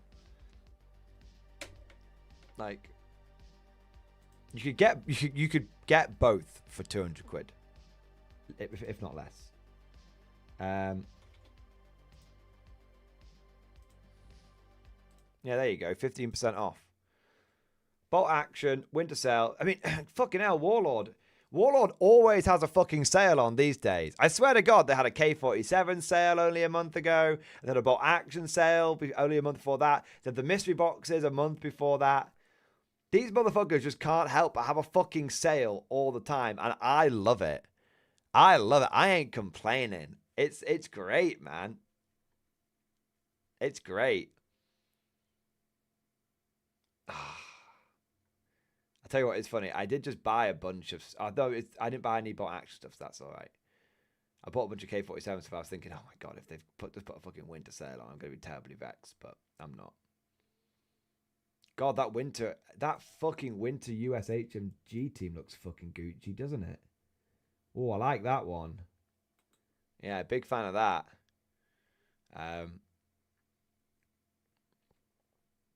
I'm just looking for me now, by the way.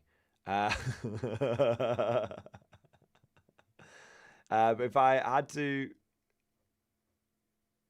Ursat's fucking Panther. So cool, man. Okay, so Denzel Wenzel. If you were going to get into bot action, this thing is on sale right now. Don't even hesitate. Don't even think about it. Just get it. This is one of the best value for money box sets that you can get your hands on.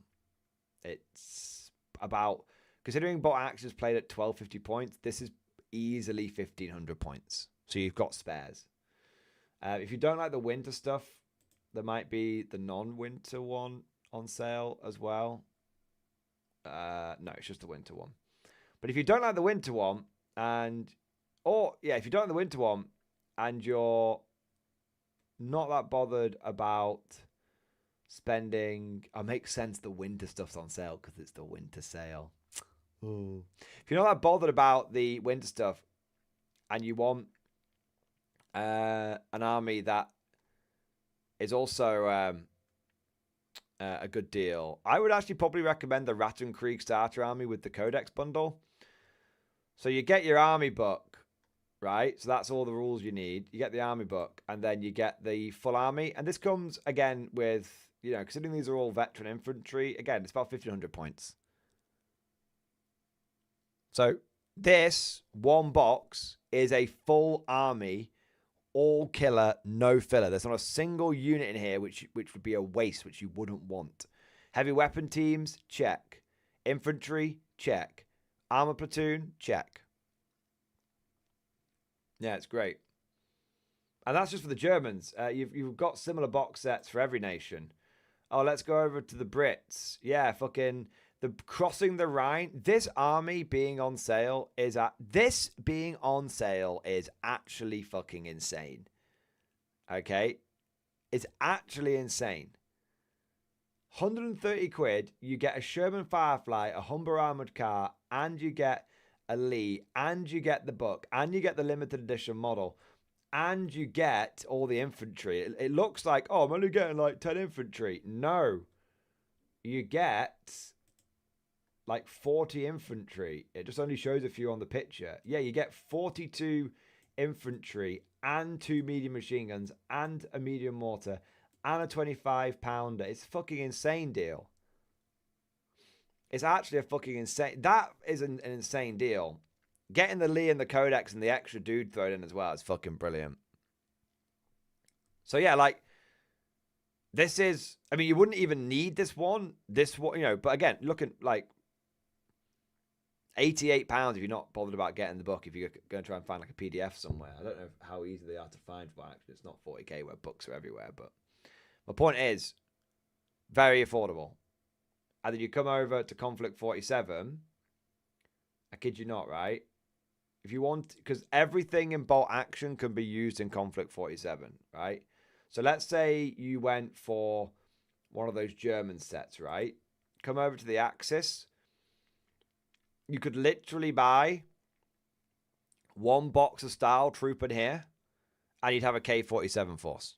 Because you just need, there's a little bit of mandatory seasoning you have to throw in there, but one box of plastic Style Trooper, and you would have your mandatory seasoning. If you wanted to get the K-47 rulebook and get seasoning for 2 armies, you could buy the starter set. That comes with enough stuff. That comes with the rulebook, a mech, 2 squads, and a commander for each side. If you really, really, really, really, really, really, really wanted to get in to conflict up a bot action army for the bare minimum, you could do it with the introductory set, which gives you these 2 would be enough. These 2 would be enough. Yeah. Yeah. So yeah, it's very, very easy to get into conflict. It's very easy to get into bot action. You buy 1 starter army. You have now got a well-rounded army. Anything you buy after that point is just for pleasure, and it is very pleasurable, so you will buy more just because you like it. But you don't have to. And then you can buy 1 box of Konflikt and Konflikt up your bot action army and you're sorted. Yeah. GW Spy, watch the stream. Say Al? What's that? I know, man. Victorino Dominguez. Mordy, what do you think of Achtung Panzer? I like Tonk, so it looks more appealing to me. I've never played it. But I'm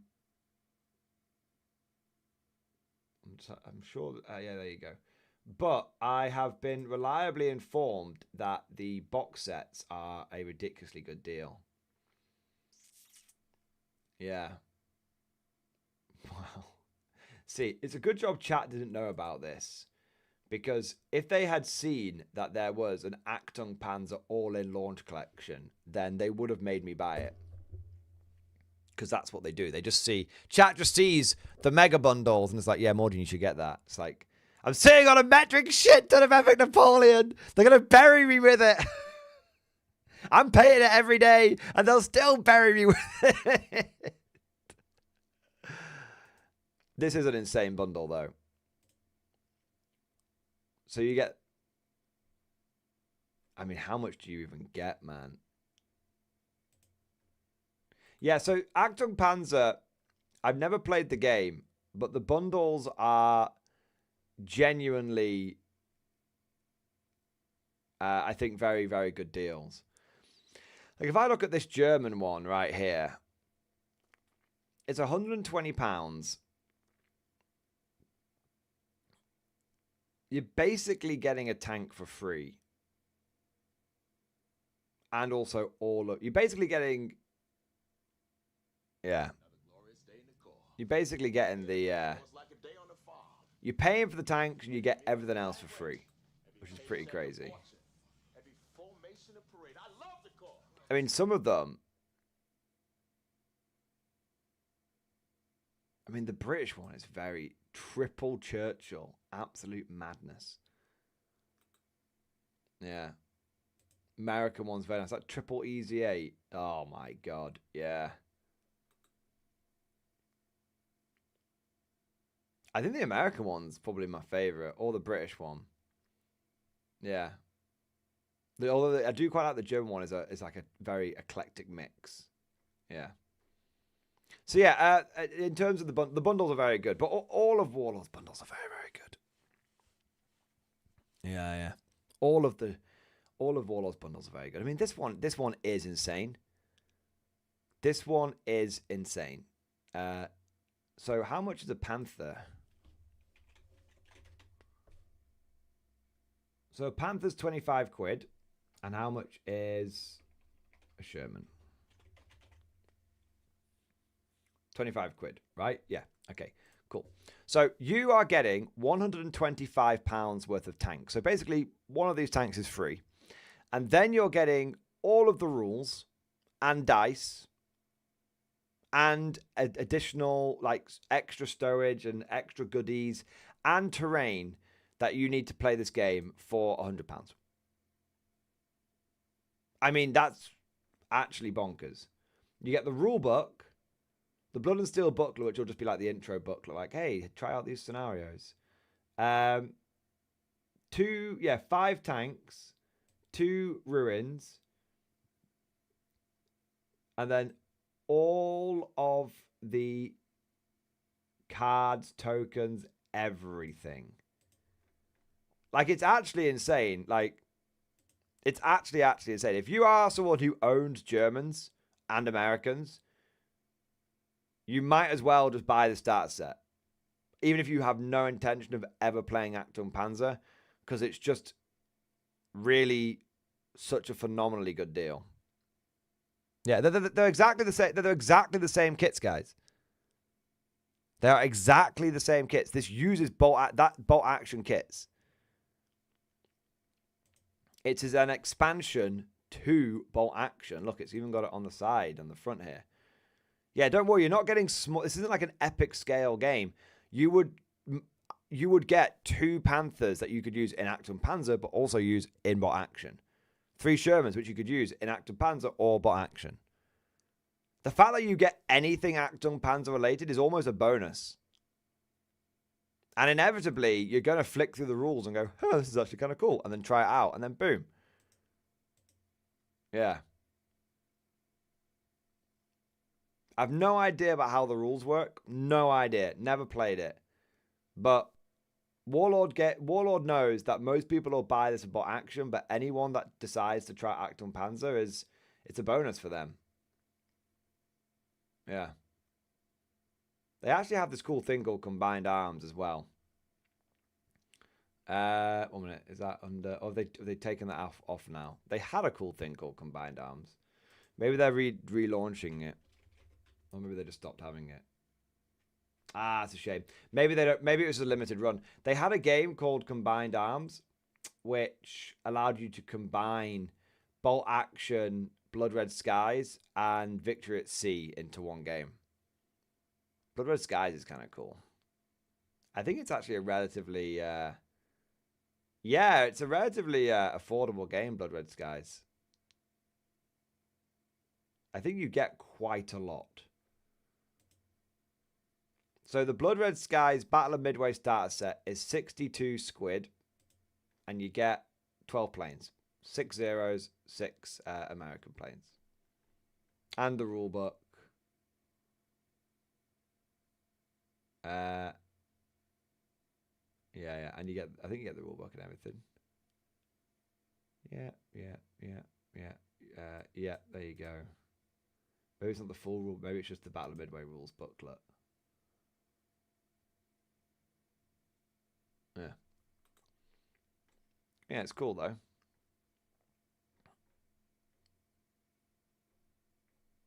I think you get Mig Alley's kind of interesting if they've like added that into the game. They're always adding little bits in. Yeah. That's a lot of fucking. Do you know what the best bit about Blood Red Skies is for me? Is the dice. Like I love dice. You guys know I love dice, and if I can find the fucking dice, the Japanese ones are amazing.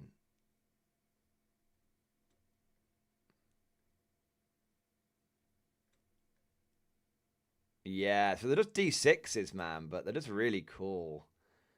Look at those. They're super Gucci. I don't know how expensive they are. They're not cheap, but they're not expensive. Yeah, they're super Gucci. And the Soviet ones are pretty cool as well, man. Yeah. But I think all of them are pretty I think all of them are pretty good. The British ones, is that the yeah, you get the RAF symbol on the British ones. And I've seen these in real life, and they do look really nice. I mean, I actually really like the American ones. That blue and white work goes very nicely. Yeah. So yeah, Blood Red Skies, my favorite bit about it is the dice. But there's loads of good stuff going on here. How have we got the Blood Red Skies? I've been distracted by Achtung Panzer. God damn it. How's this happened? How's this happened? Right, what have we got next? Butt Mountain, thank you for the super chat, man. Properly ruined Americans in stream discussion. Right, what have you done? Converted some old US infantry into Shibito. Probably going to try a gangrene look for the skin. Otherwise, guess I'll save up for the Empire of Japan starter. Yes! Well, this is the best bit. Do you have spare plastic infantry hanging around from Bolt Action? Don't really need any more German riflemen? Turn them into zombies. Everyone makes a good Shibito, and any Germans can be the Totem Corps. Yeah. Just fuck them up, yeah. Fuck, I love this guy with his fucking head like... It's not meant to twist all the way around like that. Yeah. It's great. I like you've like twisted this guy's leg. This guy's got like bits like hanging off him. Yeah, it's just like basically just cover them in like plastic glue and just as like let them melt a bit. Yeah. Really good. Really properly good. Yeah. Really properly good. Fantastic. Excellent, man. And like you said, now you've got your about a month away, I would say, until the K47 starter sets go. Well, obviously the Axes and the American ones are out right now, but about a month away until the Maybe 6 weeks until the Empire Japan one goes out. But we'll see. Warlord sent a lot of the pre-orders out early for K47. I think they'll do the same for... Well, I hope they'll do the same for the extra K47 stuff. Yeah. Looking good, man. Trooper, my boy! Thank you for the super chat. Morty, you should get the Acton Panzer Mega Start Bundle. No! Akira! No!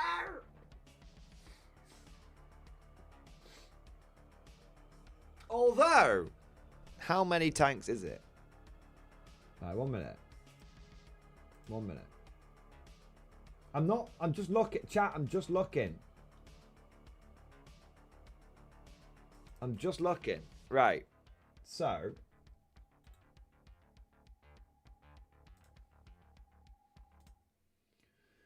You get one of each bundle. So in total, I would get 25 tanks. Plus a lot of crew. So in total, I would get 5 British tanks, 8 American tanks, 7 German tanks, and 5 Soviet tanks.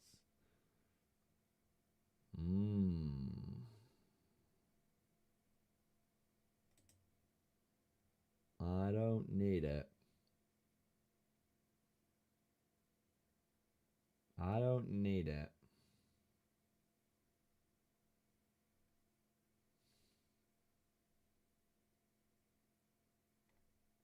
And I get an extra tank crew. I mean, that's the best bit. What's this guy doing? That guy looks cool. Wait, does the Soviet one have a Nagant revolver? Then the British one's got a Webley revolver.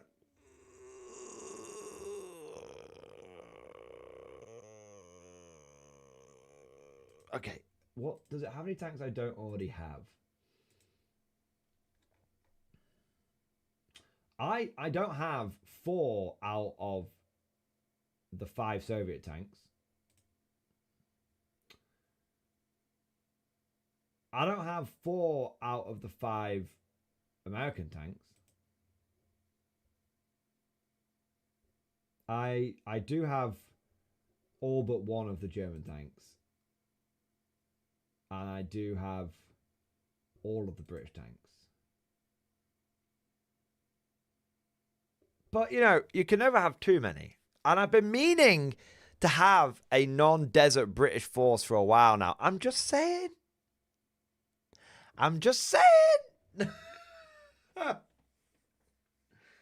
Oh. Hey.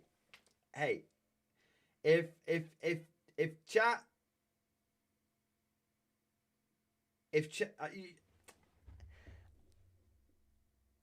We know it exists now, chat. We know it exists now. We know it exists. Trooper has, you know, he's put the first bit down. You know, let's see what happens. Oh man. Oh man. How much is the bundle?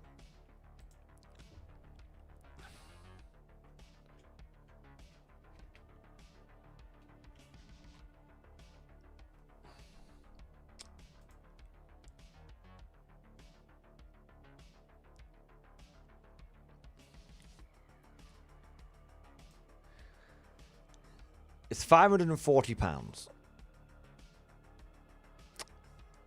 Now, taking into account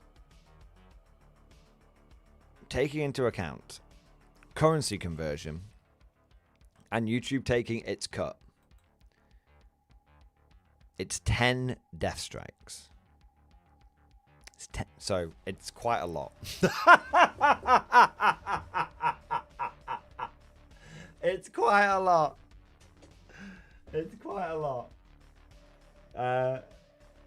You know, but it would be another mega bundle. It would be another one. We're collecting them all at this point.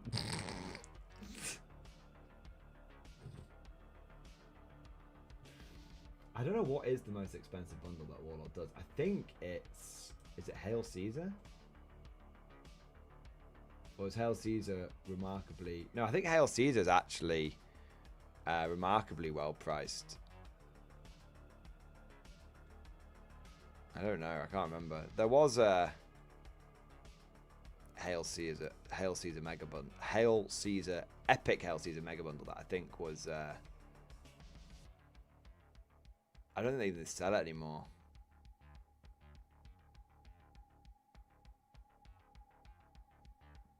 I don't think they even sell it anymore, man. That's a shame. 1 minute.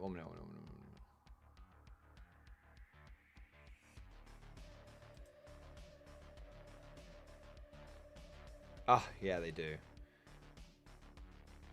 I think. I'm just gonna have a look. Oh yeah, no, it is still there. Yeah, Hail Caesar is unbelievably good. Like Epic Hail Caesar is unbelievably affordable to get into, man. Yeah, I mean it's there's you can't they can't they can't even fit it all on the fucking page. So like they have to like hey look, you get 4 of these ones. Do you know what I mean? Like it's like look like they can't actually lay it all out on the picture. It's crazy. It's because all the sprues are identical. So I actually a few people have spoke to John about this. He's actually been very open about it. Like these models are unbelievably cheap for them to make because these models are exactly the same as these models, and these models are basically not that different as well. So it makes it very easy for them to make Hail Caesar, whereas and also same for I think same for the Revolution one. If you look at the Revolution all-in bundle, the British and the Americans are basically the same, just painted up in different colors. Yeah. So that makes it very easy to produce. I love Epic Games, man. I absolutely love them. It's yeah. It's crazy. Yeah, I love them. Anyway, we've gone properly off topic now, haven't we? We've gone properly off topic, but there we go. Oh my days! Right, I'm gonna grab a quick drink, and maybe they don't come painted. You've got to paint them. Yeah.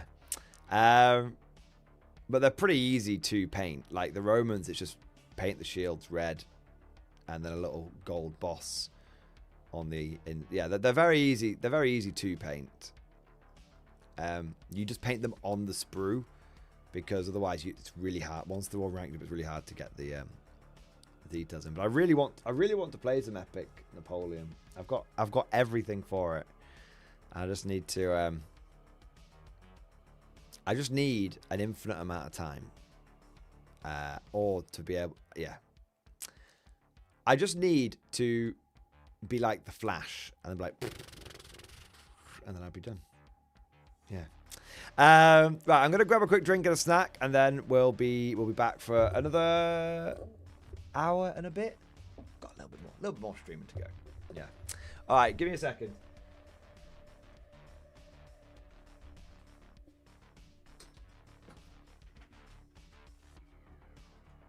Forward, you dogs, to victory!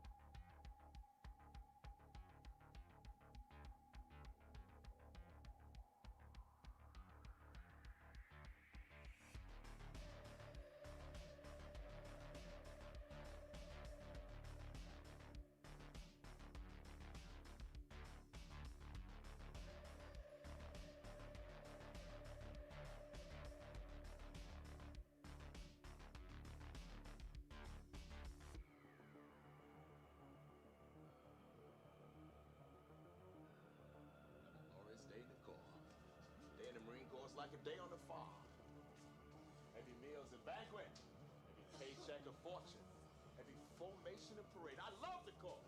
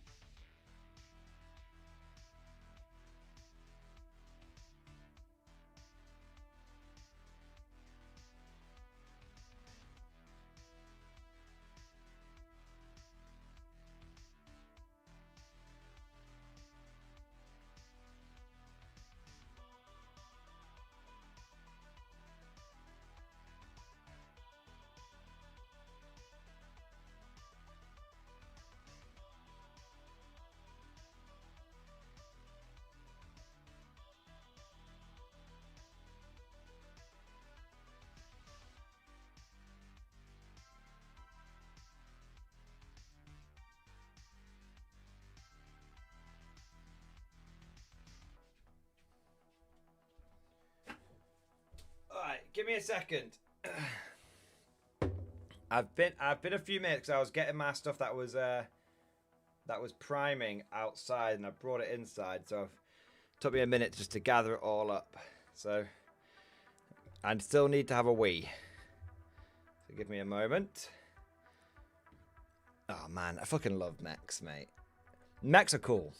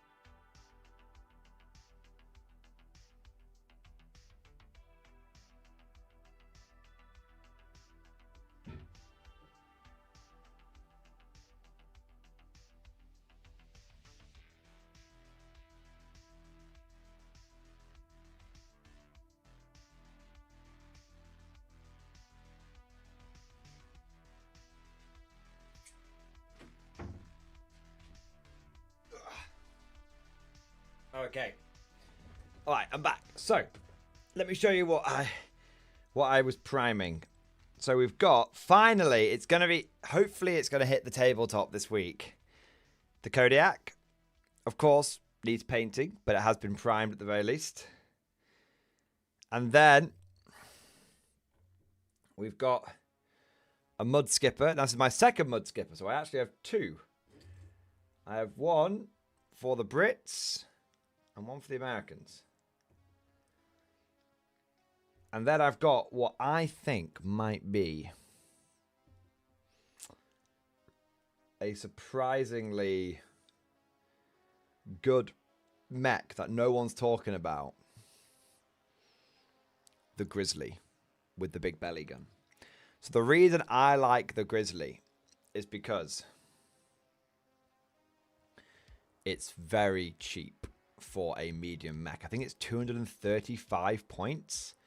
Well, you know, considering like, you know, this one is this one's 290, and this one is like 335. It's expensive, right? So they're generally like, you know, medium mechs are generally quite expensive, but this is only 235 points. And the reason why is it's just like a normal Sherman, really. Like, it has a medium anti-tank gun and a machine gun on it. But the reason I think this is going to be very good is because of the fists. It's a medium mech with fists, and a lot of them don't have that. And so it can run 12 inches. It can run 24 inches through. Can I go through rough terrain on that? Maybe not. But it can. So let me put this into 40k terms. Going through terrain,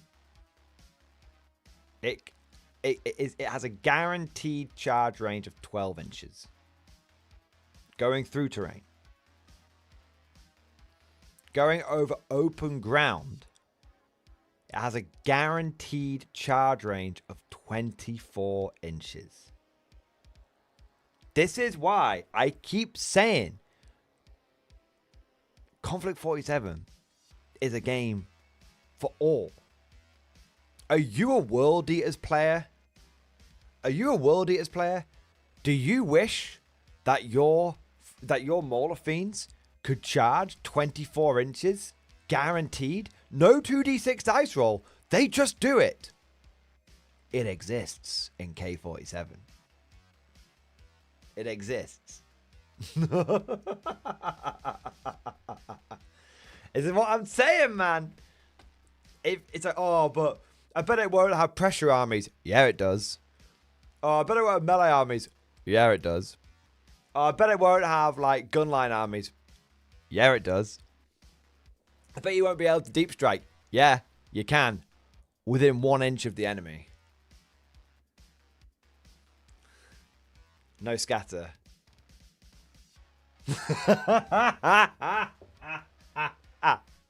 Oh, I bet I won't be able to take like a fully, like, full-blown, like, mega durable, like, Deathwing Knight army. Yeah, you can. Yeah, you can. Yeah. I keep telling you, boys, every single kind of playstyle is accommodated in this game, and it's not broken. Yeah, you can deep strike within 1 inch of the enemy. But every unit that hasn't activated yet that turn can have a free shot on you as you come down. So it's risky. So you got to wait till the end of the turn. But you might get your activations before the enemy gets their activations. Can I have a skeleton army? Fuck yeah. Build your totem core skeletons, man. Yes, of course. Of course. But there's literally undead in the fucking game, mate. Yes, of course. Can you have a Khorne Berserker army? Yes, you can.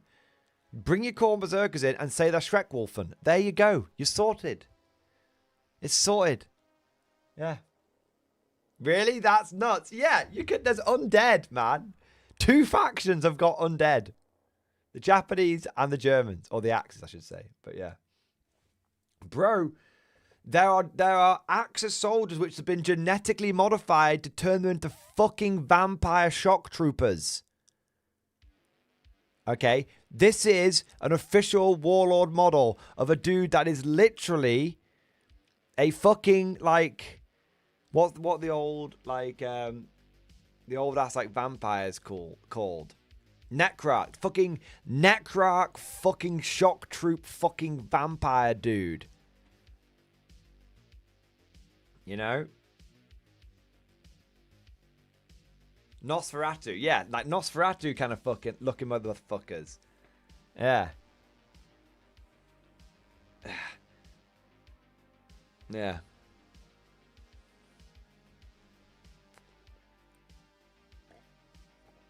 Nick Biz, I wish I could get my guys at my local store to do other than 40k. I bought Action Legion and would love to break out my fantasy for Old, but 40k is just too ingrained. That's the big thing that we have to tackle. The ingrained. The entrenched 40k player. Yeah. But once they get... I think the thing is... You just need one of them to have a taste. Just one of them needs a little taste.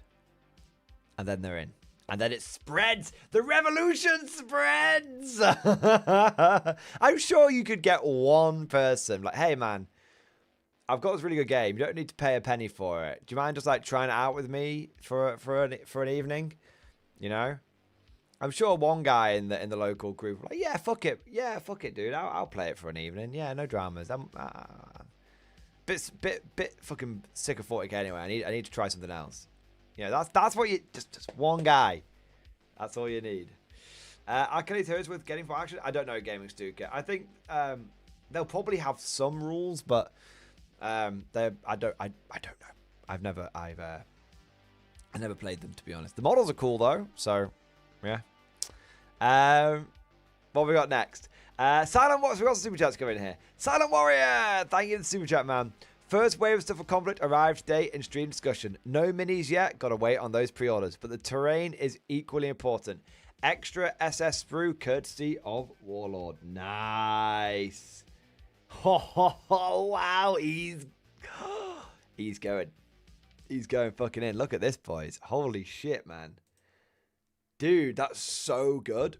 So I can personally attest that all of these buildings are great. Yeah, man. That is getting the terrain done right. So that house. So the only thing you want to be wary of on that house is the windows. Just be patient. They will come together, but just be patient. As for the where is it? The windmill. The windmill's cool, man. The windmill, you're like, how the fuck is this going to work? And then you get it, and you're like, oh my god, no, it is really good. Yeah. But, dude, I love it, man. And these models are really useful. You've just got yourself 6 Volksgrenadiers for Axis. Yeah. Silent Warrior, so fucking cool, man. The terrain is great. The terrain is absolutely great. In fact, you've reminded me I need to fucking work on more of my terrain. Yeah. I need to get some more. I need to get some more K47 terrain sorted out. I want to have more. I want to do an urban map, a big urban fight sooner rather than later. Yeah. And yeah, that's one thing I want to get. That's one thing I want to. The ruins are so easy to put together. Yeah, but all the buildings are easy to put together. But the ruins are like piece of piss to put together. Yeah. Once I keep buying more models, and I do definitely need to not neglect my. I need to not neglect my terrain. You're absolutely right. It is as equally as important. The next, you know what? We get carried away with our mega bundles. We do get carried away with the mega bundles. But guys, I think, truth be told, the next, if we do a community drive, the next community drive has got to be for the terrain the MG terrain expansion. For sure. Yeah.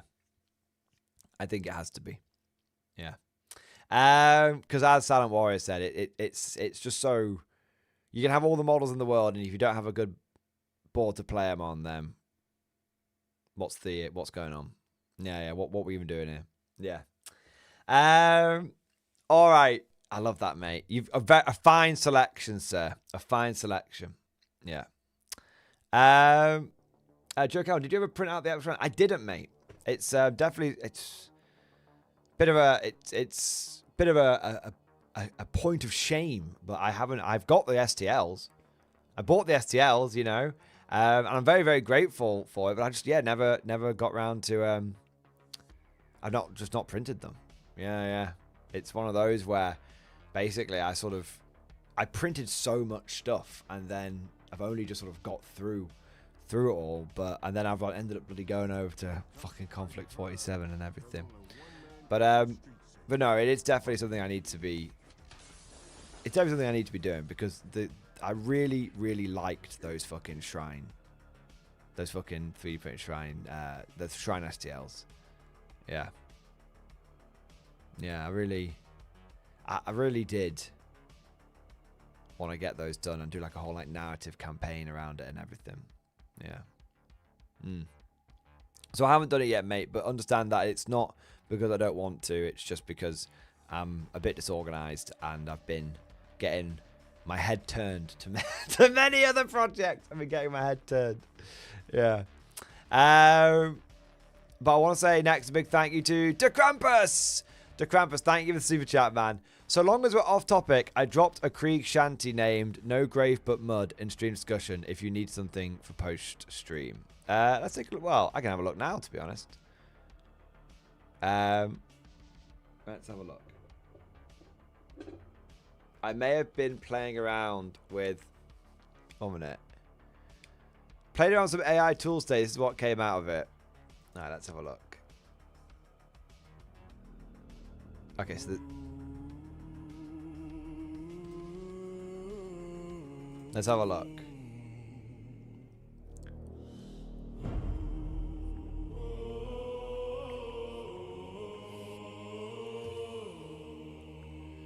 No more dawn, no sun will rise. In step down we go. We march through smoke neath ashen skies. No grave but mud below. I like it. Dig, boys, we must atone. Pay the dead we owe. No fear, no mercy shown. No grave but mud below. Born in silence neath the land. In step down we go. I really like it. With rifles in our Feels very Kriegy, like very melancholy. Dig, boys, we must atone. Pay the dead we owe. No fear, no mercy shown. No grave but mud below. Silent ranks with heads held low. In step down we go. March to death where none may know. No grave but mud below. Dig, boys, we must It's really good, man. pay the dead we owe. No fear, no mercy shown. No grave but mud below. We are the line, we do not yield. We are the hands that till his field. We ask no rest, we earn no fame. Our lives are his, we bear our shame. Dig, boys, we must atone. Pay the dead we owe. One certain fate to know. No grave but mud below. No grave but mud below. No grave but mud below. Yeah, I like it, man. It's the Krieg equivalent of Diggy Diggy Hole. Yeah. It is the Krieg equivalent of Diggy Diggy Hole. Yeah. Shovel Shovel Hole. There you are, man. There you go. Nice. Yeah, it's really catchy. I really like it. It's really catchy. Oh, man. One day we'll have the MG Community album. I mean, yeah, definitely need to put something together, for sure. I do have a playlist called 6 Songs Suggested to Me by the Community or something along that. You want a link to that? Yeah, no dramas. We'll put that in the in chat now. There you go. To Krampus, I really like that, mate. I think you did a good job. Excellent work. What do we got next? Trooper, my boy! Trooper, thank you for the super chat. 07, sir. Report in stream discussion. Oh, it's War Machine time. We got a little bit of War Machine. Okay, let's have a look here. 07, sir. I played my first large game of War Machine the other day. The trolls of the Southern Krills attempted to raid a deserted town for plunder. The game ended in a draw since we had to pack it up early. It was a 2v2. I was the only one with a fully painted model on the table since we are all new. Nice. Oh, because you had fucking chum painted. Yeah. Hey, man, look at this. War Machine ain't dead, man. War Machine really ain't fucking dead. 4 new people all playing it? That's insane, man. Hey, these guys look great. Tell me more about these motherfuckers. Tell me more about these motherfuckers. I like the look of these evil, like, Tyrannid, like, fucking cybermech, like, organomech fucking guys. Yeah. Fucking Cricks? Nah, I've heard of those ones. Yeah, I thought I recognized the exhaust pipes coming out the back. Like, they've redone them, they've remastered them, but the exhaust is still kind of the same. They're like the necromancer kind of faction, aren't they? Yeah. Yeah, man. That's so cool. Hey, he's got a balloon. You've got a balloon. You've got like a little balloon, and he's got like a big balloon. But all balloons are cool. Yeah. Don't think don't think you shouldn't have balloon envy. Is what I'm trying to say. Yeah.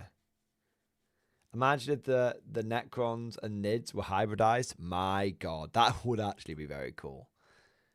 So how did it go? Tell us all about it. Did you have fun?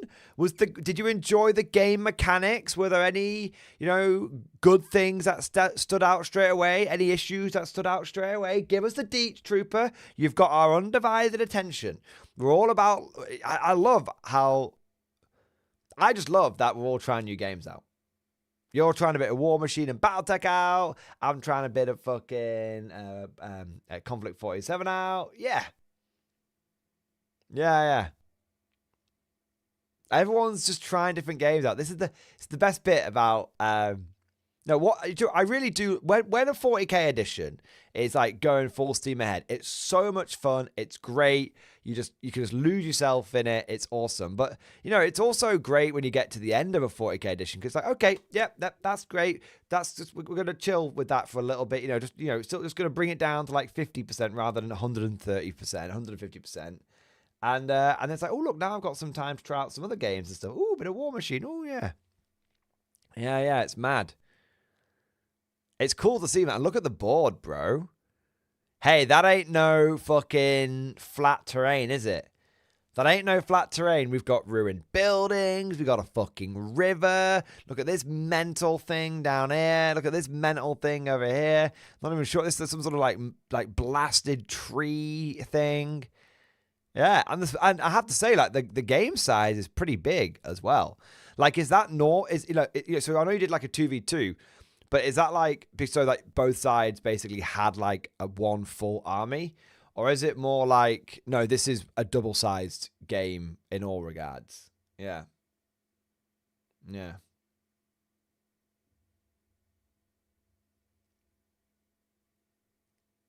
Tildo Gaggins, firstly, great name. Secondly, a Lord of the Rings tabletop game like this would be awesome. I mean, it does exist. There is the Middle Earth strategy battle game, but I understand it's gone a little squiffy. Yeah, the new edition went a little squiffy. Trooper number 202. Each player had a full 50-point team. Okay, so this was like a double-sized game then. Yeah. So normally it's 50 points on 50 points, and this was like 100 points versus 100 points. Fair. I have to say, I do like the game when it's at that bigger scale. Like, you can see things actually, like, happening off in the distance. So, yeah, maybe something that's worth considering. 100-point games. Play the game size you want to play, Yeah. Then some... It was fun, and then some poor guy wandered in front of my guns and bayonets. Nice. Fix bayonets. Give them the old 1-2. They don't like it up 'em, sir. They don't like it up 'em. Yeah. It's so I love fixing bayonets in any game. It's the best bit. Like, just doing the full blown like bayonet charge is so cool. Yeah. Any game which allows me to fix bayonets is a game that I will be interested in. I think that's one of the reasons why I've become slightly sad around 40k, because I just never fix bayonets anymore, because even against the smallest of enemies, it's suicide. Look what they did to my combat guard. Oh, man. Yeah. Yeah. Combat guard died with Strachan, and Dre did not bring it back. Yeah, man. I love the mini cannon. Like the... what's the name? They're not called cauldrons or something. Small cannons do have a name. I can't remember what it is now. It's not like a cannonette, or I can't remember what it is. But there is a name for like small cannons that they used to have, like swivel gun. Yeah, it's kind of like a swivel gun, but I swear it's got a different name as well. Culverin, I think that's it. I think Culverin. Yeah. And that's the one I was thinking of. Yeah. Because they used to have like the really big like main cannons, and they had like the little culverins. But I imagine there is like 100 different names for 100 different cannons. Yeah. Trooper. Amazing. I think it's so cool. And so now that you've played your first game, I don't know about you, but whenever I play a game for the first time, it instantly makes me go, okay, I need this for my army, and it makes me go out and buy that thing. Like, because I want to, not because I feel like I need to, but it's like I want that for my army. So now that you've played your first game, what's the next? What inspiration have you drawn from it? Is it just painting up what you've already got, or have you already got your eye on another kit or something? I need some form magic. Yeah, baby, gotta get a caster in there. Like, I'm one of the I am so anti-magic that in any game system I can't. I just don't run mages. I just don't run mages. Like, even when it's massively to my detriment, I'm just like, no. Magic isn't real. I cast gun. And but I recognize that this is a personal vendetta that I have against witches and psychers. And that actually, when playing the game properly, you should be taking magic. Any game that lets you take magic, you should be taking it in some form, because to not do so is basically just to miss out an entire tool in a toolbox. It's like we don't use hammers here. So what do you use to hammer nails in? Oh yeah, we just like use like wrenches and just like hit it with the wrench. But wouldn't a hammer be better? Yeah, but we don't like hammers, so we use wrenches. That's not the right tool for the job. Yeah, but it can do it. It's just not as good, but it can do it.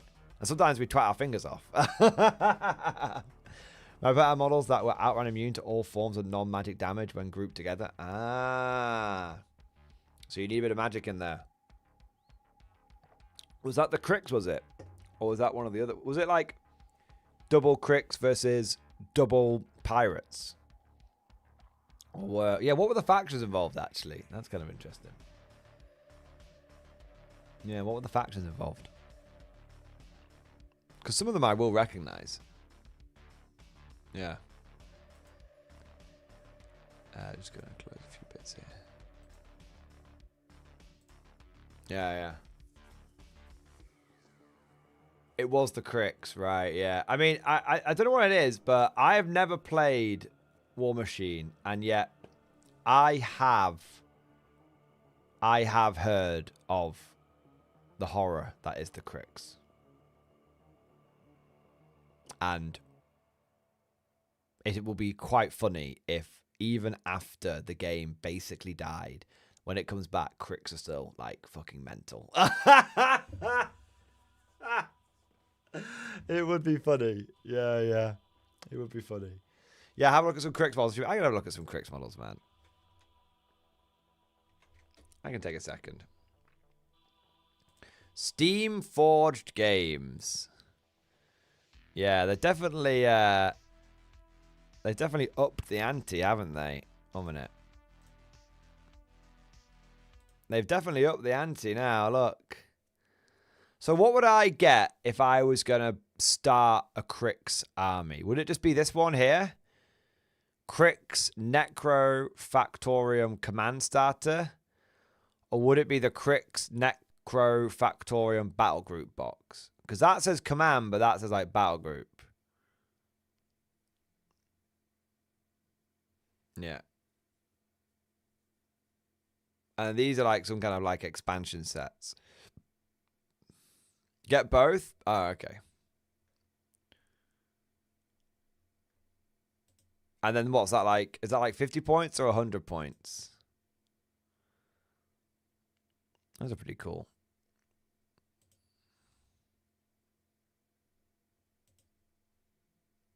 That's 50. Fair. And that's like a big fucking mega mech.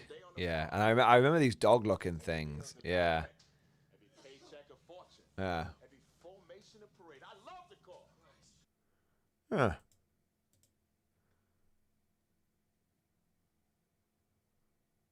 So, playtime is 1.5 to 2 hours. Nice. So, what are these giant, like, mega boxes? These look pretty big and hefty. They've got, like, actual humans in them. Well, sort of, I guess. Actually, the eyes are looking a bit undead. Not real. That guy's looking a bit worse for wear. Getting some kind of undead siren kind of vibes from them. Cool. And then you can just buy, I'm guessing, things separately if you want to. Yeah. Cool. Sludge Thralls look cool. Yeah. Now, where are the battle line infantry? And the equivalent thereof? Are these guys... Because how does one horde in this game? How does one horde? Hey, 1 minute. They sell fucking Gears of War. 1 minute. I'm getting distracted now. Ah, it's a card game. Fine.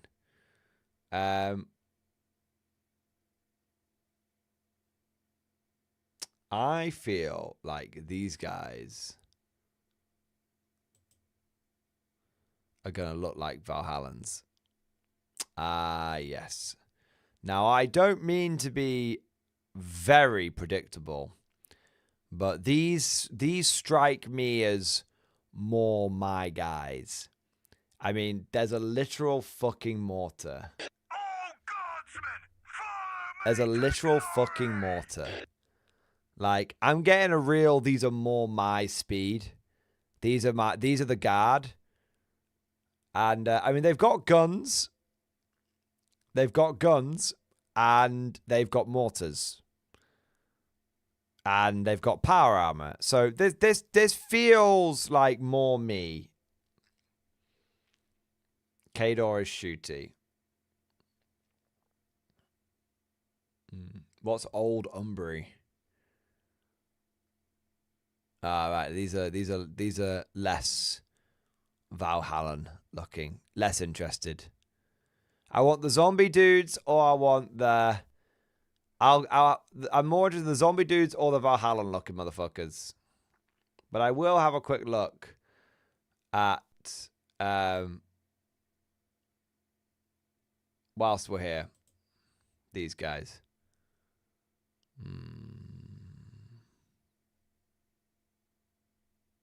They do look... Oh, wait, are they elves? Oh, no, elves. Can't be getting them. No, thank you. No. I am racist against elves. I make no bones about it. The only thing that I hate more than custodies is elves.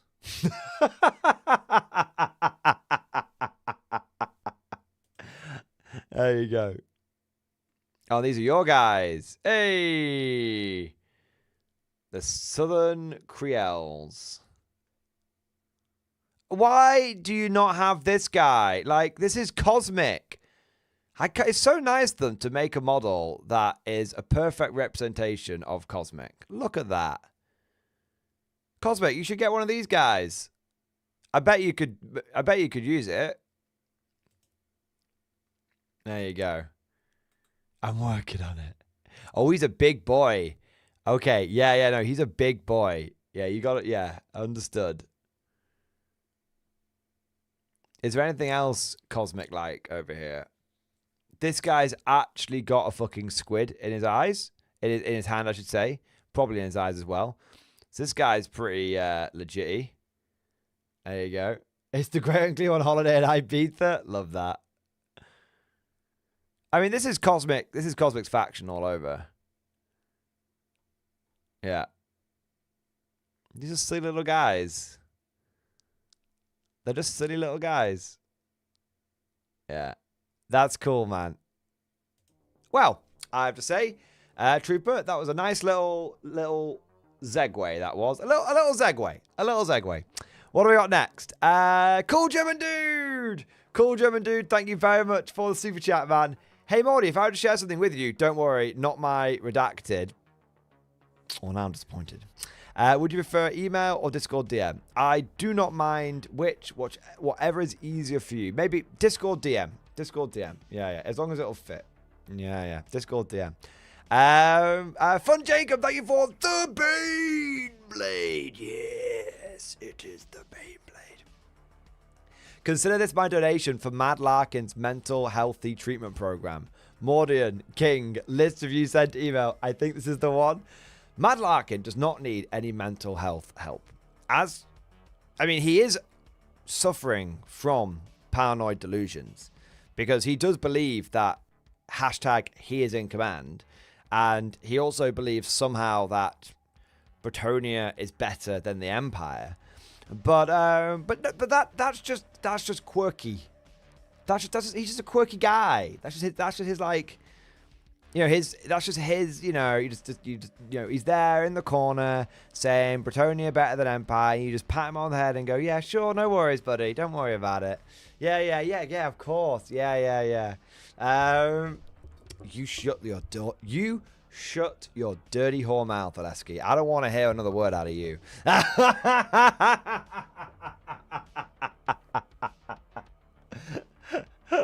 Oh, man. I'm only joking. I love you, baby. But Margaret Blind has got it right. He's got those blue balls. The only thing Mad Larkin needs is a good ball training. There you are. Fun Jacob, let's have a look at the list, man. And thank you so much for the big super chat, bro. Okay, I'm ready. The perfect list for the recon detachment. All right, that's a big, bold list. This is it. This is the list. I think I fashioned it well. I have 5 more days before I'm committed. Rip it, Mordian. Help me win and have a good time. This is my first tournament. This is the first tournament my friend is organizing. After all, we want to support him. Even if he is a disgusting Dark Elder player, it's fine. Like, I don't worry about Dark Elder players. They had like half their range wiped out in the last update. I actually do support him. Yeah. Because he is a Dark Elder player. He streams, by the way. Would you consider doing a collab with him? On Twitch, he is Wicked City Gaming. I mean, I'll have a look.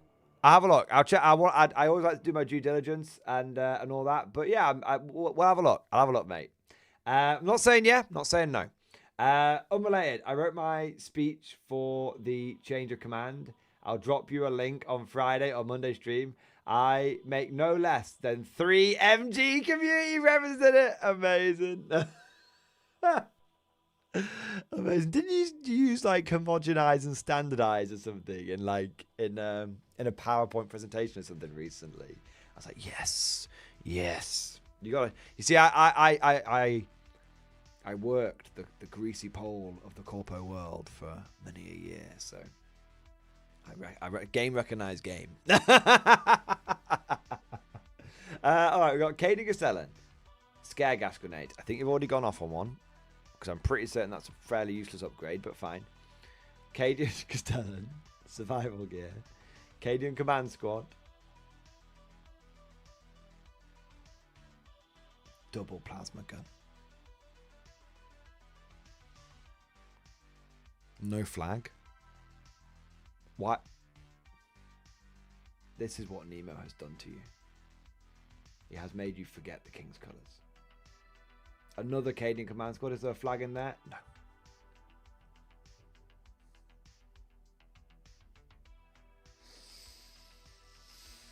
A man who abandons the King's colours.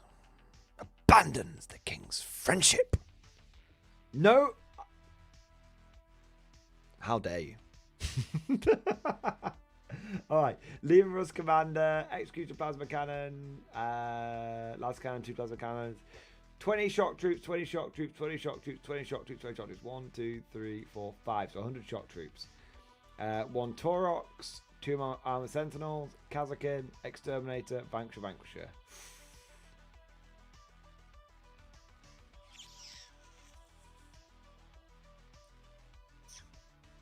Is it for recon?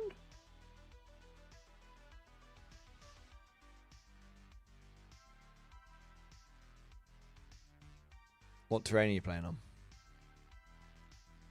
It's going to make a big difference. Say GW, we're alright. What does the fucking scare gas grenade do again? Right, what does the scare gas grenade do? That's my first iffy bit.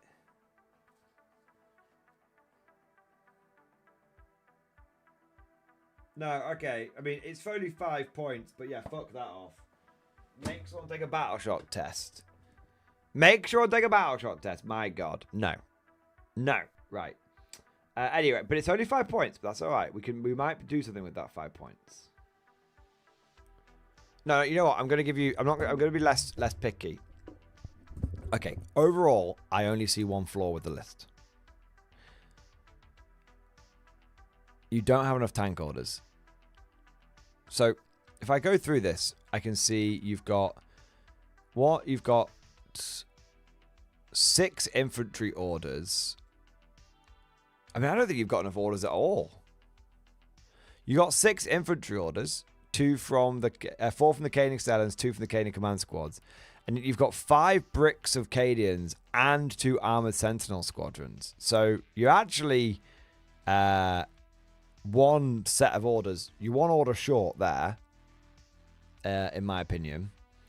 And then you've got 1 Lehman Russ commander, but in total you've got 4 tanks with the Exterminator, Vanquisher, and the commander himself. So you're half orders there. So I don't like the fact that you're short on orders. I don't like that. That's my only criticism of the list. Everything else is fine.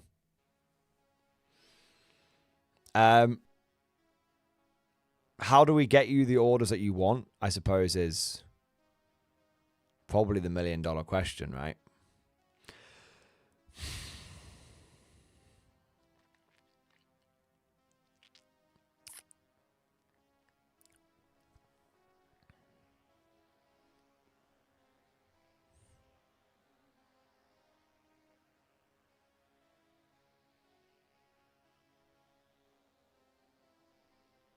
You could, and I think this would be a good move for you, turn the 2nd squadron of Armored Sentinels into 1 Scout Sentinel. This would save you 75 points. 75 points. This would reduce the infantry order load by 1, solving your problem there. And it would get you a single armored sentinel, which is exactly what you want for, oh look, I need to scout something disposable into the middle of the board, so if establish locus or extend battle lines or secure no man's land pops up. So you actually want that anyway. And then you've got that saves you 75 points, which would very simply allow you to upgrade the Exterminator into a tank commander. Wouldn't even need all the points. You'd only need 65 points. So you'd actually have another 10 points left over.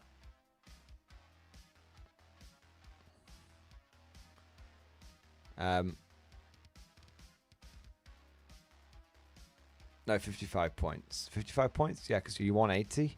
Yeah, 55 points. So you'd actually have 20 points left over, plus the 10 points you spent on useless stuff. So you'd actually have 30 points over, which is a commissar, which goes in reserve for a cheap reserve doer. Or if he's not likely to do anything in reserves, he can just join a shock troop squad and make you less susceptible to battle shock. That's what I would do. So you end up with 2 Plasma Rust Commanders and 2 Vanquishers. You do lose 2 Armored Sentinels. Well, you lose 1 Sentinel overall, but it actually ends up becoming a more useful Sentinel because it's a Sentinel that's going to be able to do secondary game. And your secondary game is then sorted then because you've got a Scout Sentinel and you've got a... for cheap scout for disposable scouting, and you've got a commissar who can go in reserve every game. And if he comes in at the right time and gets deployed teleport to home, it's fantastic. And if it's unlikely he's ever going to get into the enemy's deployment zone, you just stick him in a blob, and he just protects the battle shock. That's what I would do. If you make that change, drop the 2 uses upgrades. Swap 1 squadron of Armored Sentinels out for 1 Scout Sentinel. I think you have your perfect recon list.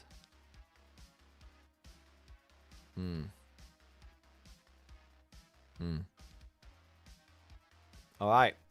There you go, Fun Jacob. That is me ripping and tearing it. And that, I think, is now the perfect recon list. I say perfect recon list for you because you've obviously you're going in a certain direction with it. I'd never claim it'd be the perfect recon list ever because we just don't know. You know, is there such thing as the perfect recon list? Maybe 300 infantry and a single commissar for the character tax. Maybe, right? Yeah. For Jacob, I hope that helped, man. Thank you for the support. It's probably the closest to the... on a serious note, that is a very good recon list because it leans into the strengths of recon whilst also having sufficient anti-tank, which is one of the big things that recon struggles with. 2 Vanks and a squad of... a squad of Armored Sentinels is a really nice, like, oh shit, the enemy actually brought some tanks. Oh, okay, I've got some stuff to deal with them. But also, you've not like... What I also like about it is the Armored Sentinels can do double duty as both killing armor, but also they can be like, oh, yeah, we need to like roadblock something for a turn. Sick, like 2 up save Sentinels, go. And also you've got... Also, the Vanquishers aren't totally, like, siloed because, you've got the plasma cannons on them, which actually can make them do a surprising amount of anti-horde stuff. And then you've actually got 2 plasma commander tanks there, which really gives you anti-elite infantry. I actually really like that list. In fact, I like it so much, I might take it. I've been thinking, yeah, I might take it. That's how much I like that list, mate.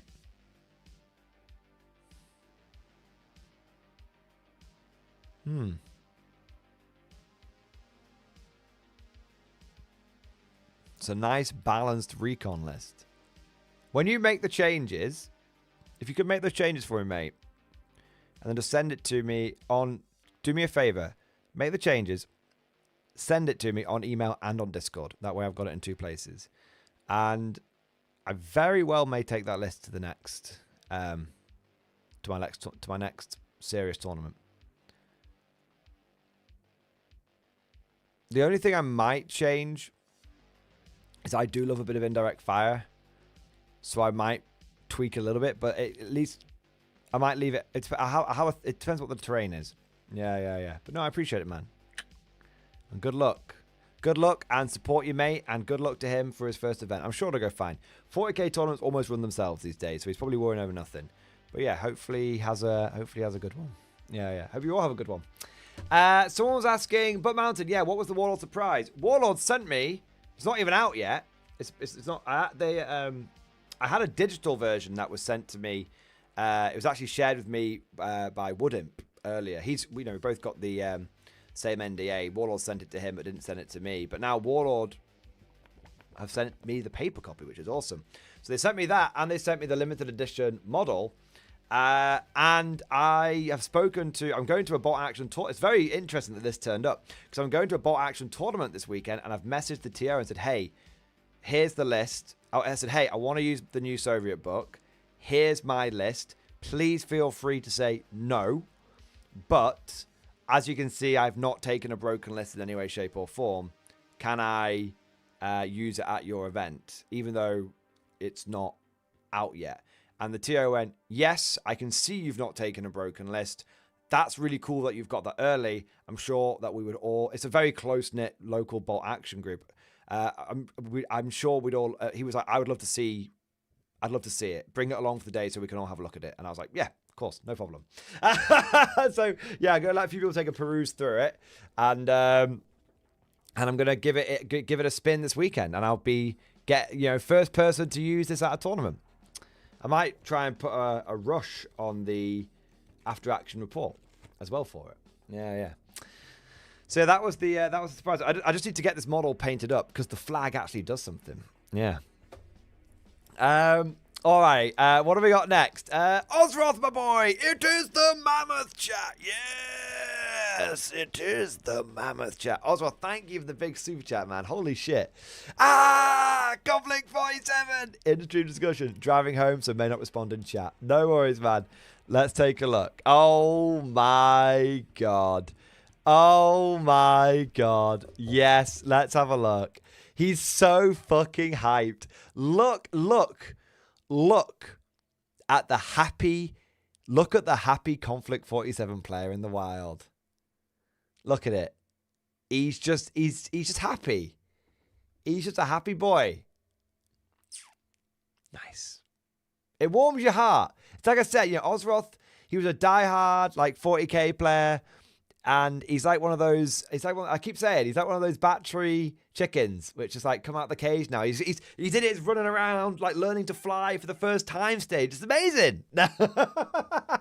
It's amazing.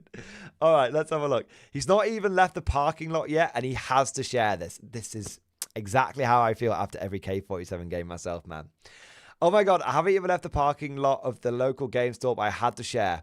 Just had another amazing game of Konflikt 47. Let my opponent use some of my axes to fill out his list. He mainly had my action, but I think he's definitely going to buy in. Anyone who tries this game gets addicted. Guys, it's that fucking good. Everyone who touches it and tries it likes it. This game is going to take off. It's going to take off. It's going to pop off.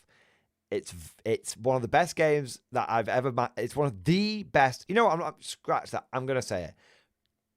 Konflikt 40... At the time of me saying this, right now, my opinion may change in the future, but right now, at the time of saying this, Konflikt 47 is the best war game I've ever played. And that includes Old World. Any wargamer who touches this instantly becomes addicted. Instantly. Played the one where you have to hold the objective at the end to win. We made the center of the rocky mound the place to hold, so I used my flag as the point. I had to defend the colors while he tried to tear it down. It was so fun. Back and forth all game, but ended in a draw. Some highlights on my side were the Bears catching a railgun round like a football. Made it hard to kill save. Yes. Yeah, man. Love that. And the 3 daughters that survived getting to the top of the hill and firing down from above on 9 bot action infantry and killing 8 with the wub wub and picked up the last 2 with the AK. Yes! Yes! Ulra! So good, man. So good. God, I love this game. Thank you again for showing me the way. It is my pleasure, Ozroth. It is my fucking pleasure. Let's fucking get into it. Let's fucking get into it. Oh my God. I mean, already the board looks really nice. It just looks like a nice classic gaming board of yore. We've got some rocky outcrops, got some fucking craters, some random fucking ruins. Yeah, man. It's cool. And we've got a standard T-34 squad of Soviets. We've got the one Cossack, one Bear unit, one Siberian Terror troops, another unit of infantry here, and then the Daughters of the Motherland off to the side. All right, let's have a look. Yeah, I mean, they look great, man. They look so good. Oh, so your opponent had some Totem Core in the middle, infiltrating them Totem Cores in, and then he also had the Style Trooping. Yeah. President Johnson still building my starter box. Realized it was missing one unit. I got no Style Trooping unit. So I would strongly recommend that you contact Warlord Games, and they will send it out to you. They will do. It's a shame, obviously, and it's a mistake, and obviously that's not ideal. But I guarantee you, you contact Warlord, they'll send it out to you. At the very least, they'll send it out to you. You know, obviously completely free of charge. They very well may send it out to you with a little something to say sorry as well. But I don't work for Warlord, so I can't put words in there. I can't put words in the mouth. Yeah. But yeah, it's been about a month. I'm not too upset. I'm going to buy more anyway. Fair enough. But if it was missing, it's worth, reaching out. I don't think there's any issue with that. Yes, the Bears on top of the hill with the fucking hammer and sickle flapping in the wind. And then you've got the fucking Totem Core climbing up as well, man. Yes. Oh, man. The Vogel Spinner, it's coming in hard. It's coming in hard. Look at it. He's getting that point blank going. Oh, man. Oh, that was a bad call, Ripley. It was a bad call. Brilliant. Oh, my God. This guy is sending everything in. He's sending absolutely everything in, man. The Panther moving in. And it looks like the Bears have been cleared from the top, but there's still, you've got the Daughters of the Motherland, and you've also got the infantry down there. Nice. What a brutal engagement, man. Absolutely brutal. Yeah, absolutely brutal. I love it. I love it. Yeah. So cool. So your opponent looked like, obviously I don't know exactly what he had, but he had he's got the Panther plus the Style Trooper and some infantry and the Vogue. Oh, I don't know what's quite back here. He had the Totem Core Panther, something back here, Style Trooper and Vogel Spinner. And then there's some more stuff over here. Maybe some more Style Trooper or something. Very cool. Very, very cool. It looks like, so I'm guessing like both sides took a bit more bolt action stuff. Obviously your opponent had a bit more bolt action stuff, and then you took a little bit more bolt action stuff to round it out, I imagine, to level it out a little bit. That makes sense. Yeah. So cool, man. I love it. I fucking love this game. I can't wait. I can't wait to play more. I'm so fucking hyped, man. I've literally got this Kodiak just staring at me like, paint me, coward. It's like, it's happening tomorrow. Paint me now. Oh, man. I'll be paying you tomorrow, I promise. Yeah, man, I want to get the... on tomorrow's painting stream, I want to see if I can get the... Well, by Saturday, when I should be filming the battle report, I want to have the Kodiak and the Grizzly painted up. But hopefully we'll get them. Hopefully, I've got 5 mechs in front of me right now. Hopefully, we'll get them all painted up. But I'm hoping by the time of the battle report on Saturday, I'll have at the very least the Kodiak and the Grizzly painted up, and then I'm hoping to also have another squad of 6 Fireflies painted up. Yeah. Oswald, I just look at that game and straight away, Oswald, I look at that game and straight away, look what it's done to me. Look what it's done to me, man. It's just got me looking like, what can I paint next? What can I work on next, man? Oh, this game, it's so good. It's so fucking good, man. I can't wait. I can't wait to play it again. I'm playing it every 2 weeks and it's not enough. I want to play it every week. Like, it's killing me. I only play it once every 2 weeks, man. I just want to be playing it every day. Every day. Oh, man. Yeah.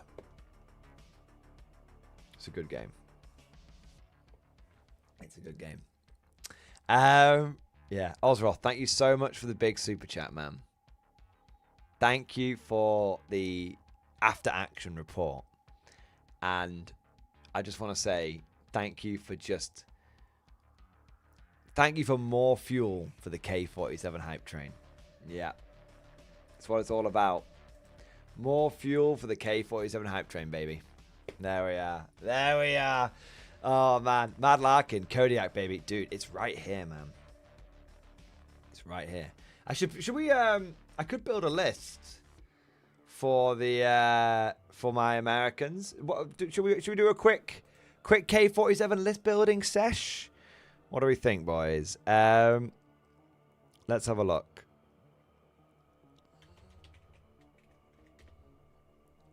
It'll probably be Americans versus Axis. Because everyone fucking loves the Axis, so. But yeah, because I want my Japanese ready in time. So let's have a look. Right, let's have a look here. Let's just build a quick, just a quick list. USA V1. All right, let's have a look. So we've got our assault platoon. I won't have. I mean, I could put a Firefly officer in there. But I don't really have the. Well, I'll tell you what. I'll do the commander last because I know what I want to take before the commander. I want a Firefly airborne squad, and I want replace one Thompson with an SMG. Yeah. And replace one Thompson with an automatic rifle. Yeah, I definitely want that. I'm okay for stubborn for now. All right, so I want that, and then I want to duplicate it. That should have worked. 1 minute. Yeah, there we go. Okay. And then I want... do I just take a big fuck-off unit of Paragons? What do we think, chat? What do we think? Should I go for one big squad of 6 Paragons or 2 squads of 4? I feel like the one squad of 6 would be kind of good, but I'm still tempted. by the two, because they're quite cheap paragons, you know, they're quite cheap. Aleski, by the way, obligatory question about the Oldhammer battle reps: is it making? Is it in a making, or is it not something you want to do anymore? So right now my attention is just taken up by Konflikt 47, but I absolutely still intend to do some Oldhammer on this channel. In fact, this Friday I've done the regimental doctrines like gushing video. So Aleski, it's one of those where I'm really excited to play some Oldhammer. I am, but I need to kind of convince some other people to play it as well, which is the biggie. So Alexi. So yeah, so it's very much got a bit of K47 going on now. Oldhammer, Oldhammer. We're still making sure we're touching on it every week if possible. And I do want to do at least one battle report, probably a lot more, but at least one battle report. I kind of want to do a bunch of like combat patrol battle reports, like 500 points, just like dip my toe in, try a few different factions out, that kind of thing. But yeah, I definitely want to. I definitely want to do it. It's not a case of it. I want to put it this way. It's not a case of if, it's a case of when. And right now, it's a little bit delayed because Konflikt 47 has, I knew it was a good game, but it has popped off beyond what I expected for the community. So I'm enjoying it. I'm going full hog on it, but I've still got one eye on the Oldhammer. Okay? I've still got one eye on it. Hence why every week, sometimes I miss 1 week, but nearly every week I make sure I do one Oldhammer video. Hence why we're doing what do you call it? Hence why we're doing regimental doctrines this week. Yeah. I might look at some of the Tyrannid like mutations in a future. I'll see how if the regimental doctrines pops off. I might because the way I've phrased the video as I've put it, the best rules ever made for the Guard, deep diving the regimental doctrine system. If that video does well, I might do another one for NIDS called like the best rules ever made for the Tyranids.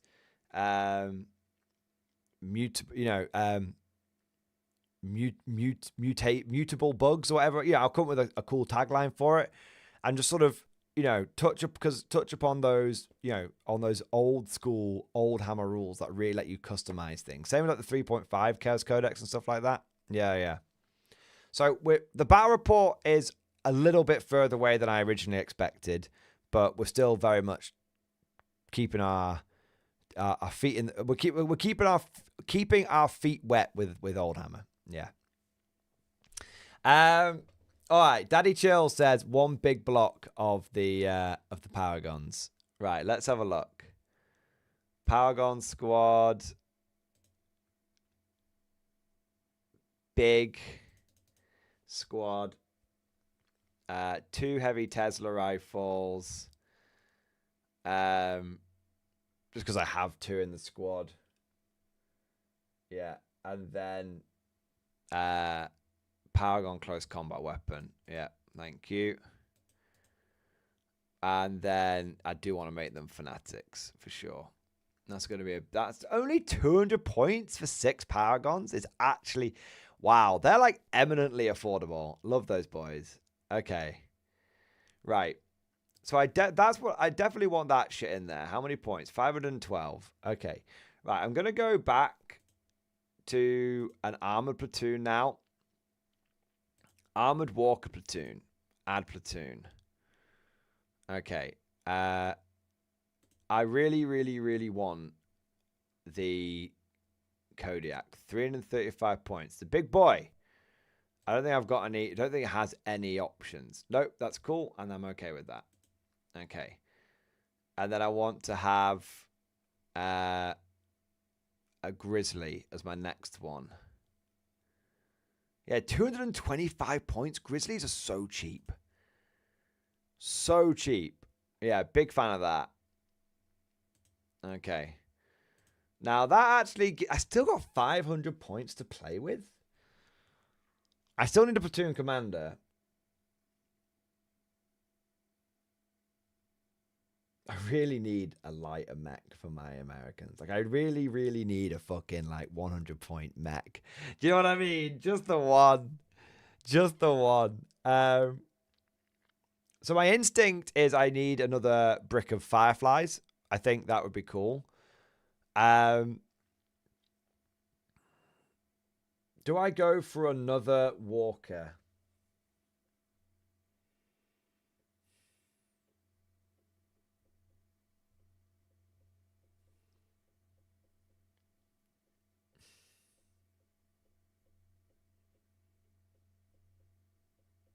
I could go for the mud skipper.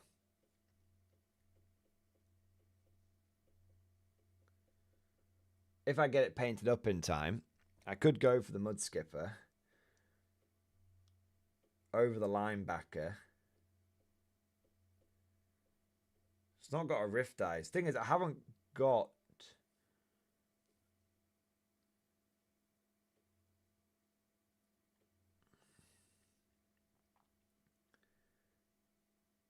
I would like a... I mean, the linebacker's great, but...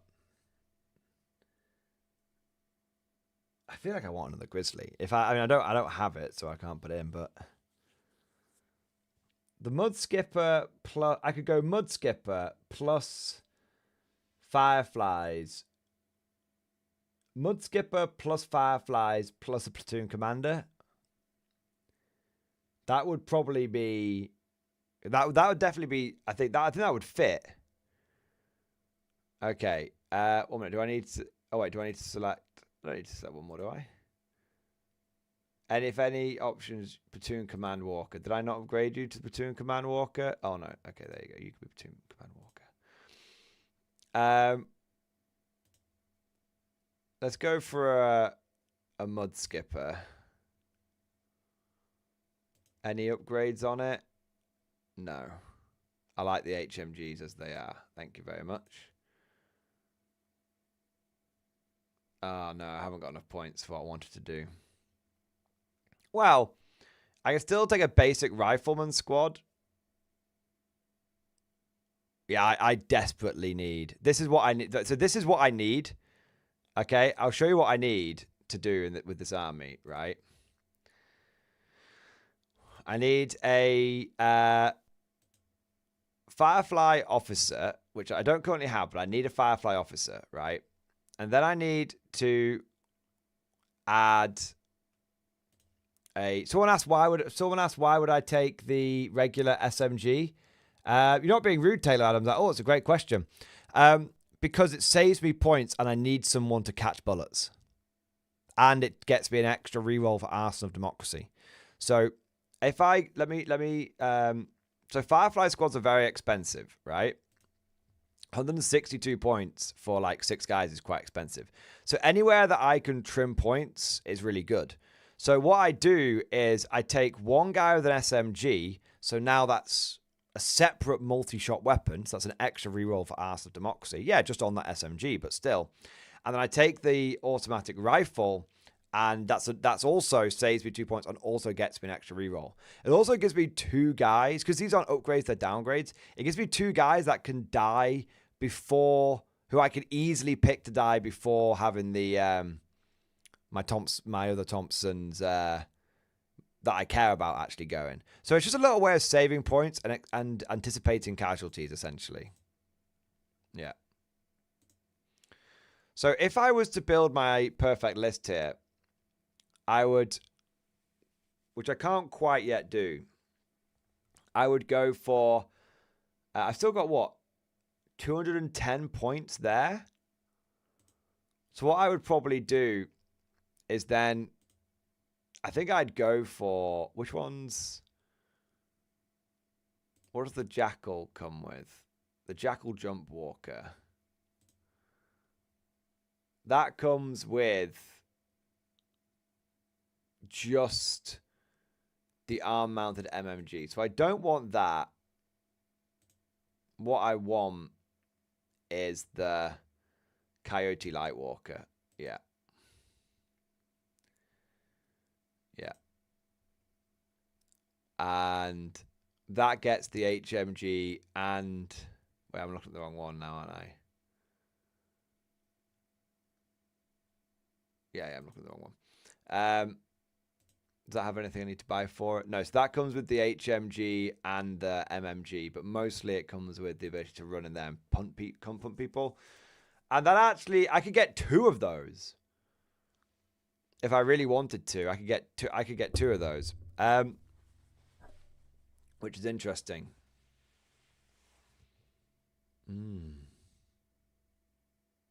2 coyotes. 2 coyotes. Or my other idea was this, right? Don't worry, but that Firefly squad's coming back.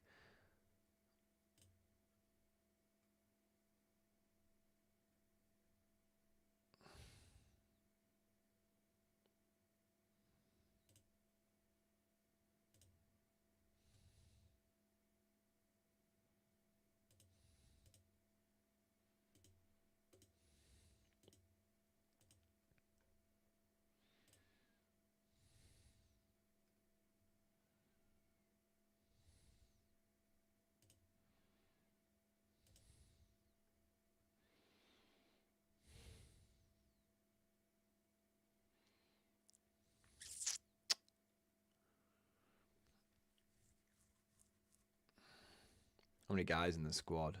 6.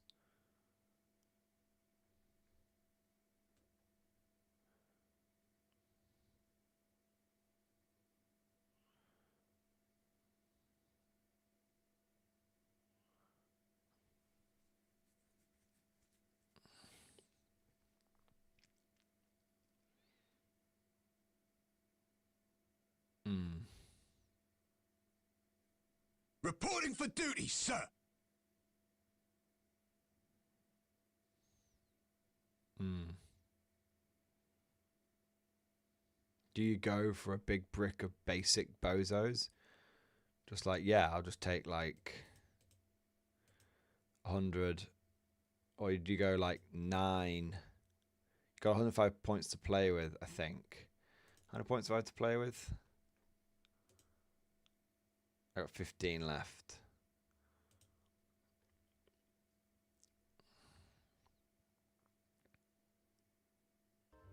When it comes to fighting crime, Can't quite do it. there's only one man keeping the streets safe while keeping it real.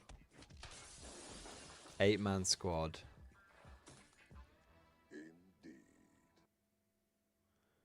SMG, assault rifle, automatic rifle. No, can't quite do it. Bin off the SMG. Go for the LMG. No, it doesn't quite work, unfortunately. Yeah, no, do you know what I'd probably do? Like, I won't be able... Do you know what I'd actually probably do?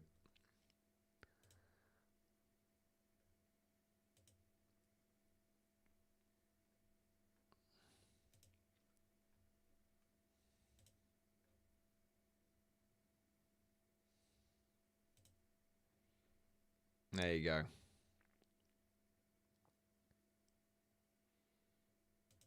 That is probably 6 points left over.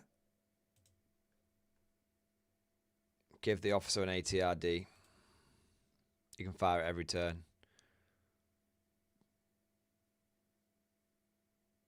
Yeah.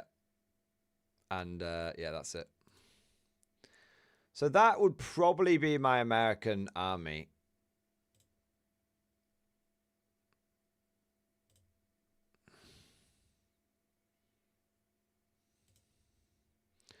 So it's 9 order dice, 6 rift dice. This is my perfect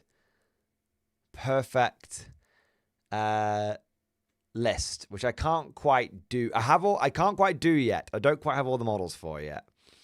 I'm one one coyote short. But Firefly Officer, and then 3 squads of Firefly Airborne, 2 in the Assault Platoon, 1 in the Armored Walker Platoon, Paragon Squad, and Heavy Infantry Squad. And then When it comes to fighting crime, there's only one man keeping the Kodiak, Walker, Grizzly, and Coyote. So that would get me 18 Fireflies plus 6 Paragons plus 6 Paragons plus 3 of the Heavy Infantry guys. And then 3 Walkers. Yeah. Yeah. That's quite good. Although I've already thought of a way I could fuck with it. 1 minute. I'm gonna fuck with it. 1 minute. Let me go back. What if we... 1 minute.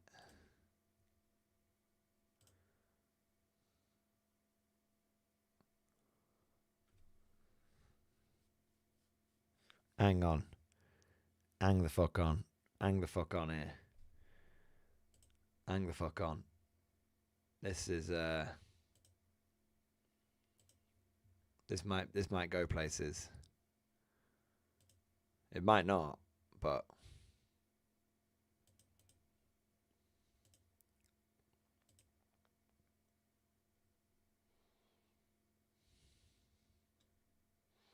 I don't think there's any way I can make this work.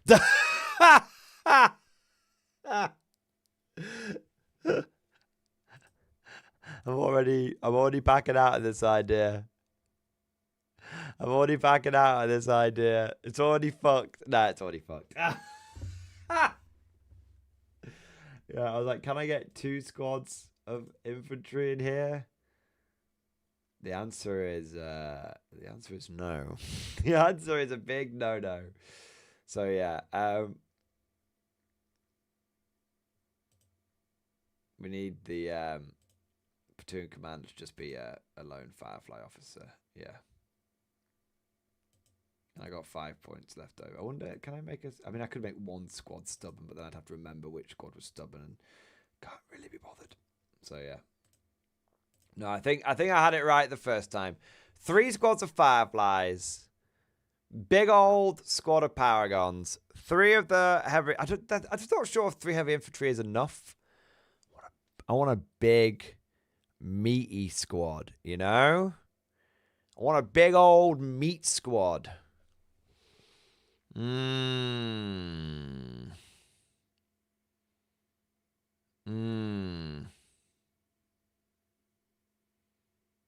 But I don't know. Anyway, the point, I can't actually run this army. So let's not run an army I can't actually run. Let's run an army I can actually run. Right. So I don't have the coyote, so I can't pine after it. Right. So I've got, what I actually have is, I have the Paragons painted up. I don't have the Firefly officer painted up, but I can paint an officer up in time. That's fine. I'm going to take his ATRDs off him for now. Right. And then I need to stop blue balling Mad Larkin in a moment. And a Krampus. All right, I'm just playing. Right now, I'm just playing myself, basically. So, what I do have the ability to add in. Paragon's done, Firefly's done. I do want to get another squad of Fireflies painted up. So, and I've got them primed. So that's not a problem. And I do actually have another Paragon that I can paint up. So I feel like I could go for 2 squads of 4 Paragons, 3 squads of Fireflies.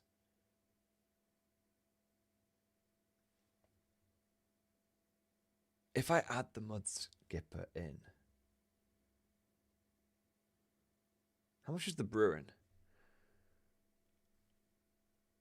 How much is the fucking Bruin, actually? Is the Bruin weirdly okay in terms of price? It's a little cheaper. and it's already painted up, and it gets me all of the different shaped holes as well. I do feel like the Bruin is a bit shit though. Like, no offense, but I do feel like the Bruin is a bit shit. Like, I like it, but I'm not totally sold on it. But, you know, I mean, I really feel like the Mud Skipper is just so much better. It's got... Is it 3H? How many fucking guns does this thing have? 1 minute. 1 minute. Where are you, you bloody... There you go. Right. It's got a left HMG. Oh, it's an MMG in the front. Okay. Well, I'm going for the code here. I'm going for the Mud Skipper. I think the Mud Skipper's better. People haven't seen it on the channel yet. Yeah. Okay.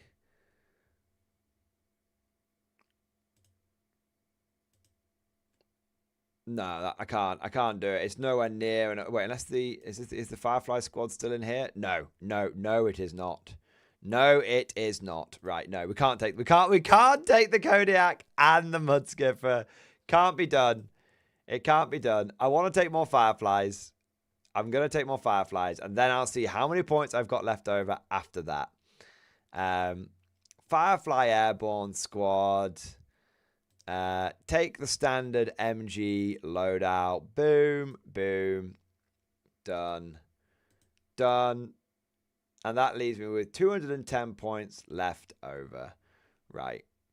That's it. What can I get for 210 points?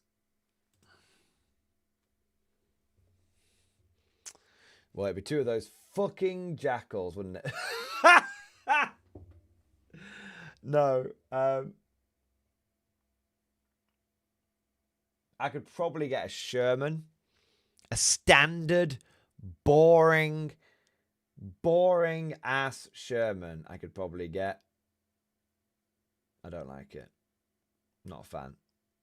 Already off it. Already goners.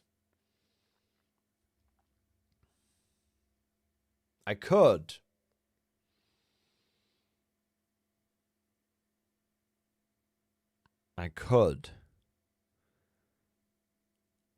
take quite a lot of regular infantry.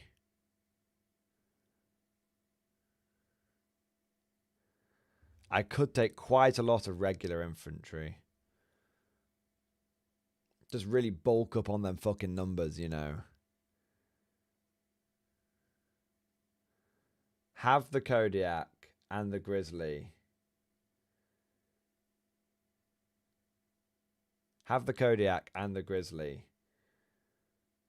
And then 210 points. I can get a lot of infantry for 210 points. But I don't know.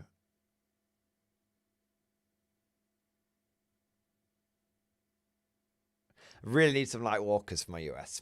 my lesson has been learned. I really need some light walkers for my US. That's the main takeaway here. Yeah. Need some light walkers for the US. If I had me light, yeah. Make them 6 man Super Zuka. I don't have them. They're on the way, but yeah, I don't have them. If I, you know what I'd probably take? If I wanted more infantry, I'd probably take another Paragon squad, honestly. Yeah, that's probably where I'd go. I'd have another 6 man. So I'd have 2 walkers. Yeah. So the John Davies anti-tank launchers are half pen on power armor and walkers. So they're only like pen 3. So they're good. They're okay. Still winning on 3s and stuff. And 3s for Mark 1 power armor, 4s for Mark 2 power armor. But yeah, it's important to know you get half pen rounding up.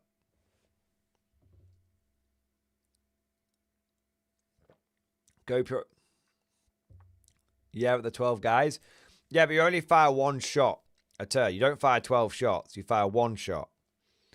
Yeah, that you fire, each squad fires one shot. Even if you've got 12, if you've got a 6-man squad, it fires one shot. You've got a 12-man squad, it fires one shot. The only exception is if you let them all off in one go, and how that works is you roll a d6, and that's how many you get. So you don't get to go in there and go 12 Panzerfausts, because that would be broken. That would be very, very broken. Yeah, which is, I bet, what you were planning on doing. Yeah, see, I knew it. I was like, I bet this motherfucker is planning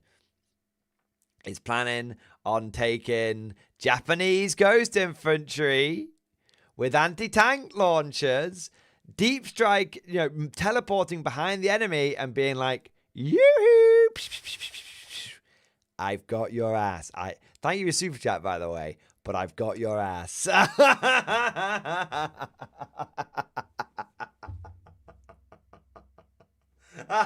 He's like, fuck. John Davis, thank you for the support, man. Ghost anti-tank launcher, I think. They are a thing, but not in the way you were thinking about it. Oh, man. Yeah, so you don't need to take anti-tank launchers on all your guys. Like, some of them, yeah, but you can't go around just being like just firing off infinite anti-tank launchers. Yeah. Sadly, that would be a little broken. Yeah. All right. Anyway, speaking of super chat, anyway, I've got 210 points left over. And I'm not sure what to spend it on.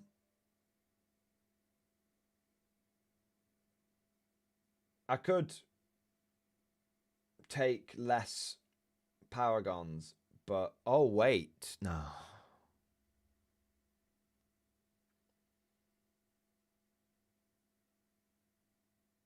I need to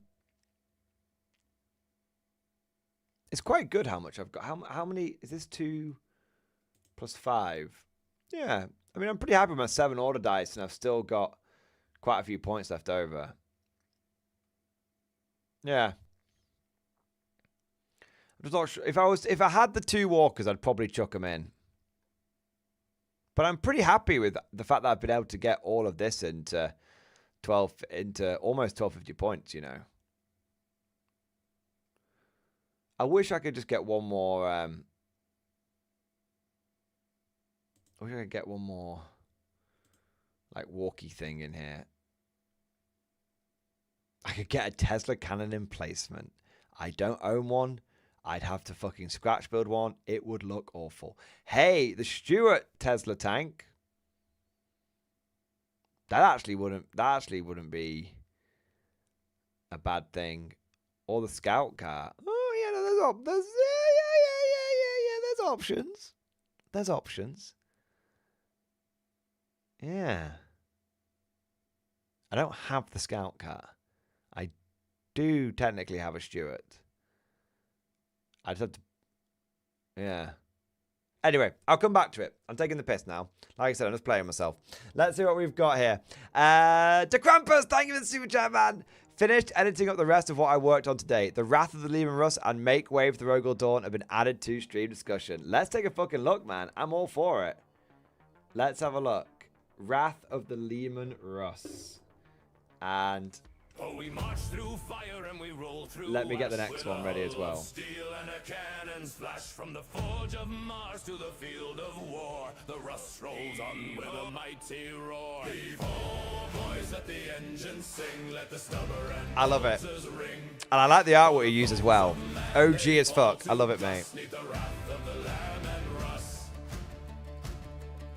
She don't flinch when the bullets fly, and she don't stop till the traitors die. With tread so wide and a heart so bold, she's a saint of war in ceramic gold. Heave ho, boys, let the engines sing. Let the stubber and bolters ring. For the foes of man, they fall to dust, neath the wrath of the Lamb and Russ. I love a sea shanty. Vanquisher strikes with a shot so true. Demolish. My leg was getting sore. I was twatting it. I was getting quite enthusiastic. It's like, with 1,000 rounds, and the executioner melts them down. Heave ho, boys, let the engines sing, let the stubber and bolters ring. For the foes of man, they fall to dust, 'neath the wrath of the Lamb and Russ. It's cool, man.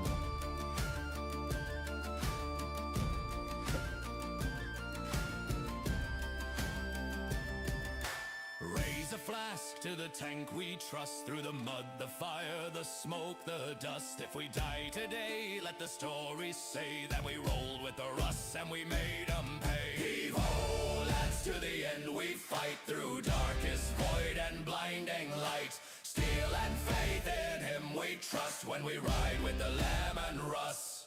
Heave ho, lads, to the end we fight, through darkest void and blinding light. Steel I'm digging it, man. and faith in him we I'm digging trust, it. when we ride with the Lamb and Russ.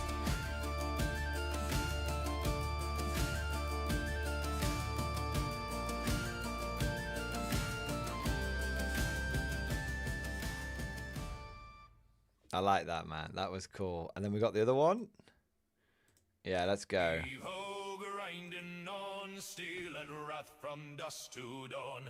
Through the smoke and blood and storm, make way for the Rogel dawn. I'm feeling it, man. I'll post all the links in chat. Yeah, yeah. Heave-ho, grinding on, steel and wrath from dusk to dawn. Through the smoke and blood. I just want to say, dusk till dawn. You know? DORN. Just saying. Through the smoke and blood and storm, make way for the Rogel dawn. Forged with righteous holy flame, built to grind and kill and maim. Armor thick, a legend's born, steel-clad saint, the Rogel dawn. Heave-ho, grinding on, steel and wrath from dusk to dawn. Through the smoke and blood and storm, make way for the Rogel dawn. Cannons bark with thunder's roar, smash through tank and hive and spore. Xenos flee and traders mourn, crush beneath the Rogel. I still love the fact that in a universe where literal demons exist, like, it's not a question of, oh, you know, does hell exist? Is there a god? No, no. Gods exist. Demons exist. Okay, like, there's no question about this. In a world where, like, the worst alien horrors you can imagine exist, in a universe like that, humanity's answer to these threats beyond our current modern ken is tank. And that's why the Guard, no matter what Games Workshop does, that's why my heart will always belong to the Guard.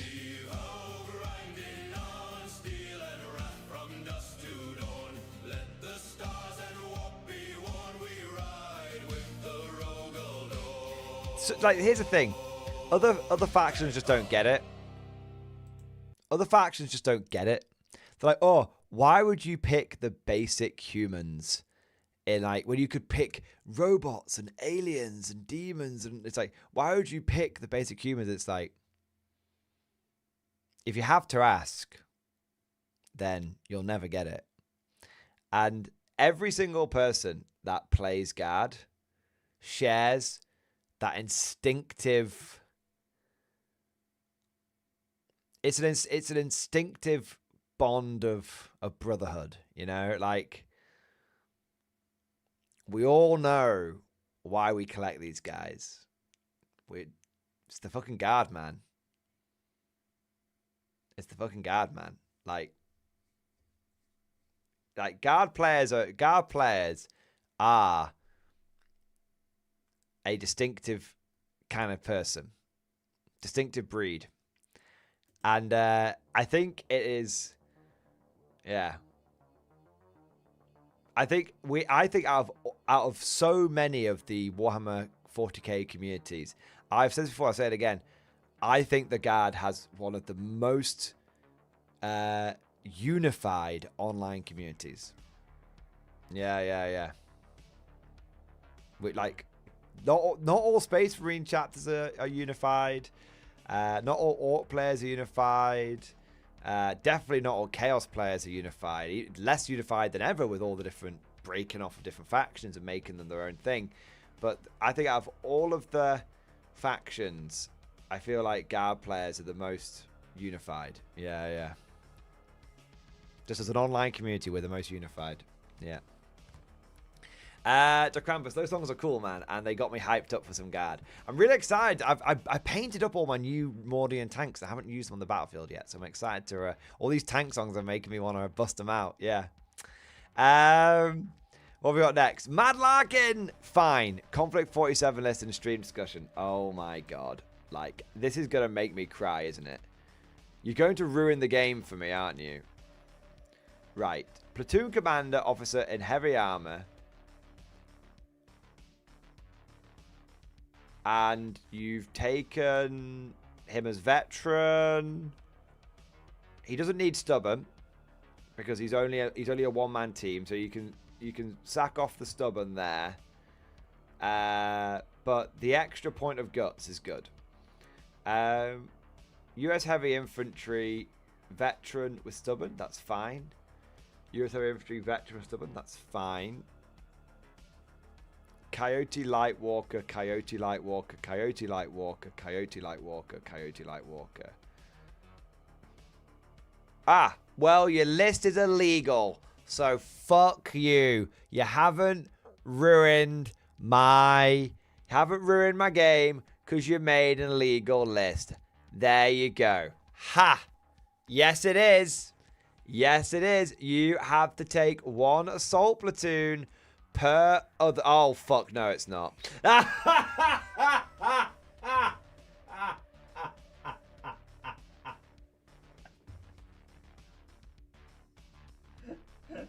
Damn it! One's an armored platoon, and one's an armored walker platoon. Well, egg on my face. And then you've got. Why have you taken the Jackal Walk? Why are they all veteran? You know you could be squeezing in more. You could be taking more walkers if you weren't taking them all as veteran. See what you want to do. See, Mad Larkin, what you want to do. What you want to do is this, mate.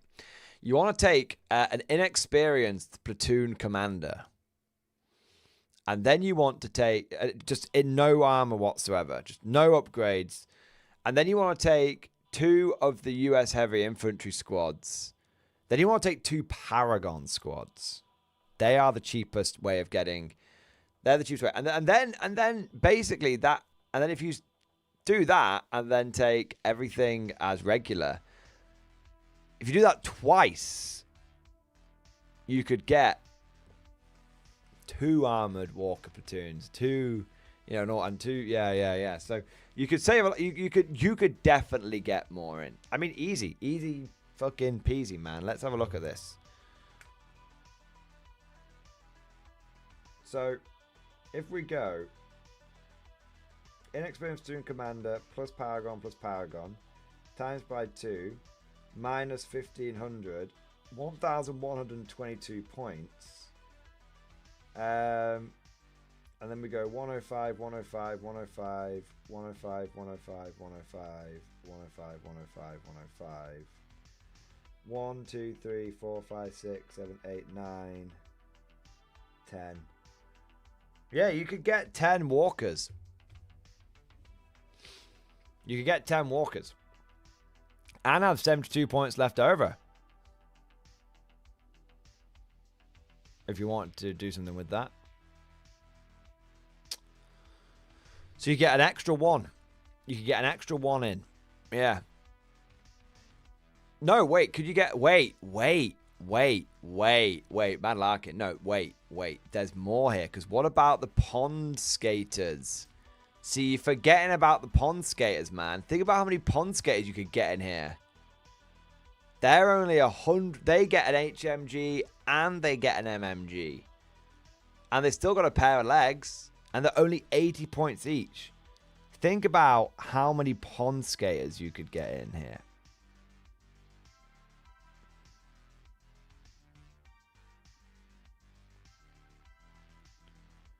minus 800. That's 10. 1 minute. That's 10 right there. Plus another 1. How many slots do you have? You got 18, basically, haven't you? Yeah. 1, 2, 3. Oh, no, but you do need to have command. You will need to pay for the command upgrade. So that's 10, 13 plus 13. You need 3 platoons. So yeah, you could get 13 pond skaters, 3 command pond skaters, and yeah, you still have 52 points left over. They can still fight. They just kick people. Kick. This little kick. You know, just a little. They can still fight. They can still pull off a walker assault. They're just only armor 7. Little armor 7. So yeah. So the thing is, right.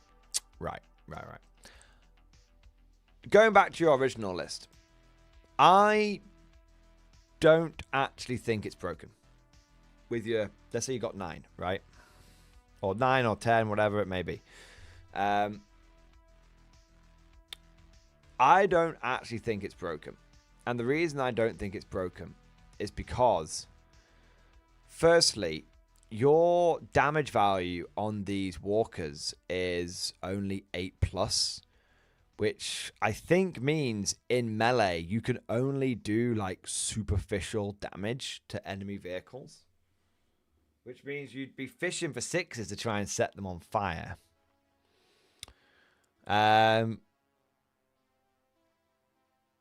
that's worth mentioning. If you come across, yeah, I mean, you could probably, if you try and, I mean, I'll check the rules on that. But if you just like yeet walker after walker into something like, yeah, I just think you'd basically get the shit battered out of you by a fucking grizzly or the German locust mech, right? So I mean, this game. So if the loser, so this is assaulting the vehicles. If the loser has a damage value greater than the winner, so for example, a locust mech armor 9 versus one of your mechs armor 8, then the loser takes superficial damage. So no knock you out on a 4-up. If the loser has a damage value equal, then you take full damage. Yeah. So actually, if the winner has a damage value equal to or lower than the loser, you suffer superficial damage.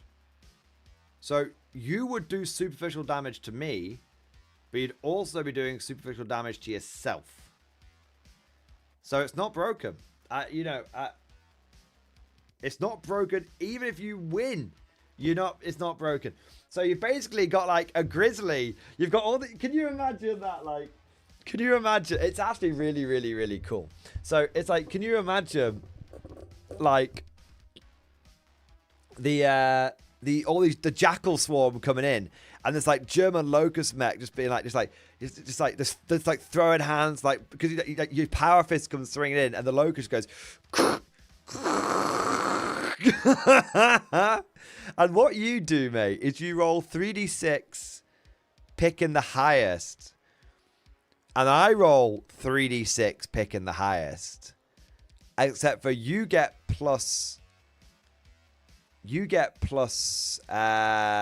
8 plus 2 plus 2 plus 1, so you get 13. So I get 14. So what's actually likely to happen is you come charging in against a medium mech with your swarm, and the likelihood is I beat you in combat, at which point I don't take any damage and you take full damage, and you charged me.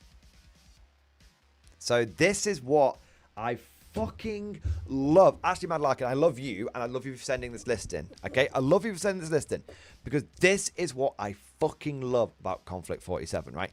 Every single time that I think someone has found some broken list, the rules go, no, that's a good list, and hey, it'll be a terror to deal with.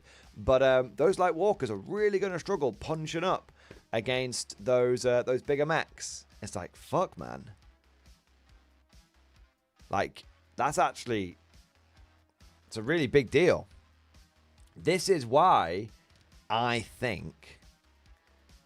No, Man Larkin, I never claimed it's broken, but definitely fun lol. No, you never claimed it's broken. That's true. And I want to make something clear. I read your list and I thought it was broken. Hence why I did the whole like gloating about how you got it wrong when actually you hadn't got it wrong and I'd got it wrong, right? But what I love is I looked at that and went, oh my God, he's fucking breaking the game. And then I was like, actually, no. Something as simple as a 220-point medium assault mech could throw hands, whether it's a grizzly or whether it's a locust or whether it's the Japanese one, or whether it's the Merlin, which is a heavy mech, whether it's a Merlin, something as simple as, well, the Merlin's a bit expensive, so something as cheap as a medium assault mech with just a couple of arms can throw hands with light mechs all day, every day, no problems.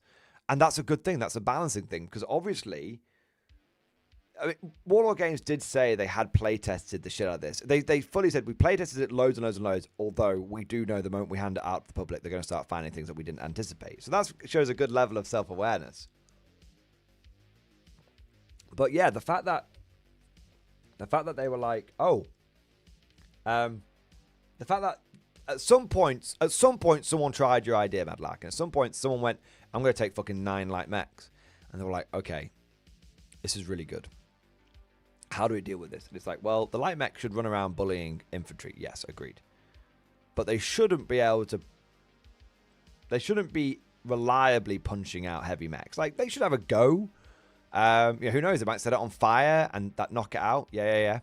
But it should be more like they're battering it down. Like, you could probably, if they get lucky, they might like knock a leg out or knock an arm off. Yeah, okay. How do we make that work? Oh, superficial damage, blah blah blah. So yeah, it's why I love Konflikt 47, because that is an absolute holy shit, guys. We just had a skew. We talked about in like Old World how it's the gentleman's game, and if you take a skew list, it's not right, it's not what the game's about, and all this kind of stuff. And then we've just gone over to Konflikt 47, tried to create a skew list, and what's happened? It's not a problem. I'm telling you, boys, I am saying this again and again and fucking again. This game is something special. This game is something special. It's a big deal. It is a big deal. I really think, I dare to say it, man. I dare to dream. I think there's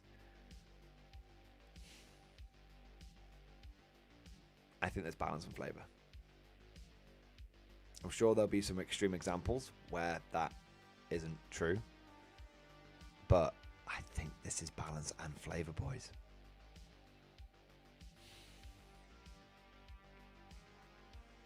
Shit, man.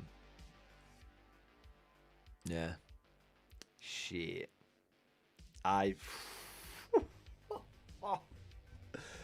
Oh, man. I am very, like, I'm very okay with this game. Yeah. Malakin and punching elites like Shrek, Wolf, and Ursus will be cool. I think the Ursus could probably do you in. Fair, I mean, I'd have to think about, I'm not sure quite how it works, but I think the,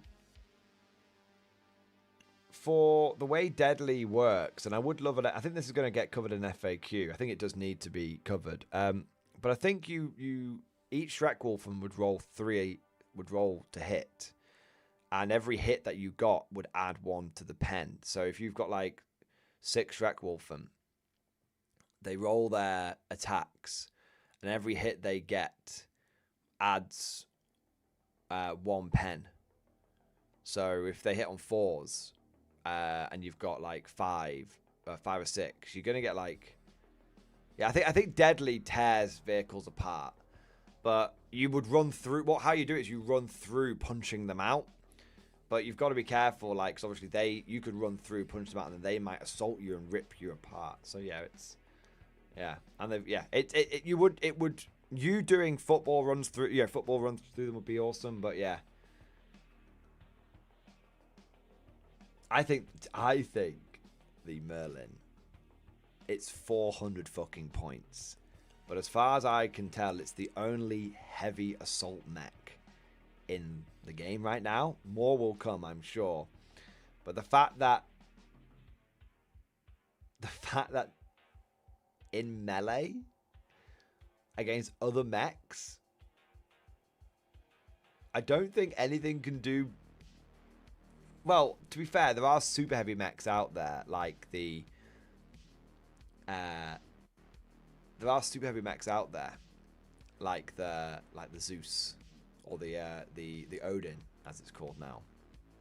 But the Odin would get armor 11 plus 3 for each leg for 14 in total, and the Merlin is armor 10 plus 5 for 15 in total. So the Merlin, but it can only do superficial damage to the Zeus. That's the difference. It can't punch a Zeus out very easily, but it will fucking punch a Grizzly every day of the week. Oh man, this fucking game. I'm in love. I'm so in love, man. This is so, I just look at me, boys. Look at me. I'm gushing. I'm fucking gushing. What do we got next? Fun Jacob. Thank you for the super chat, man. List plus Wicked City Gaming link in email and DM. Nice. All right, let me take a look here, man. Let me take a look. What's... Oh, Wicked City was your mate. Yep. Yeah. Okay, cool. Let me have a look.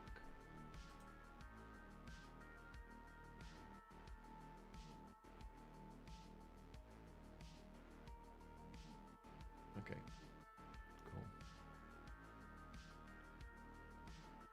Cool. Okay, interesting. Does...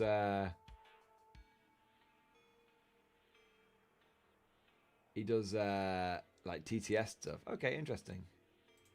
Cool. Cool. Yeah. All right, thank you for that, Fun Jacob. Yeah, looks solid, looks decent. Okie croaky. All right, where are we up to? Well, I think we're actually getting close to wrapping up. I'm not going to lie. We're at solid 6.5 hours of the old streamification. The old streaming. Madlarkin is here. Don't worry. You sent up the bat signal or the blue ball symbol. And he did answer. Yeah. Yeah, he did answer. Yeah, man, like in summary, I'm chilling, boys. I'm chilling. I'm loving. Yeah, I'm looking. You know what? Actually, I do want to say something. I'm very, very hyped for Konflikt 47, obviously. But I am actually really excited this weekend to play a game of regular bolt action, and I am itching to play I'm itchy as fuck to play my guard again. Like, I genuinely can't wait to crack out because I painted like 7 tanks up for my guard recently. I think it was a lot of tanks. Let me have a look. Yeah, I painted 1. Oh shit, mate. Sorry. Was it 7? I think it was.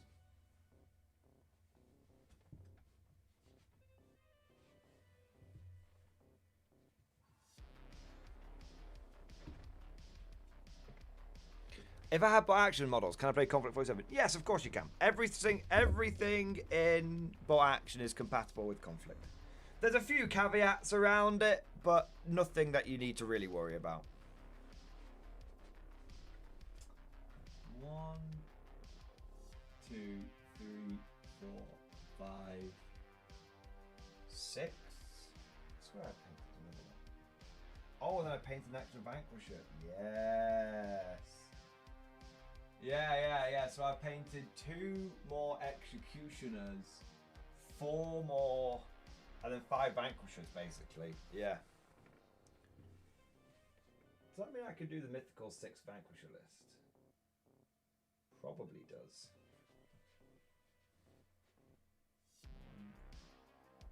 Maybe not with the more, maybe not quite. But I do have the... Maybe not quite. Oh, well, yeah, probably, because I've got the Commissar tank from Cosmic, don't I? Yeah, and the extra barrel. Yeah, okay, cool. Yeah, man, I'm really properly itching to get back on my guard again. Fucking love... Oh, shit. Fucking hell. Yeah, fucking love me guard, boys. And it'd be a shame to paint all those vehicles up and then not use them. Yeah. So yeah, Fun Jacob. Yeah, you can use all your bot action models in Konflikt for sure. Yeah, it's just some of them will directly translate over, like basic infantry translate into Konflikt, no problems. Like Shermans translate over, Greyhounds, Stuarts, that kind of stuff. All your artillery, all of your heavy weapon teams, all of those translate over. The only thing that you need, I mean, it depends what army you've got, Fun Jacob, but, you know, presuming you've got, like, Americans or something, the only thing you need is to take 2 of the special infantry squads, whether that's power armor guys, fireflies, or paragons. You need 2 of them, and that can be 2 3-man squads of paragons, 2 6-man squads of fireflies, 2 3-man squads of the power armor guys, whatever it might, any combination of that. I think the cheapest way of doing it is technically the Paragon squad, because it's just 1 box. It's just the 1 box of 7 guys, but I'm not sure which one's cheaper, the Paragons or the Fireflies. Let's have a look. I've got the Desert Core German starter kit and a Hanomag. When you say, do you mean? Let me have a look.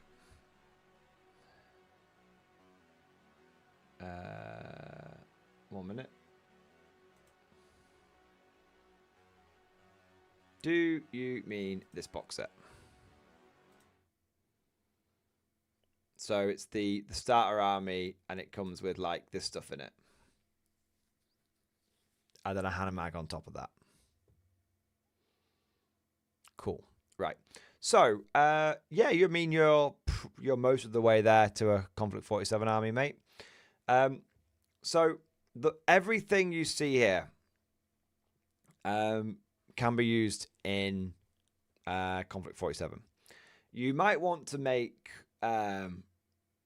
you would need to do a little. You would need to add a little bit.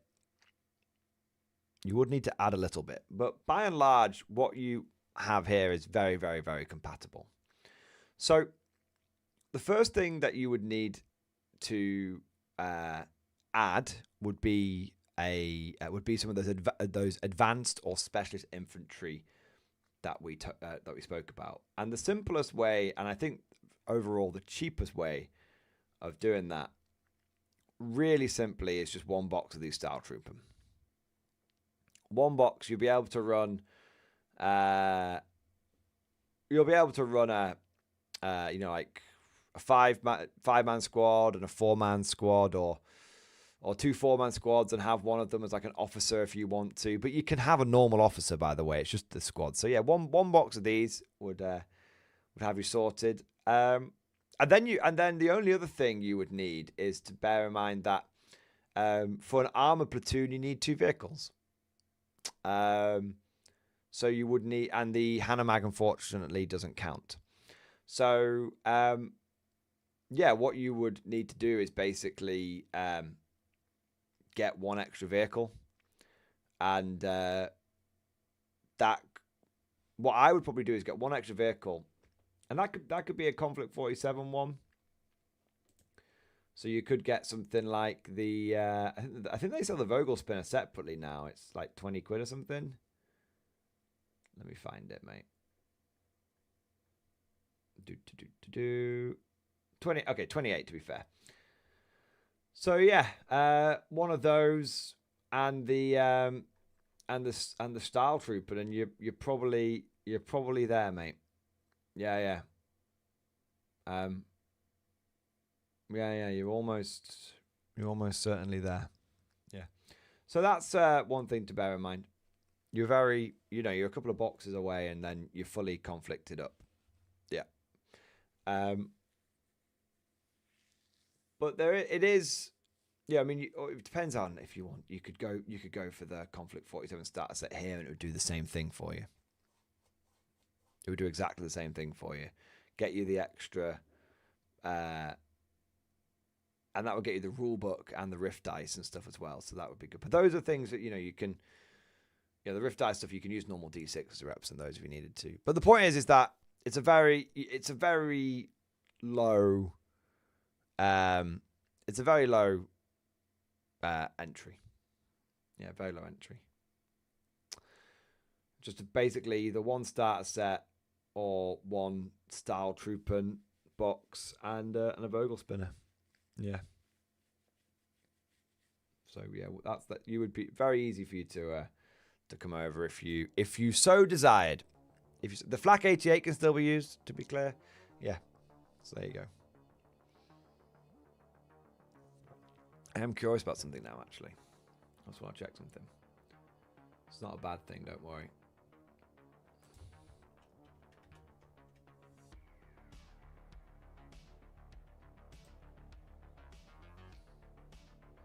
It's about that Panzer III. I don't even think you'd need to do anything to it to get it to work.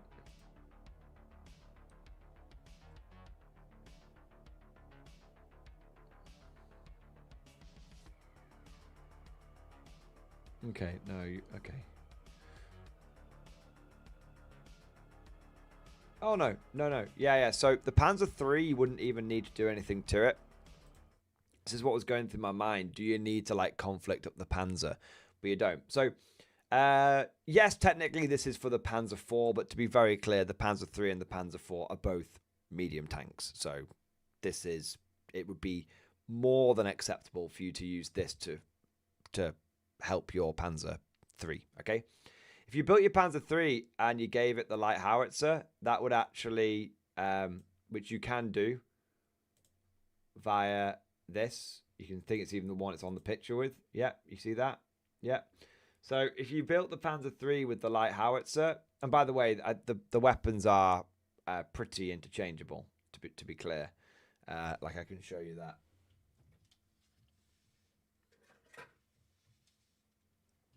Firsthand. So Panzer III with anti-tank gun. Panzer III with light howitzer. Just take the barrel off. There you go. So it's very easy. So you build your Panzer with a light howitzer, and you wouldn't even need to give it a fancy gun or anything like that. Yeah. So Hanomag and your Style Trooper can go inside your Hanomag. They can go inside your transport, by the way. They just take up 2 slots. So you can fit 6 of them inside the Hanomag. And what's interesting is if the Hanomag gets destroyed, because the Style Trooper are so tough, they can't die crawling out of the explosion. So they just don't care. The transport gets shot up underneath and they just don't give a fuck.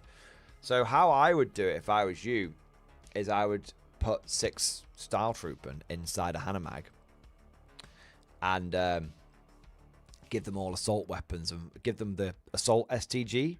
That's the standard weapon they come with. And then make them fanatics, because you're taking a big squad, you want to make them fanatics, 2 points a model. Stick them in a Hanomag and then just fucking yeet them forward. And then inevitably the transport's going to get shot out from under them. They just crawl out the transport. Then they use their Rift ability, Vor March, to lose any pin markers that they have, because they're just that fucking badass. They go, fuck off, I'm going for it. We're Vor Marched forward.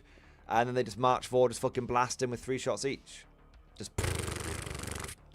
Yeah, no dramas whatsoever. And they can do that basically every turn. Yeah. So it's a great fucking pressure unit. Yeah. And in the meantime, whilst that's happening, you've got you've got the rest of your army, pushing forward, fire support. You've got anti-tank in your list because you've got a big fucking flak 88. Yeah. So it would be very easy for you to, very easy for you to conflict up, mate. And you would have effective you'd have all to be clear, you'd have all killer, no filler. Yeah, we're not talking any like this is a bollocks tactic. Technically you could do it, but it's actually a bunch of wanker wouldn't work. Nah, like that's a solid tactic, mate. Yeah. I put it this way, I am going to be investing very heavily in logistics vehicles for all of my conflict armies. I'm talking at least 2 trucks, if not more, for each one. Yeah. So yeah, mate, definitely. I'm not trying to give you the hard sell, so I'm not gonna keep going on about it. But let me just say, you are in a very easy position to conflict the fuck up. Yeah. One vehicle, one extra vehicle of your choice. Vogel Spinner being the cheapest one, and 1 box of Style Trooper, and you're good to go. Yeah, there you go, man. It's what I fucking love about Conflict, mate. It's so easy to get. It's just so fucking easy to get into. It's so fucking legit, man. Oh, mate. Yeah. I'm sold. I'm buying. Nice. I love it, man. I love it. Well, dude, my fancy is tickled. Yes. Another one. One of us. Everyone in chat, spam the K47 emojis. That's gonna be our new celebration, man. Spam the K47 emojis. He's going Axis, so I'm spamming the Axis one with Ozroth. There we go. There we go, man. Fun Jacob, you won't regret it, mate. You won't regret it at all. It's such a fucking good game. Julian Red, I loved your Tau Gardified list. Are you planning to make more videos about that list theme in the future? Yeah, man. Sure. I really enjoyed playing it. It's only I could take the exact same list and it would be even more powerful now because of the Riptides getting better. Yeah. I can't remember. Did I have 2 Riptides, not 3? I don't have the full 3, yeah. Yes, conflict confirmed, brothers. Okay, and on that note, that's a very, very positive note. We're gonna wrap this bad boy up. Gentlemen, ladies, small furry creatures from Alpha Centauri, let me take a moment to say a massive, massive bunker busting, giga chatting, motherfucking thank you to every single one of you guys. It's been, I want to say something. This stream, we've talked about Old World. We've talked about Warhammer 40k. We've talked about Conflict. And we've talked about the nature of competitive play. The nature of flavor. And I think we've done it all. And we avoided the trap of talking more about female Space Marines. So I think overall, it's been a really just good vibe stream. Hypetober is rolling. And it's been great. And I have to say, it's been great getting back on the list reviews again. And it's been great seeing all of the exciting games that you guys have been playing. It's been fucking awesome. Whether it's been Conflict, Old World, Warhammer 40k, it's been awesome. I've really, genuinely enjoyed today's stream. And it's been really chill. It's been a chill stream. So thank you so much to every single one of you crazy bastards who joined tonight's stream. Thank you to every single one of you guys who liked the stream and subscribed during the stream. And a massive, massive bunker busting thank you to all of you beautiful motherfuckers who went above and beyond the Call of Duty and came in with the super chats, the member flexes, the gifted memberships, and all of that phenomenal, phenomenal support. Thank you, boys. 07, you magnificent bastards. And we need a song to play us out. And I do have a song in honor of our latest convertee, Fun Jacob. And in honor of ending on a very high note on Konflikt 47, we are going to play March of the Style Troopen to see us out. Gentlemen, thank you so much for watching. Hope you enjoyed it. And of course, as always, I'll see you guys next time.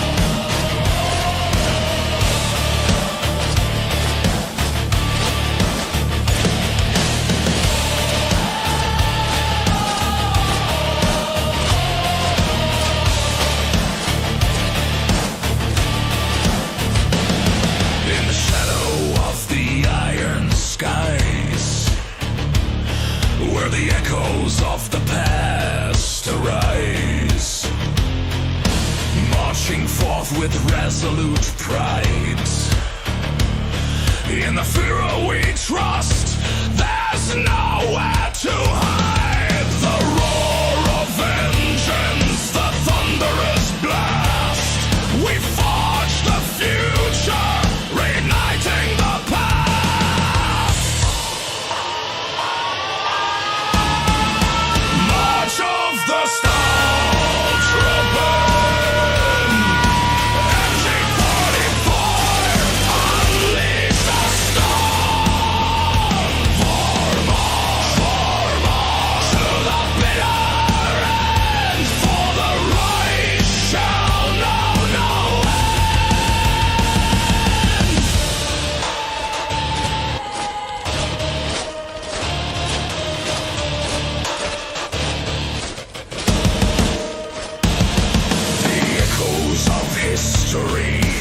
Whisper commands in the wasteland of dreams. We make our stands. Infernal wrath in the muzzle flash as fate rewrites itself in the iron clash. Through trenches of sorrow we march with embers of glory under Brandenburg's arch.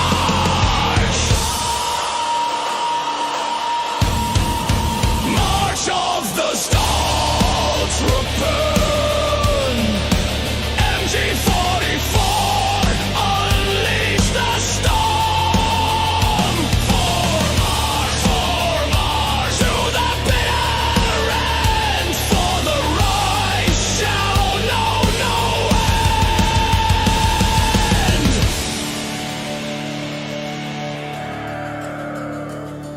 end. In the shadows of dominance, we carve our fate with the will of iron. We bring the hate. The skies rain fire as the weak fall away. In this unyielding march, we'll seize the day.